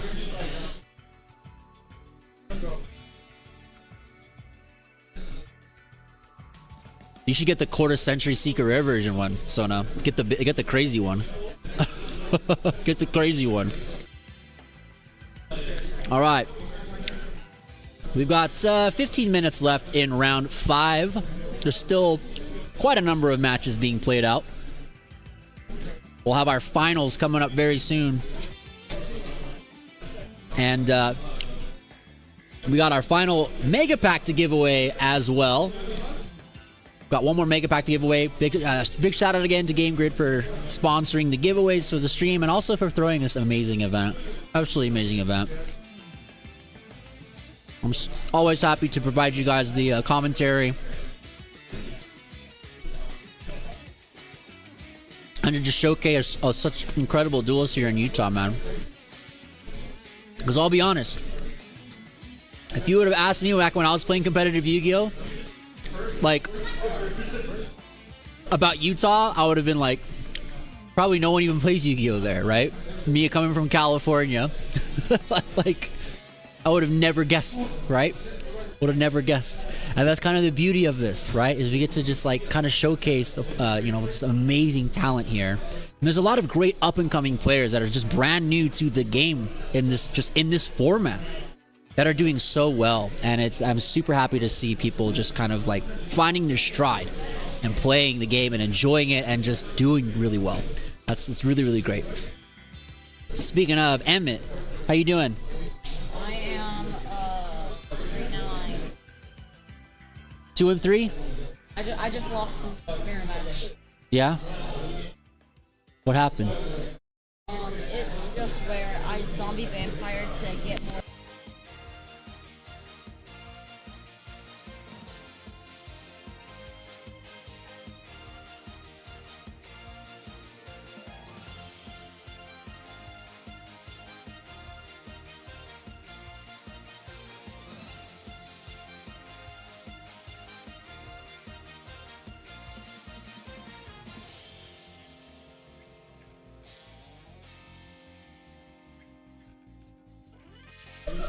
Ronaldo, welcome in. Am I going to YCS Pasadena? When's YCS Pasadena? I know there's a YCS Anaheim coming up. And we are more than likely going to be there. I'm still making some last plans and arrangements for it, but we more than likely should be going to YCS Anaheim. And I'm excited. Very excited. Very excited for that. Gonna have do a whole vlog experience. We'll do some pack battles with you know, people from the channel, And of course, we'll be playing. We'll be playing as well. I'm very excited. But yeah, more than likely we'll be at Anaheim. It's right near my birthday too. My birthday is like literally a couple days after that. That's a great excuse to go to California. All I want for my birthday is Disneyland.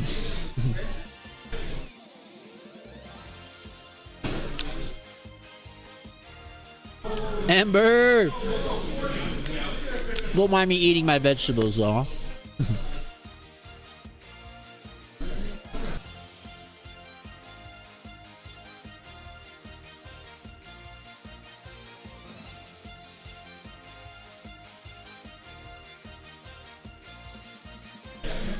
We're just moments away from the final round of the day, guys. It's been a really insane time today. Really quickly, I just want to thank every single one of you for being a part of the stream today, be part of the experience. Thank you so much to everyone who's liked it. Definitely welcome to all the new subscribers that we've gotten today. We just passed our 2,300 as of this stream. So thank you so much for our new subscribers, making us past 2,300. 2,500 is the goal for this month. And we'll be at 5K in no time. That's my, let's get it. Let's get it, man. Let's get it. So thank you to everyone that's been a part of the stream today. It's been a lot of fun.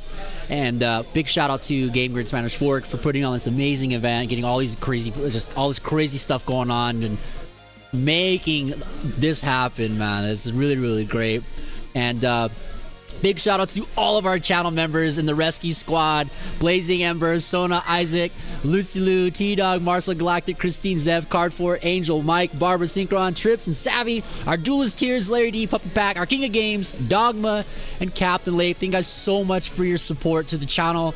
And a definitely big thank you to all of our Patreon subscribers: Addy, Zelda, Lisa J, Bean Geek, Isaac, Juice, Logical, Chibi Changa, Thunder King, our Dictators of Devastation, Wiving Guy, JT, Larry D, Quinn, Savvy Guy, Trips, Puppy Pack, and our Kings of Devastation, Condor, Spartan, Cerberus, and always my mother. Always gotta love it. Gotta love it that my mom believes in the heart of the cards. And of course, our beautiful moon tier Zephyros. Guy's so incredible. He has his own custom tier, man. He got his own custom tier. So thank you guys so much for all of your support. We actually got to showcase one of our channel members on a duel today, and he won. Mr. T-Dog, we know him from the streams. He kicked butt with some Salamangrates, man. It was really fun to watch. Really fun to watch. Yeah, you're on there. You are. We get all of our channel members every video as well. You guys get at the end of the video, all of our channel members, you guys get your names on the screen, and then if you're in the 2 higher tiers, like, shout your name out. And then same with our Patreon, every patron gets their name on the screens, and then if you're on the tier 2 and above, I shout your name out and give you guys some special, like, love, you know. It's really thank you guys so much for that support. Like, I'll be very honest, I can't do what I do without you guys' support. For those of you that watch the videos and enjoy the likes and shares, everything, and definitely the channel members and the patrons, all that support, just amazing. Thank you guys. You guys keep this rolling. And for those that enjoy the content and want to support the channel further, you can become a Patreon subscriber or a channel member as well.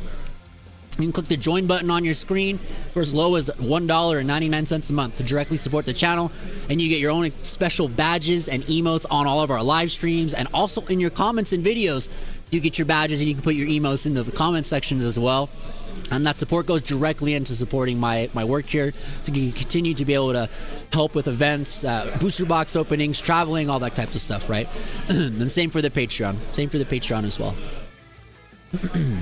What is my favorite deck to play in this current meta? Salamangrates. Hands down. I'll answer Salamangrates every time. Any meta. Always. It's my favorite deck in Yu-Gi-Oh! My favorite deck in Yu-Gi-Oh!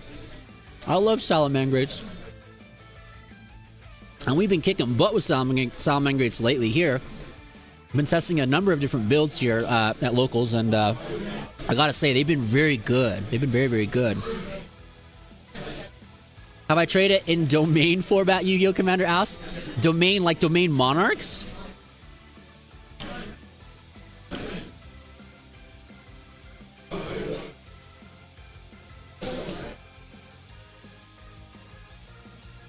Is that what you're referring to?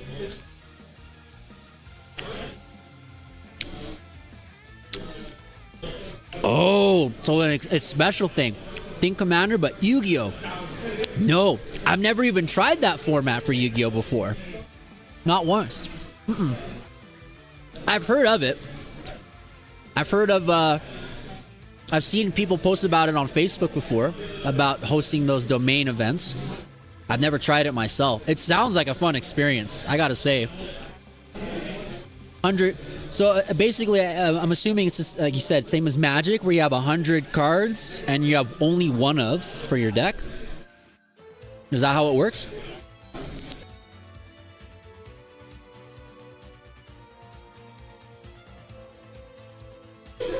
Oh, it's 60 cards. Okay. Yeah, I think Salamangreat could work with 60 cards.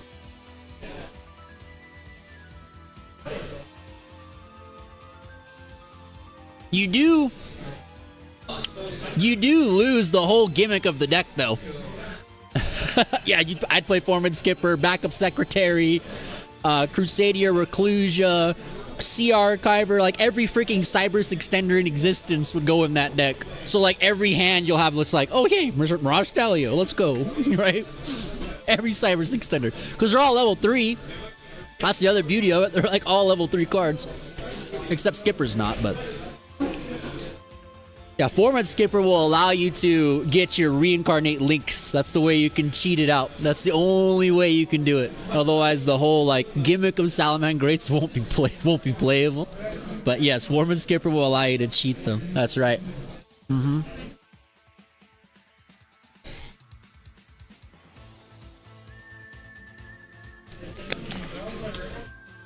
All right, we got the finals coming up soon, guys. Just minutes away from the final round. Oh, this is gonna be cool. I am stoked. I am very stoked for the finals. For the finales of this stream. I think we're gonna probably just get Bruno back on because he's 5-0 right now. So whoever his opponent is gonna be we'll see who his opponent is. Who else could be 5-0 right now, but we'll more than likely see Bruno again on the final round. Because I basically just we always do the final round to be whoever are the last like undefeated players, or whoever are at the table 1, right?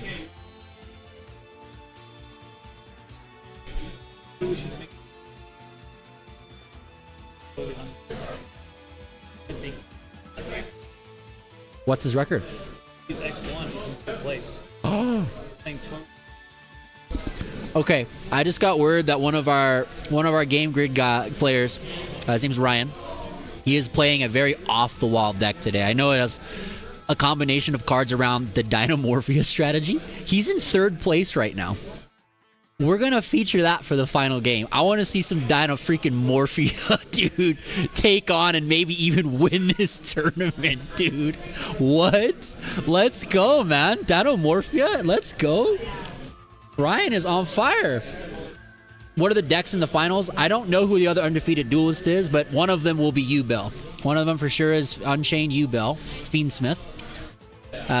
But the other person that will be undefeated, I don't know what they're playing. I'm going to assume Snake Eyes or Tenpai, because that's what most of the top tables have been all day. But we're going to see Dynamorphia for this last round. We're going to see Ryan take on somebody with Dynamorphia. That's crazy, man.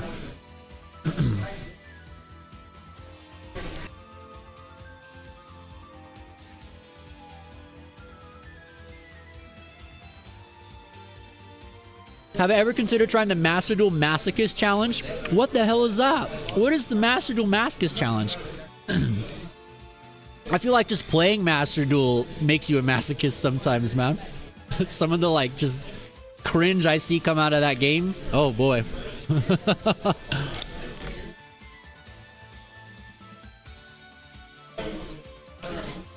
What's that challenge though? I'm curious. What is that all about? But yeah, for those of you who have no idea what Dynamorphia is, it is it's not an old deck, but it's definitely a couple years old, like 2 years old, maybe 3 years old. And it's a deck that literally relies on cheating out big broken fusions out of your extra deck that just like make it so your opponent can't do nothing. and everything you do in that deck cuts your life points in half. Like literally every effect you activate cuts your life in half, cuts your life in half, cuts your life in half. And the premise of the deck is just set up these crazy cards around Zark. You know, the Arc Ray Zark, those guys from like the Arc V or the the Arc V era. And then there's some pretty nasty Dynamorphia has some pretty good fusions themselves within their archetype. One of them says like your opponent literally cannot activate monster effects if their life points are equal to or higher than yours. So you pretty much will always have like 500 life, so your opponent will literally never be able to activate cards. Like it's quite a challenge to play against if you don't know what those cards do. If you have no idea how Dynamorphia works, it's pretty hard to fight against, man, because you're just going to be like in that tilt mode. It is a tilt deck for sure, because it's just like, oh man, this, it's like when you play against strikers or exorcisters, right? Something like that. Okay, we got pairings up. Let's get these duelists on camera. What are you making? What are you making?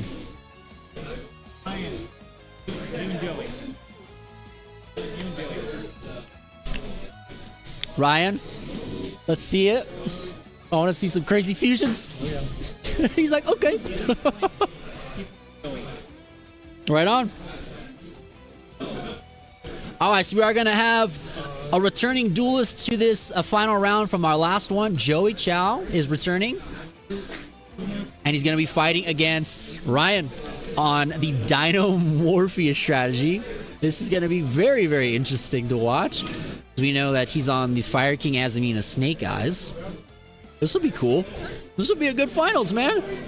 I cannot wait to see how the Azamina stuff interacts with the Dynamorphia cards, man. This is going to be a lot of fun. This is going to be a lot of fun.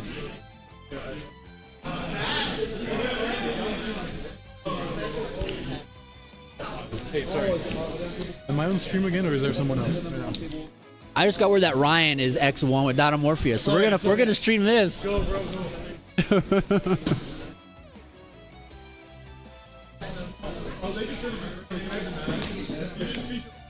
But it's where you start a new account with 5 to 10 master packs. What's that? Oh, no worries. Then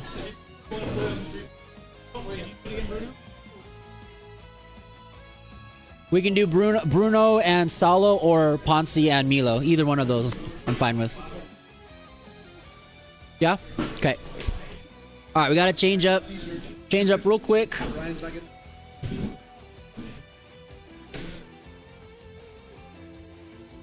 Alright, we're getting a quick change up here. We're gonna have Bruno and Salo, so it will be Tenpai versus Yubel for the finals here, guys.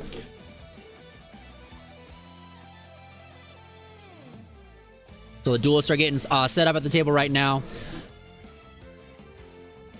All right, here we go. Both players are undefeated. So we get our table one action for the finals. Are you guys ready? You guys ready? All right, we can head on over to the feature match table. We got our final match here. We also have one more booster pack of 2024 Mega Tins to give away to one lucky subscriber in the chat. So let's go ahead and get ready to rock and roll.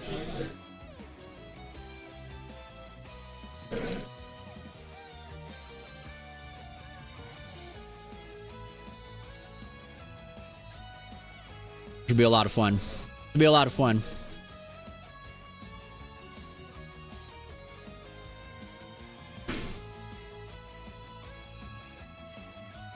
But that sounds crazy, Flower Duck. That sounds wild. That event.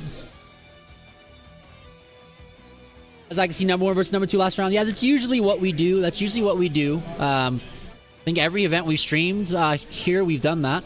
But we did, that chance that showed Dynamorphia was pretty cool. But his opponent didn't want to be on the stream for this one, which is completely respectable.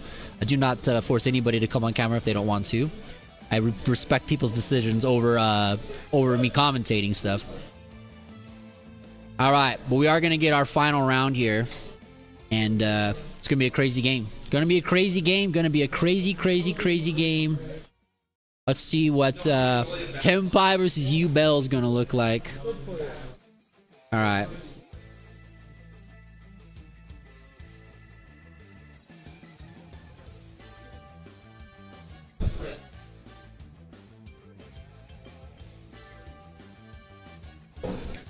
Hope you guys are excited though, man. I'm excited. I'm excited for this final game. I'm excited for this final game.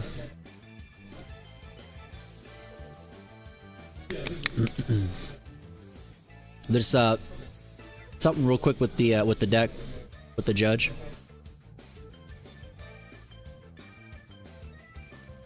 All right, just about ready here for the finals of our Rage of the Abyss case tournament here at Game Spanish Fork, Utah. And the final duelists, both 5-0 right now. Bruno versus Salo. Tenpai and Yugioh coming in for the final game. Let's see it, man. Let's see it. Let's see it.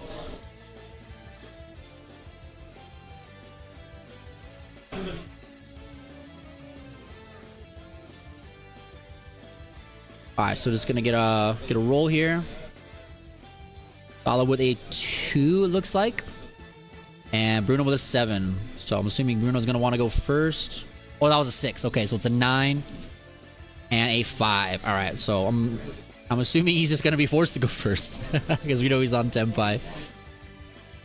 All right, here we go. All right, guys, let's get some love in the chat for these two duelists. This is the finals of this tournament. Lots of booster boxes on the line. First place gets 4 boxes of Rage of the Abyss. We're starting things off with good old Nightmare Throne. Good old Nightmare Throne. One of the coolest cards. Another great custom card for Yugioh. Very cool. All right, let's see if he has any interaction here. We do know that Salo is on the Molcharmies and the Shifter. No Shifter, though. He would have already used it. All right, so let's go ahead and see what Bruno's going to be cooking up. There's an Ash Blossom, though, which is good. Good time to Ash. Probably one of the best times to Ash, I'd say. All right, we're going to go Grave Squirmer, though. Or he's going to shuffle back. He's going to make Phantom of Yugioh here, because we did send the Yugioh there with the throne. So, very good. Nightmare... This is what we've been saying multiple times today when we've seen Yugioh on stream. It's always a good call as early as you possibly can to make that Phantom of Yugioh to just get that monster negate. It's literally a monster negate for free. So it's like, let's go. Because we got Dominus Impulse coming in on the Samsara D Lotus. So it will negate its effect to special summon Spirit of Yugioh from the deck. Dominus being one of the hot new cards out of Rage of the Abyss. Such a cool card, dude. I very much, like, I can't understand how crazy that card is, man. It's just meta defining. All right, we got Lightning Storm, probably for, oh, do you think spells and traps? Or maybe monsters. I guess for spells, because you do get rid of the Nightmare Throne and a back row, so you got rid of the Imperm. That's good. Got Imperm on Phantom. He's just got, like, the custom tailored hand for this board. Terraforming for Sanguine Summoning. Oh, buddy. All right. Bruno's in trouble. Bruno is in trouble.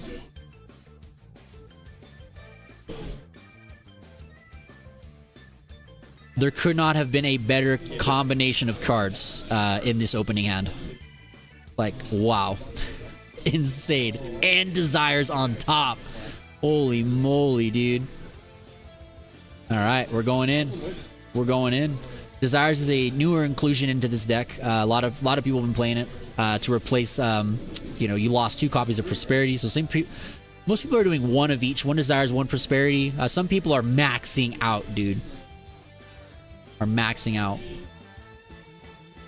Yes, he just activated. That was Salo that used it. Alright, so we're gonna go and activate Sanguine Summoning. And let's see if he goes ahead and I wonder what Bruno's last card in hand is. I didn't see what that last card in his hand was. I'm not sure what that last card was there. I don't know if it's gonna be a hand trap or not. Let's see.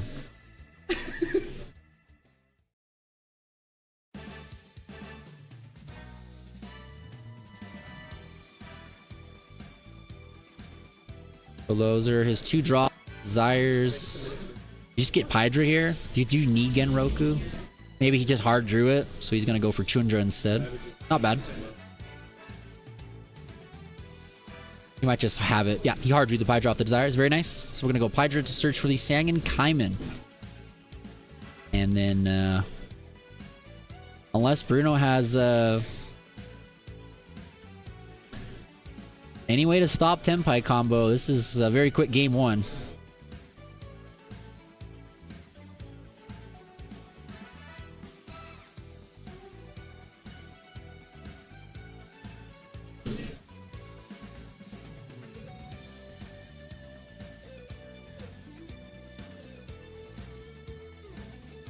What is that last card in his hand, man? What is that there? Alright, he's gonna take all this damage. And then, we know he's got the Kaiman as well. So this, and most likely this should be game. So you can go to a Biden, goes to a Biden here, resurrects Chundra, goes into a Fadra, GG. Like, you don't even need to synchro there, really. I mean, just the one Biden, I guess, but yep, very quick game one there. By Salo. Very quick game one. He had like the perfect hand to play into what Bruno had. That was so crazy. Alright, let's see if I'm gonna imagine that Bruno is just gonna choose to want to go first anyways. I don't really see a world where he wants to go second. I mean, I know what he plays, I know what his sideboard looks like, and I feel like he's more tailored to just going first every time. Let alone this whole strategy of Yubel anyways, but let's see. Let's pray it's not a quick game with a shifter, you know? That's what we always gotta pray for. We did see that in round one this earlier today. Shifter. Just kind of stopped my bow on Voice's voice from doing literally anything. Just had to pass. Set a monster pass. That was rough.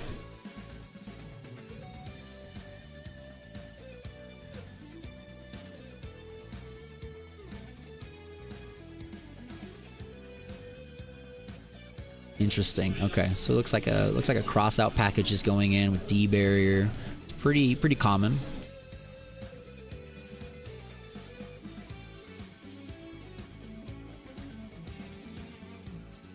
Any U-Bell players in the chat? I'm curious. Anyone here play U-Bell?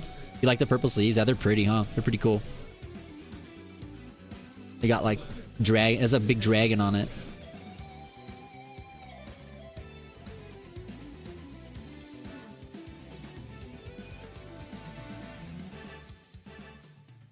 Yeah, there's the designator package. Those are very. I feel like those are mandatory to play on if you're on Tenpai, just because there's so many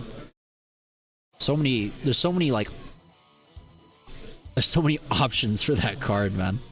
D barrier is the #1 option, but like, I don't know.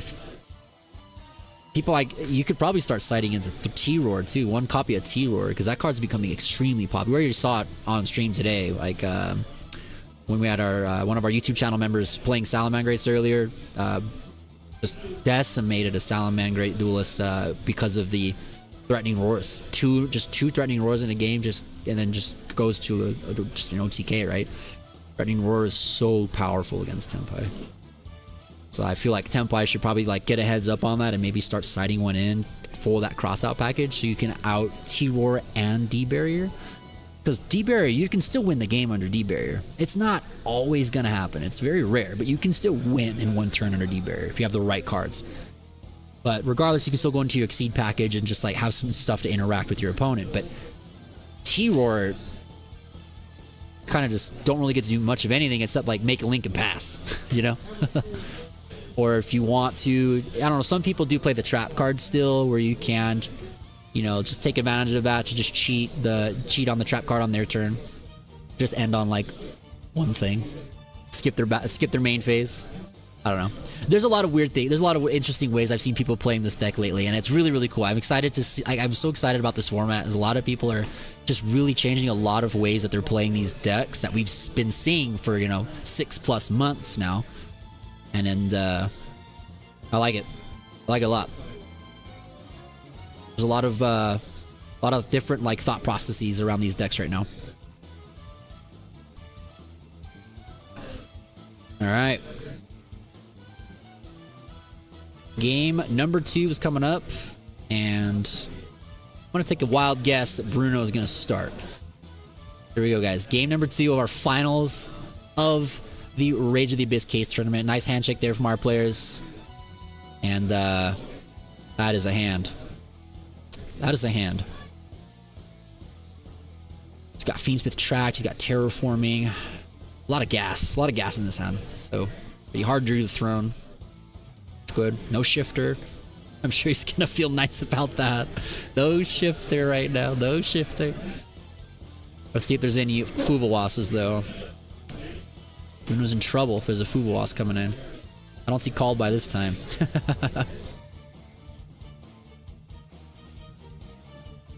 Alright, he did activate a hand trap. I'm going to assume it was a Mole Charmy. But it could be Shifter. But I feel like you would have just shotgun Shifter right away.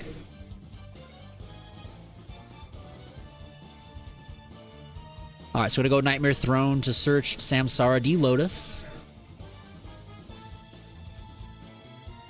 And then we're going to go ahead and activate the effects. Any cards to chain here? Ash Blossom, Impulse. Nope, it's going to resolve.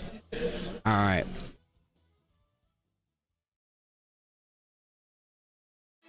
So let's, I guess he's thinking if he wants to interact with it before Bruno resolves.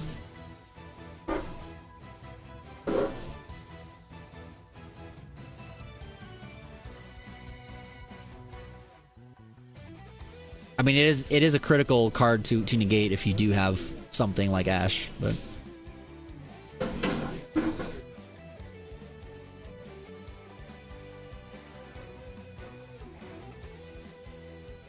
still, I think he's still thinking about if he wants to interact with that Samsara D Lotus. Yep, there's the Ash Blossom. So no free monster, no Nightmare Pain, but he already hard drew all these cards. Bruno's hand is just literally hard draw every copy of everything. All right, so we're gonna go Fiendsmith Tract as well. Oh, he didn't activate it yet. He's going to. He's got the Squirmer, and he's gonna go for Tract coming up here. He's got access to Phantom of Yubel first off right here. You shuffle back the Samsara and the Yubel in the graveyard, which I think he's probably gonna do that before he does anything else. Although, yeah, I think it would be wise just in case of a Mole Charmy. But I guess.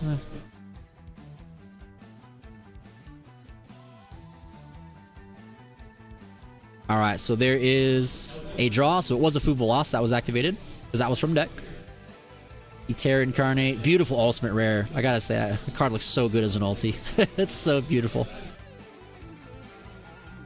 All right, if you're Bruno though, how far do you push into this Fuvolas turn? How far do you push into this? You already gave him one card off that ENTIRE Incarnate.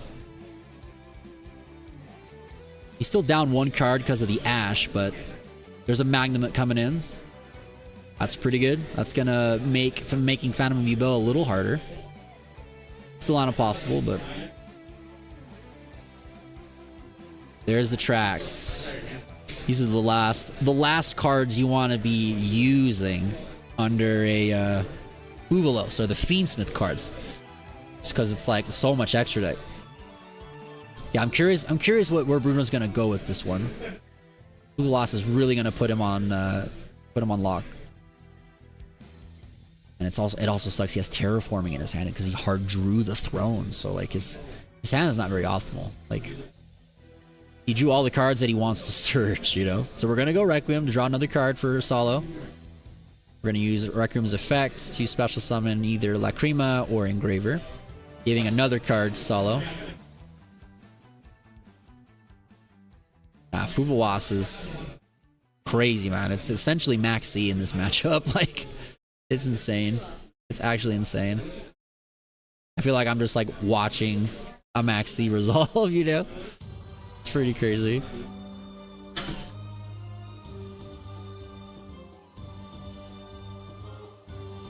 What do you guys think about these Mole Charmy cards though? Do you guys think that these are necessary to have in the game? Do you like these cards, or do you think Konami's tripping and we don't need draw hand traps ever anymore in this game? Curious what your guys' thoughts are about these things. If you're more than welcome to share them in the chat. Okay, we're gonna go ahead and link into. He's just gonna go for the full combos. He's gonna give. If he goes full combo, he can give Solo like 8 cards. There's a Phantom summon. Now, what if Bruno's a Chad and plays Heavy Slump? Could you imagine? Oh man, that'd be crazy. I mean, I guess if you can end on Desiree and like all the Unchained cards, and I don't know what the other card is in his hand. If that's good enough to stop like 2 to 3 board breakers and then Tenpai combo, by all means, Bruno, go for it, man. If your end board can be more power, if you can have more than what this guy is gonna have, He's going to be ending his turn.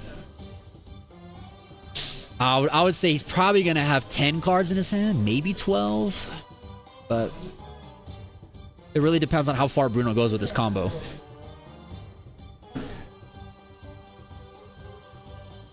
Really depends. But so far he's given him 5 cards or something like this. His hand's pretty big. I don't know how much further he needs to go. I don't know. I guess, like I said, it really depends. Like, how much do you value Desiree, Caesar, Phantom, plus like 2 other interruptions in your back row? How much do you want that versus 15 cards in your opponent's hand, right? In a deck that you know plays an obscene amount of board breaker cards. We've already seen them. He's got Dominos anyways. There's another draw for Yama. Yeah, Bruno is just screwed. I'm going all in. I either go big or I just lose to a bird. All right, we got Sharvara coming to the hand. Yubel is gonna Spirit of Yubel hit the scene. We're gonna pop Spirit of Yubel with Sharvara. Sharvara's gonna get us the trap card, so it is another interrupt. Plus, we're gonna give another draw because of the Spirit. When we get Yubel out, Terror incarnates.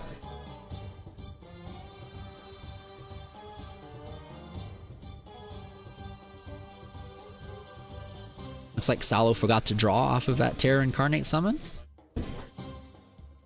Unless I missed it, I didn't see him draw off that card. He didn't draw off the Wave King High Caesar either. That's 2 cards he just didn't draw. Pretty sure it's mandatory to draw.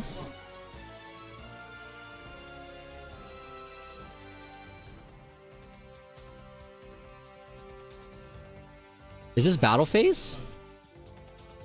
Did he make him go first? Did I miss that entirely? He made him go first and he just OTK'd him and said, I don't care about Fubu loss because I'm going second? Buddy, I think that was what happened. I think that's what happened. I think he forced him to go first and he had nothing. And he just passed with a Molcharmy. I didn't even notice that. That's crazy. Good job, Bruno. Good job. Good job. Look at that Exodia sleeve. Just chilling. That's tight. Cool. Yeah, I had no idea that was turn 2. That makes sense. Then you push through. Like, why not? Just go for. You can go for it, right? He had it.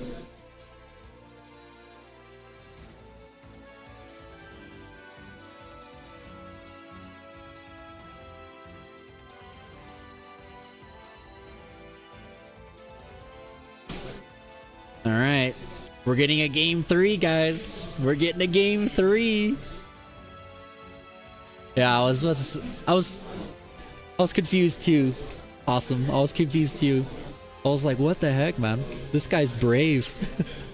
This guy is brave. Or he just like took the biggest YOLO pill before this round.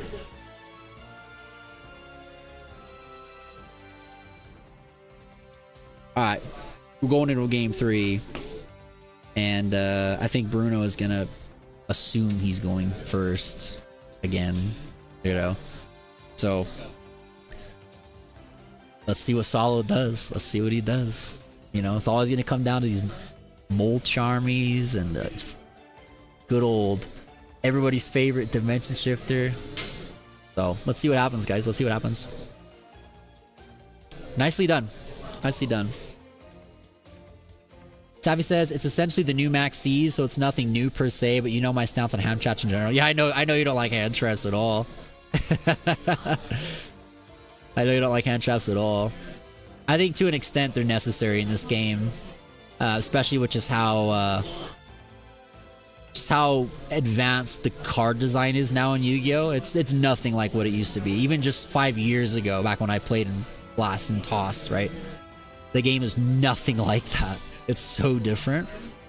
So I think there's kind of sadly a necessary evil to check just the power of the cards that this people create, man.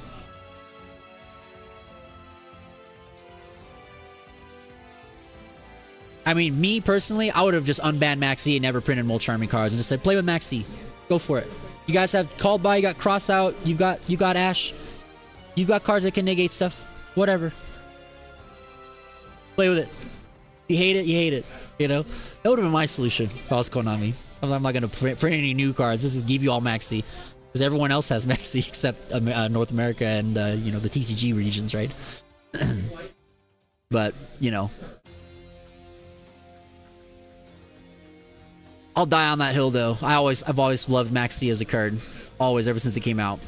I've always loved the card. I'll always die on that hill. And I know it's a very unpopular opinion with most players in modern Yu-Gi-Oh! But boy, do I love that card. Alright, here we go. That is a good hand. Dude. Going first, he's got Samsara. He's got Engraver. He has D-Barrier.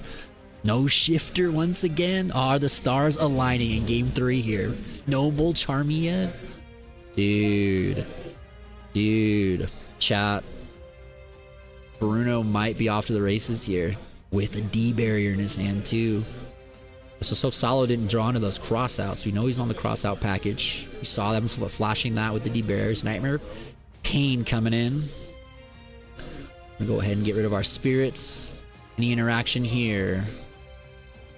Doesn't look like it. He's gonna...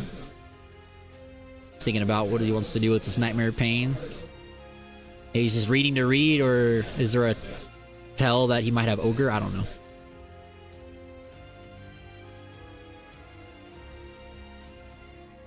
Let's see what he's got.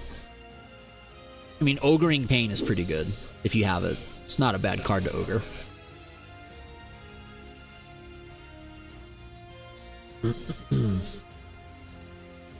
Dominus also works. Dominus also works. Do I want Bruno to win? I'm unbiased. Doesn't matter to me who wins.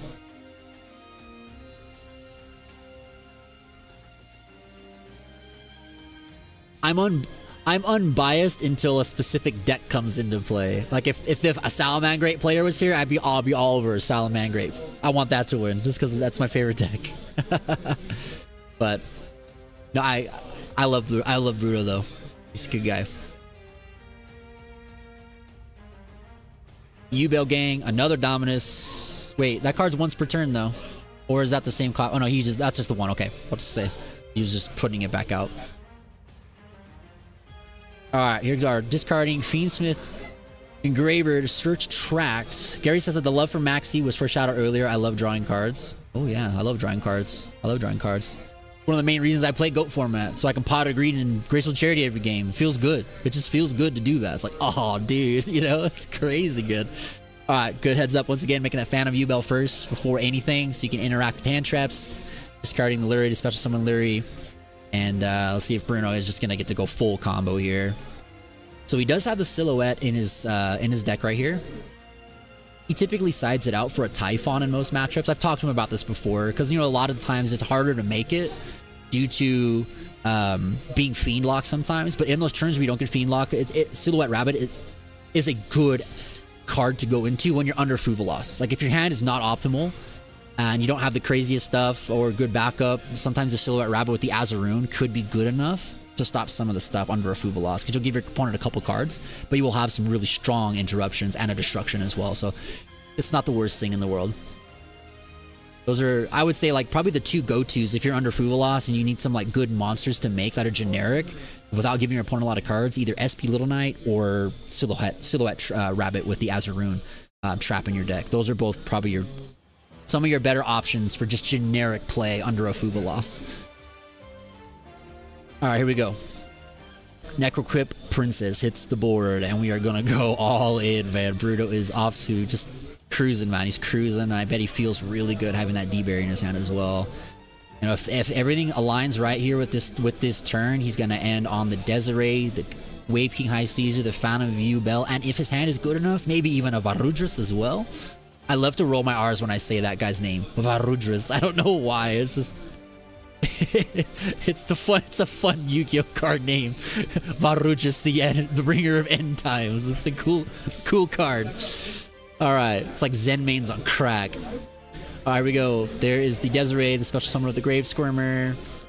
Gonna link these guys off so we can go ahead and get our sequence in the graveyard to equip to the Desiree. There's our Yama, so we're gonna go into the full Unchained package. So this is gonna be great. He's gonna end on the Desiree, potentially Waking High Caesar here, the Soul of Rage, the Trap, the Phantom, maybe a Varudras if he has the gas for it. I don't think he does though, knowing that one of the cards in his hand has nothing to do with Yubel. So we'll see. We'll see. I mean, this board enough is good. This board enough is good. Board enough is good. Okay, there's a Spirit.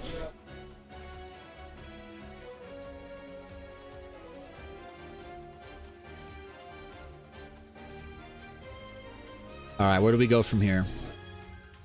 Do we keep going here? We obviously have to equip to Desiree, yes sir. Maybe he doesn't have the maybe he doesn't have the line to the Caesar here, no. I mean, he definitely could with the Sharvara. Because did he use Engraver's effect yet in the graveyard? The summon itself? Can't remember if he did or not. We'll see. If he did, then it's fine. You could tribute away Yama and Sharvara for Solar Rage. Get your trap card. Maybe with the pop, the link, etc, etc. Not bad. Gotta pray there's no Heavy Storm. Or not Heavy Storm. I want Heavy Storm to be legal again. Harpies. Pray that Salo doesn't have that Harpies or the Lightning Storms in that hand. Gotta just... That's what Bruno's looking for right now, man. Just always praying he doesn't get board wiped. I've seen Bruno get hit by Harpies Feather Duster more than any person in my life. On these live streams, man. Because I feel like every tournament we have Bruno on at least once. At least once. Sometimes multiple times, man. Because he always does so well. He's always so consistent. Okay, so he links off both the Yubel guys to get the Solar Rage with the Sharvara. Okay. I like this. Gonna get our trap. And then what do we go for here? What do we go for here with these two Link monsters, you think? What do you think? Do we go for the Silhouette? Yeah, okay. He wants the trap. He wants the trap. Okay. I like it. I like it. That's not bad, dude. Not bad. So you've got a pop with Silhouette Rabbit. You've got double negations for face-up cards with Desiree. You have a monster negate with Phantom Yubel. You have forced attacks on Phantom Yubel with Nightmare Pain. You also have, obviously, the D barrier there. And then we also now have the Abominable Trap to destroy anything. And then bring back Solar Rage to link away one of his opponent's monsters. And then we also have the Azaroon, which is a Solemn Judgment. Bruno has it all. Now he's got to pray for no Harpies Feather Duster. That's literally all this will come down to right now, man, is if he's going to get Harpies. Because, like, yeah, Desiree can negate, but if Salo has a Lightning Storm, oh, buddy. Oh, buddy. Oh, buddy. This is good. This is good Yu-Gi-Oh right here, man. I love when it's just, like, intense. It comes down to, like, one card, right? Dude, let's go. Let's see. All right, chat, come on. Let's see what happens here. He's going for the full 6. He wants to dig for those board breakers. He wants to dig for those board breakers. And he's just going to use the Desiree right away to negate the Prosperity. I think that's okay. Oh, he's obviously going to call it for sure. He's going to D-Barrier, Shotgun D-Barrier. And he can still summon the Azaroon. And he can use the Trap card. He can use all of the... He can chain all of these cards. He can chain all of these cards. Special summon back to Solar Rage. I think the Azaroon is still treated as a trap card though, so I think it still gets blown up by Harpies Feather Duster, so that's a loss there, but he has got 3 cards in his hands, and Bruno has a Monster Negate, plus he has the Link Away effect of Soul of Rage. And he does get to bring back a Yubel here thanks to Yama. Do you get normal Yubel here or Spirit? I would say Spirit. I think Spirit's the better choice. Okay, there's Pydra. You just negate. I think you just have to shotgun everything here. Just hope that he has nothing. Just hope that he bricked. Just negate everything. Because then when Chundra comes down, then you can just force the quick effect.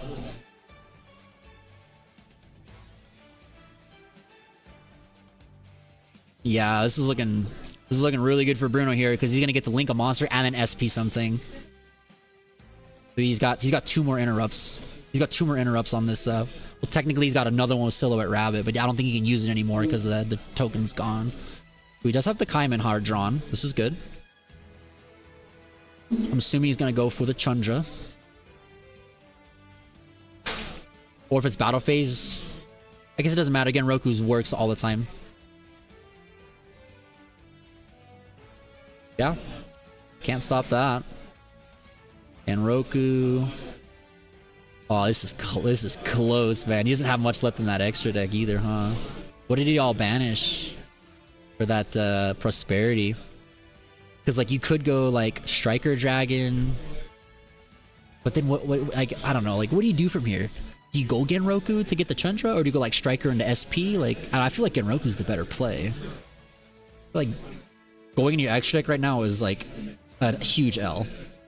Yeah, get the Chundra. You have that quick effect to Synchro. So let's see where Bruno decides to use the Soul of Rage out here. He's just gonna use it on the summon of Chundra.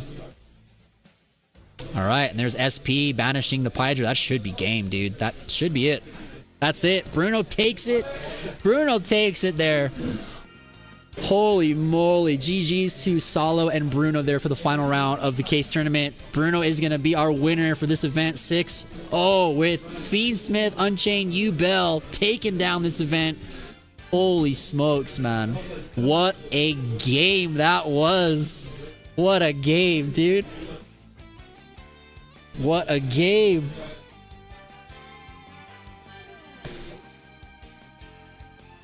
Sorry, just getting some cards back. I lent out a lot of cards to duelists for this event. I always do. Every time there's events, I lend out a lot of cards to people. You know, stuff like thrusts, impulses, things like that. Just so people can have access to the cards, man. Because I'm not playing. I don't need them. Right? GG, man. Let's go, dude. What a game. Dude, what a game. What a game that was, man. Dang. Congrats to both players there. That was crazy, dude. That was crazy, man. All right, let's give away our final mega pack. Let's give away our final mega pack real quick, and then let's debrief about this final game, and then we got to get Bruno on as well. So, guys, make sure we're going to enter the giveaway right here. All you got to do is make sure you like the stream, be subscribed to the channel, and type the word Yu-Gi-Oh in chat right now. I'll give you guys a couple minutes to join in, and we're going to pull one random lucky winner from the chat to win this mega pack, and see who can pull something nuts. See if there's an SP or something to come out of this final pack here. So type Yu-Gi-Oh in the chat. Make sure you like the stream, be subscribed to the channel, and then once you do those things, you're good to go. Someone was like, ah, giveaway, let's go.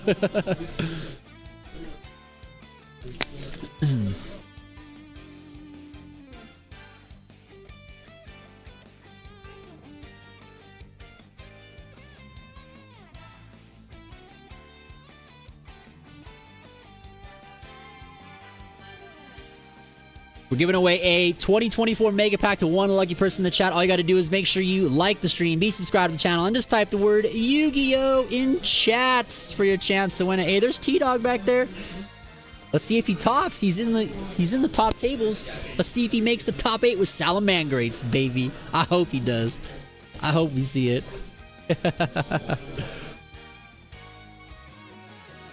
Let's go ahead and type Yu-Gi-Oh in the chat to enter in the giveaway, guys, for the last pack of magic of today.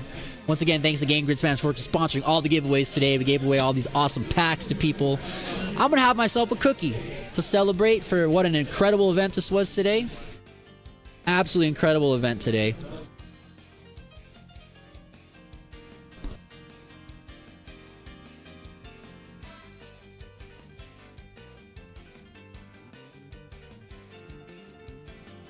Welcome back, GB. Going good. We just had our finals. Very intense game. fiendsmith, Yugioh versus Tenpai. Yugioh got it.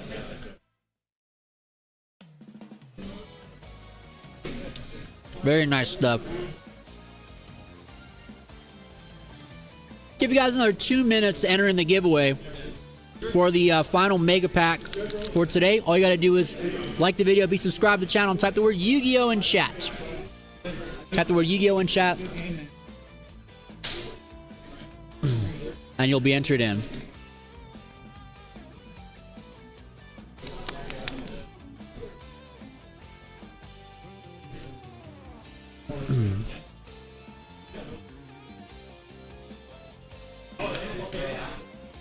Got it. There's Bruno, the winner. Boys, we got once it. again. Yeesh. Congrats, Fun, dude. Let's go. I haven't. Oh, get inside. Yeah. I need a pan. Can you use your pan really fast? Yes, there's one there too.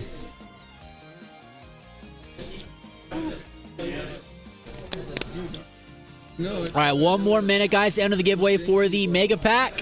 One more minute. Just type the word Yu-Gi-Oh in chat. Yu-Gi-Oh in chat.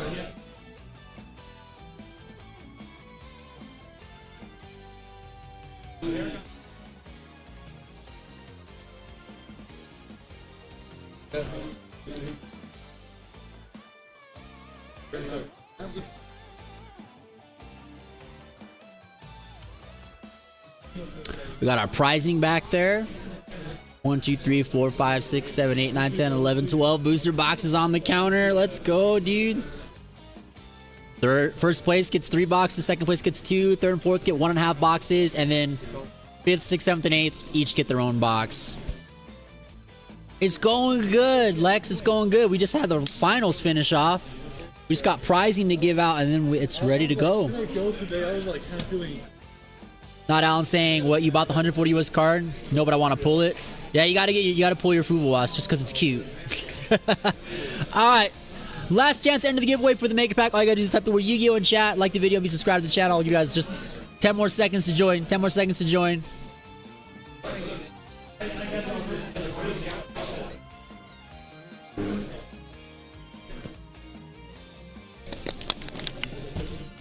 Alright.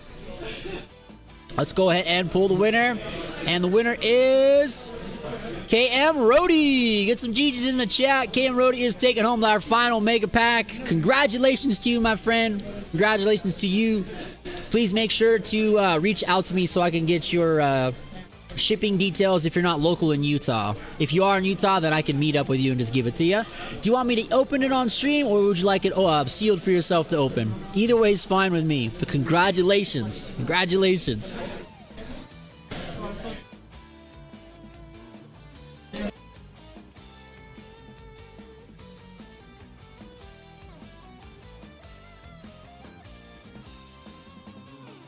All right, let's open it. Come on, last pack magic. Let's see it. Oh, Sona, there's your card. We got the Cuckoo Commander Croon, Kitsune Ketsunebi Manicore of Smashing, the Loka Samsara. All right, our first ultra is Gishki Grimness. Our secret rare is Better Luck Next Time. That is the biggest like meme name to give you. And Toon Kingdom for our QCR. That's great QCR. Rise Up Pegasus. I love this card, man. I remember when that card first came out, dude. Like 8-9 years ago. Gem Knight, Lady Rose Diamond, and Vanadium Reframing. And then it's our last couple comments right there. All right. GG's. Congrats to everyone who won your packs today. I'll make sure to be getting everybody's stuff sent out. And for everyone who won it in Utah, I'll just give it to you when I see you guys next. Congrats again. Congrats again. Toon Kingdom. For my Toon World, Yugi boy. All right, let's go ahead and put this on here. I'll write your name on there. A.M. Rody. Congrats, my friend. Congrats.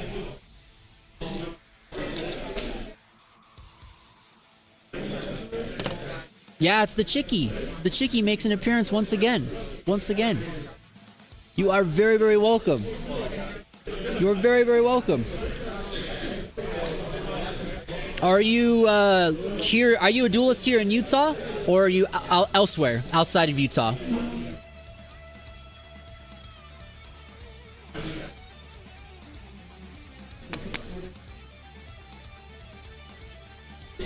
That was a lot of fun, man.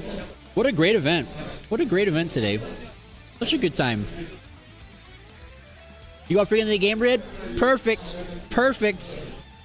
All right. Next time you see me at Game Grid, then let me know, and I'll give you your booster. All right. I'll be here every Monday and Wednesday.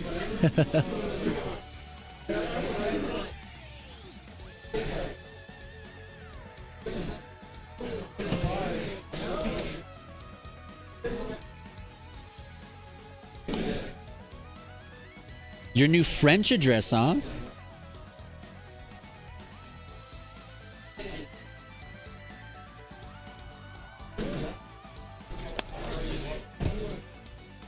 What makes an address French? Is it in France? Or is the name, like the name of the streets and stuff, all French?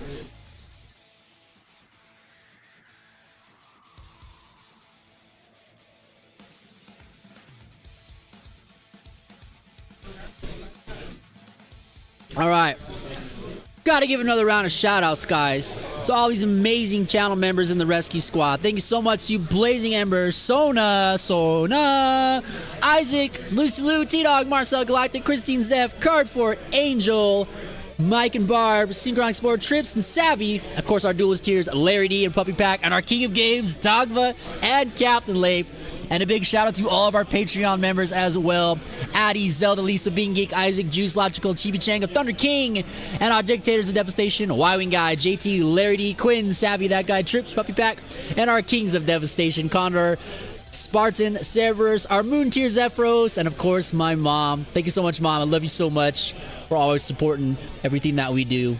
You guys are amazing. And a big shout out to everybody who came out and watched this stream today. Really appreciate all of you guys and your support. It really means the world to me. So much fun. I really love coming out here and doing this for you guys. It is just truly amazing. Truly amazing. Truly amazing. And of course, we got to thank the man, Brian, and his amazing wife, Jessica, for putting on just the coolest events ever.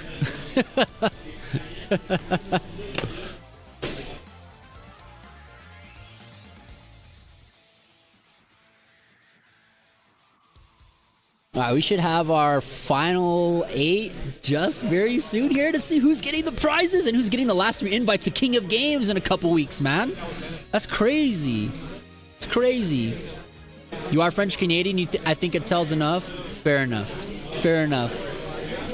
How'd you do? 3-3. 3-3? Yeah. That's still good. We'll take it. Yeah, didn't lose the tenpai. How did it feel? It felt fun. Felt fun? I just got rolled so I couldn't weasel for the win in game 1 of my last round. Oh, no way. Game 2. Okay. So, Joel's good against his deck. it was fun. Thank you for lending me those. I'm glad you got to play. Of course. People love watching. They saw a rescue squad member on there and they were like, let's go. Uh-huh. Yep. Yeah, GG's to T-Dog, guys. There he is. Thanks, man. GG's all around. That's right, Gary. That's right. All right, so we've got more events coming up in November. Obviously, we have the King of Games event, but after today, there's no more invites being passed out. So if you got one, great. We'll see you November 30th. If not, we'll see you on the live stream as we broadcast this insane tournament. All duelists going to the King of Games event are going to get a free Quarter Century Bonanza booster box for just being there. They're also going to get a custom play mat for being in the King of Games event, other great swag through Game Grid, other cool prizes across the top 8, and first place gets a free YCS trip of their choice in 2025.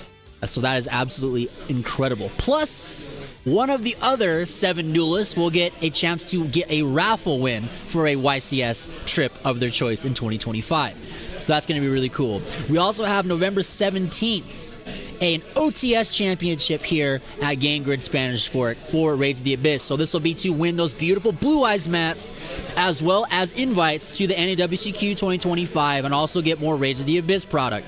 So definitely mark your calendars down for November 17th. We're going to be live streaming it, as well as you guys can come and play on the OTS Championship.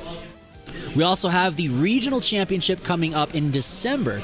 It'll be hosted at Game Grid Spanish Fork as well on December 14th. And it won't be in the store. It's going to be in the Spanish Fork Fairgrounds. There's like a convention center style room there that Game Grid has opted to secure. So it has seating for up to 300 duelists, which is really, really cool. Really, really cool. But it's going to be a lot of fun. A lot of great stuff coming up, man. A lot of great events for you guys to come and play. A lot of great events for you guys to come and play. And for those at home to watch and enjoy and to cheer on your favorite duelists, and also just to listen to my dumbass for 6, 7, 8 hours a day. Oh, man. I appreciate you guys putting up with me.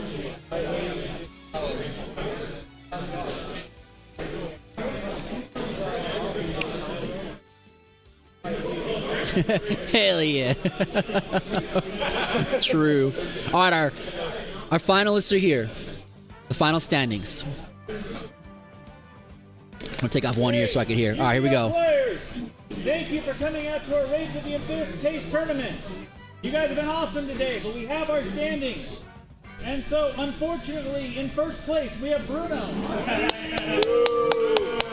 But Bruno already has an invite to the King of Games event, so we do not freaking care. Come get your boxes and get out of here. So, in second place, who's getting our first spot?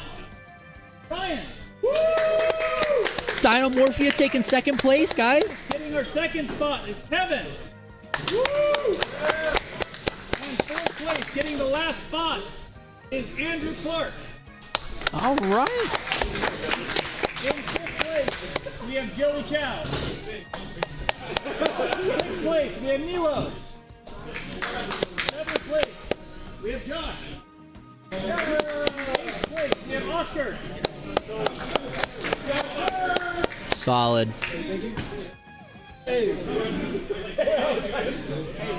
All right. Thanks everyone for coming. Again, just so everybody knows, regionals to be held December 4th.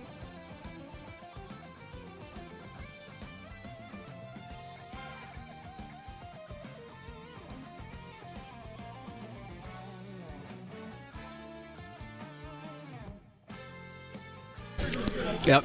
Sadly, Brendan didn't make it this time. Crazy, dude. Dynamorphia got second place. Let's go, Ryan. Okay. Okay. Okay. Alright, let's see it. Not bad. All right. Duelists, I appreciate you all so much for all your support, all your love, and all your just everything today. It's amazing. You guys are always an awesome crowd, always a fun time. But sadly, that's going to be it for today. You know, we got to start wrapping up here, getting everything cleaned up, and take off to the next part of our evening, right? But thank you all so much for your time. Once again, thank you so much to all the channel members. Thank you so much to the Patreon. Thank you so much to all the members of the Devastator Squad coming out and joining. And congrats again to everyone who won your booster packs. Can't wait to give you guys your cards. And also, once again, we always got to say thank you to Brian and Jessica for putting on such incredible events here at Game Grid Spanish Fork. And love this place. We'll be seeing a lot more of this store on the channel very, very soon because got a really big announcement to drop on Monday for you guys. I can't wait to share it with you. But until then, you guys know the drill. Keep awesome. Stay awesome. Can't wait to see you guys in the future videos and live streams that come, Devastator Squad. Until then, though, guys, love you all. Stay awesome, guys. Good night.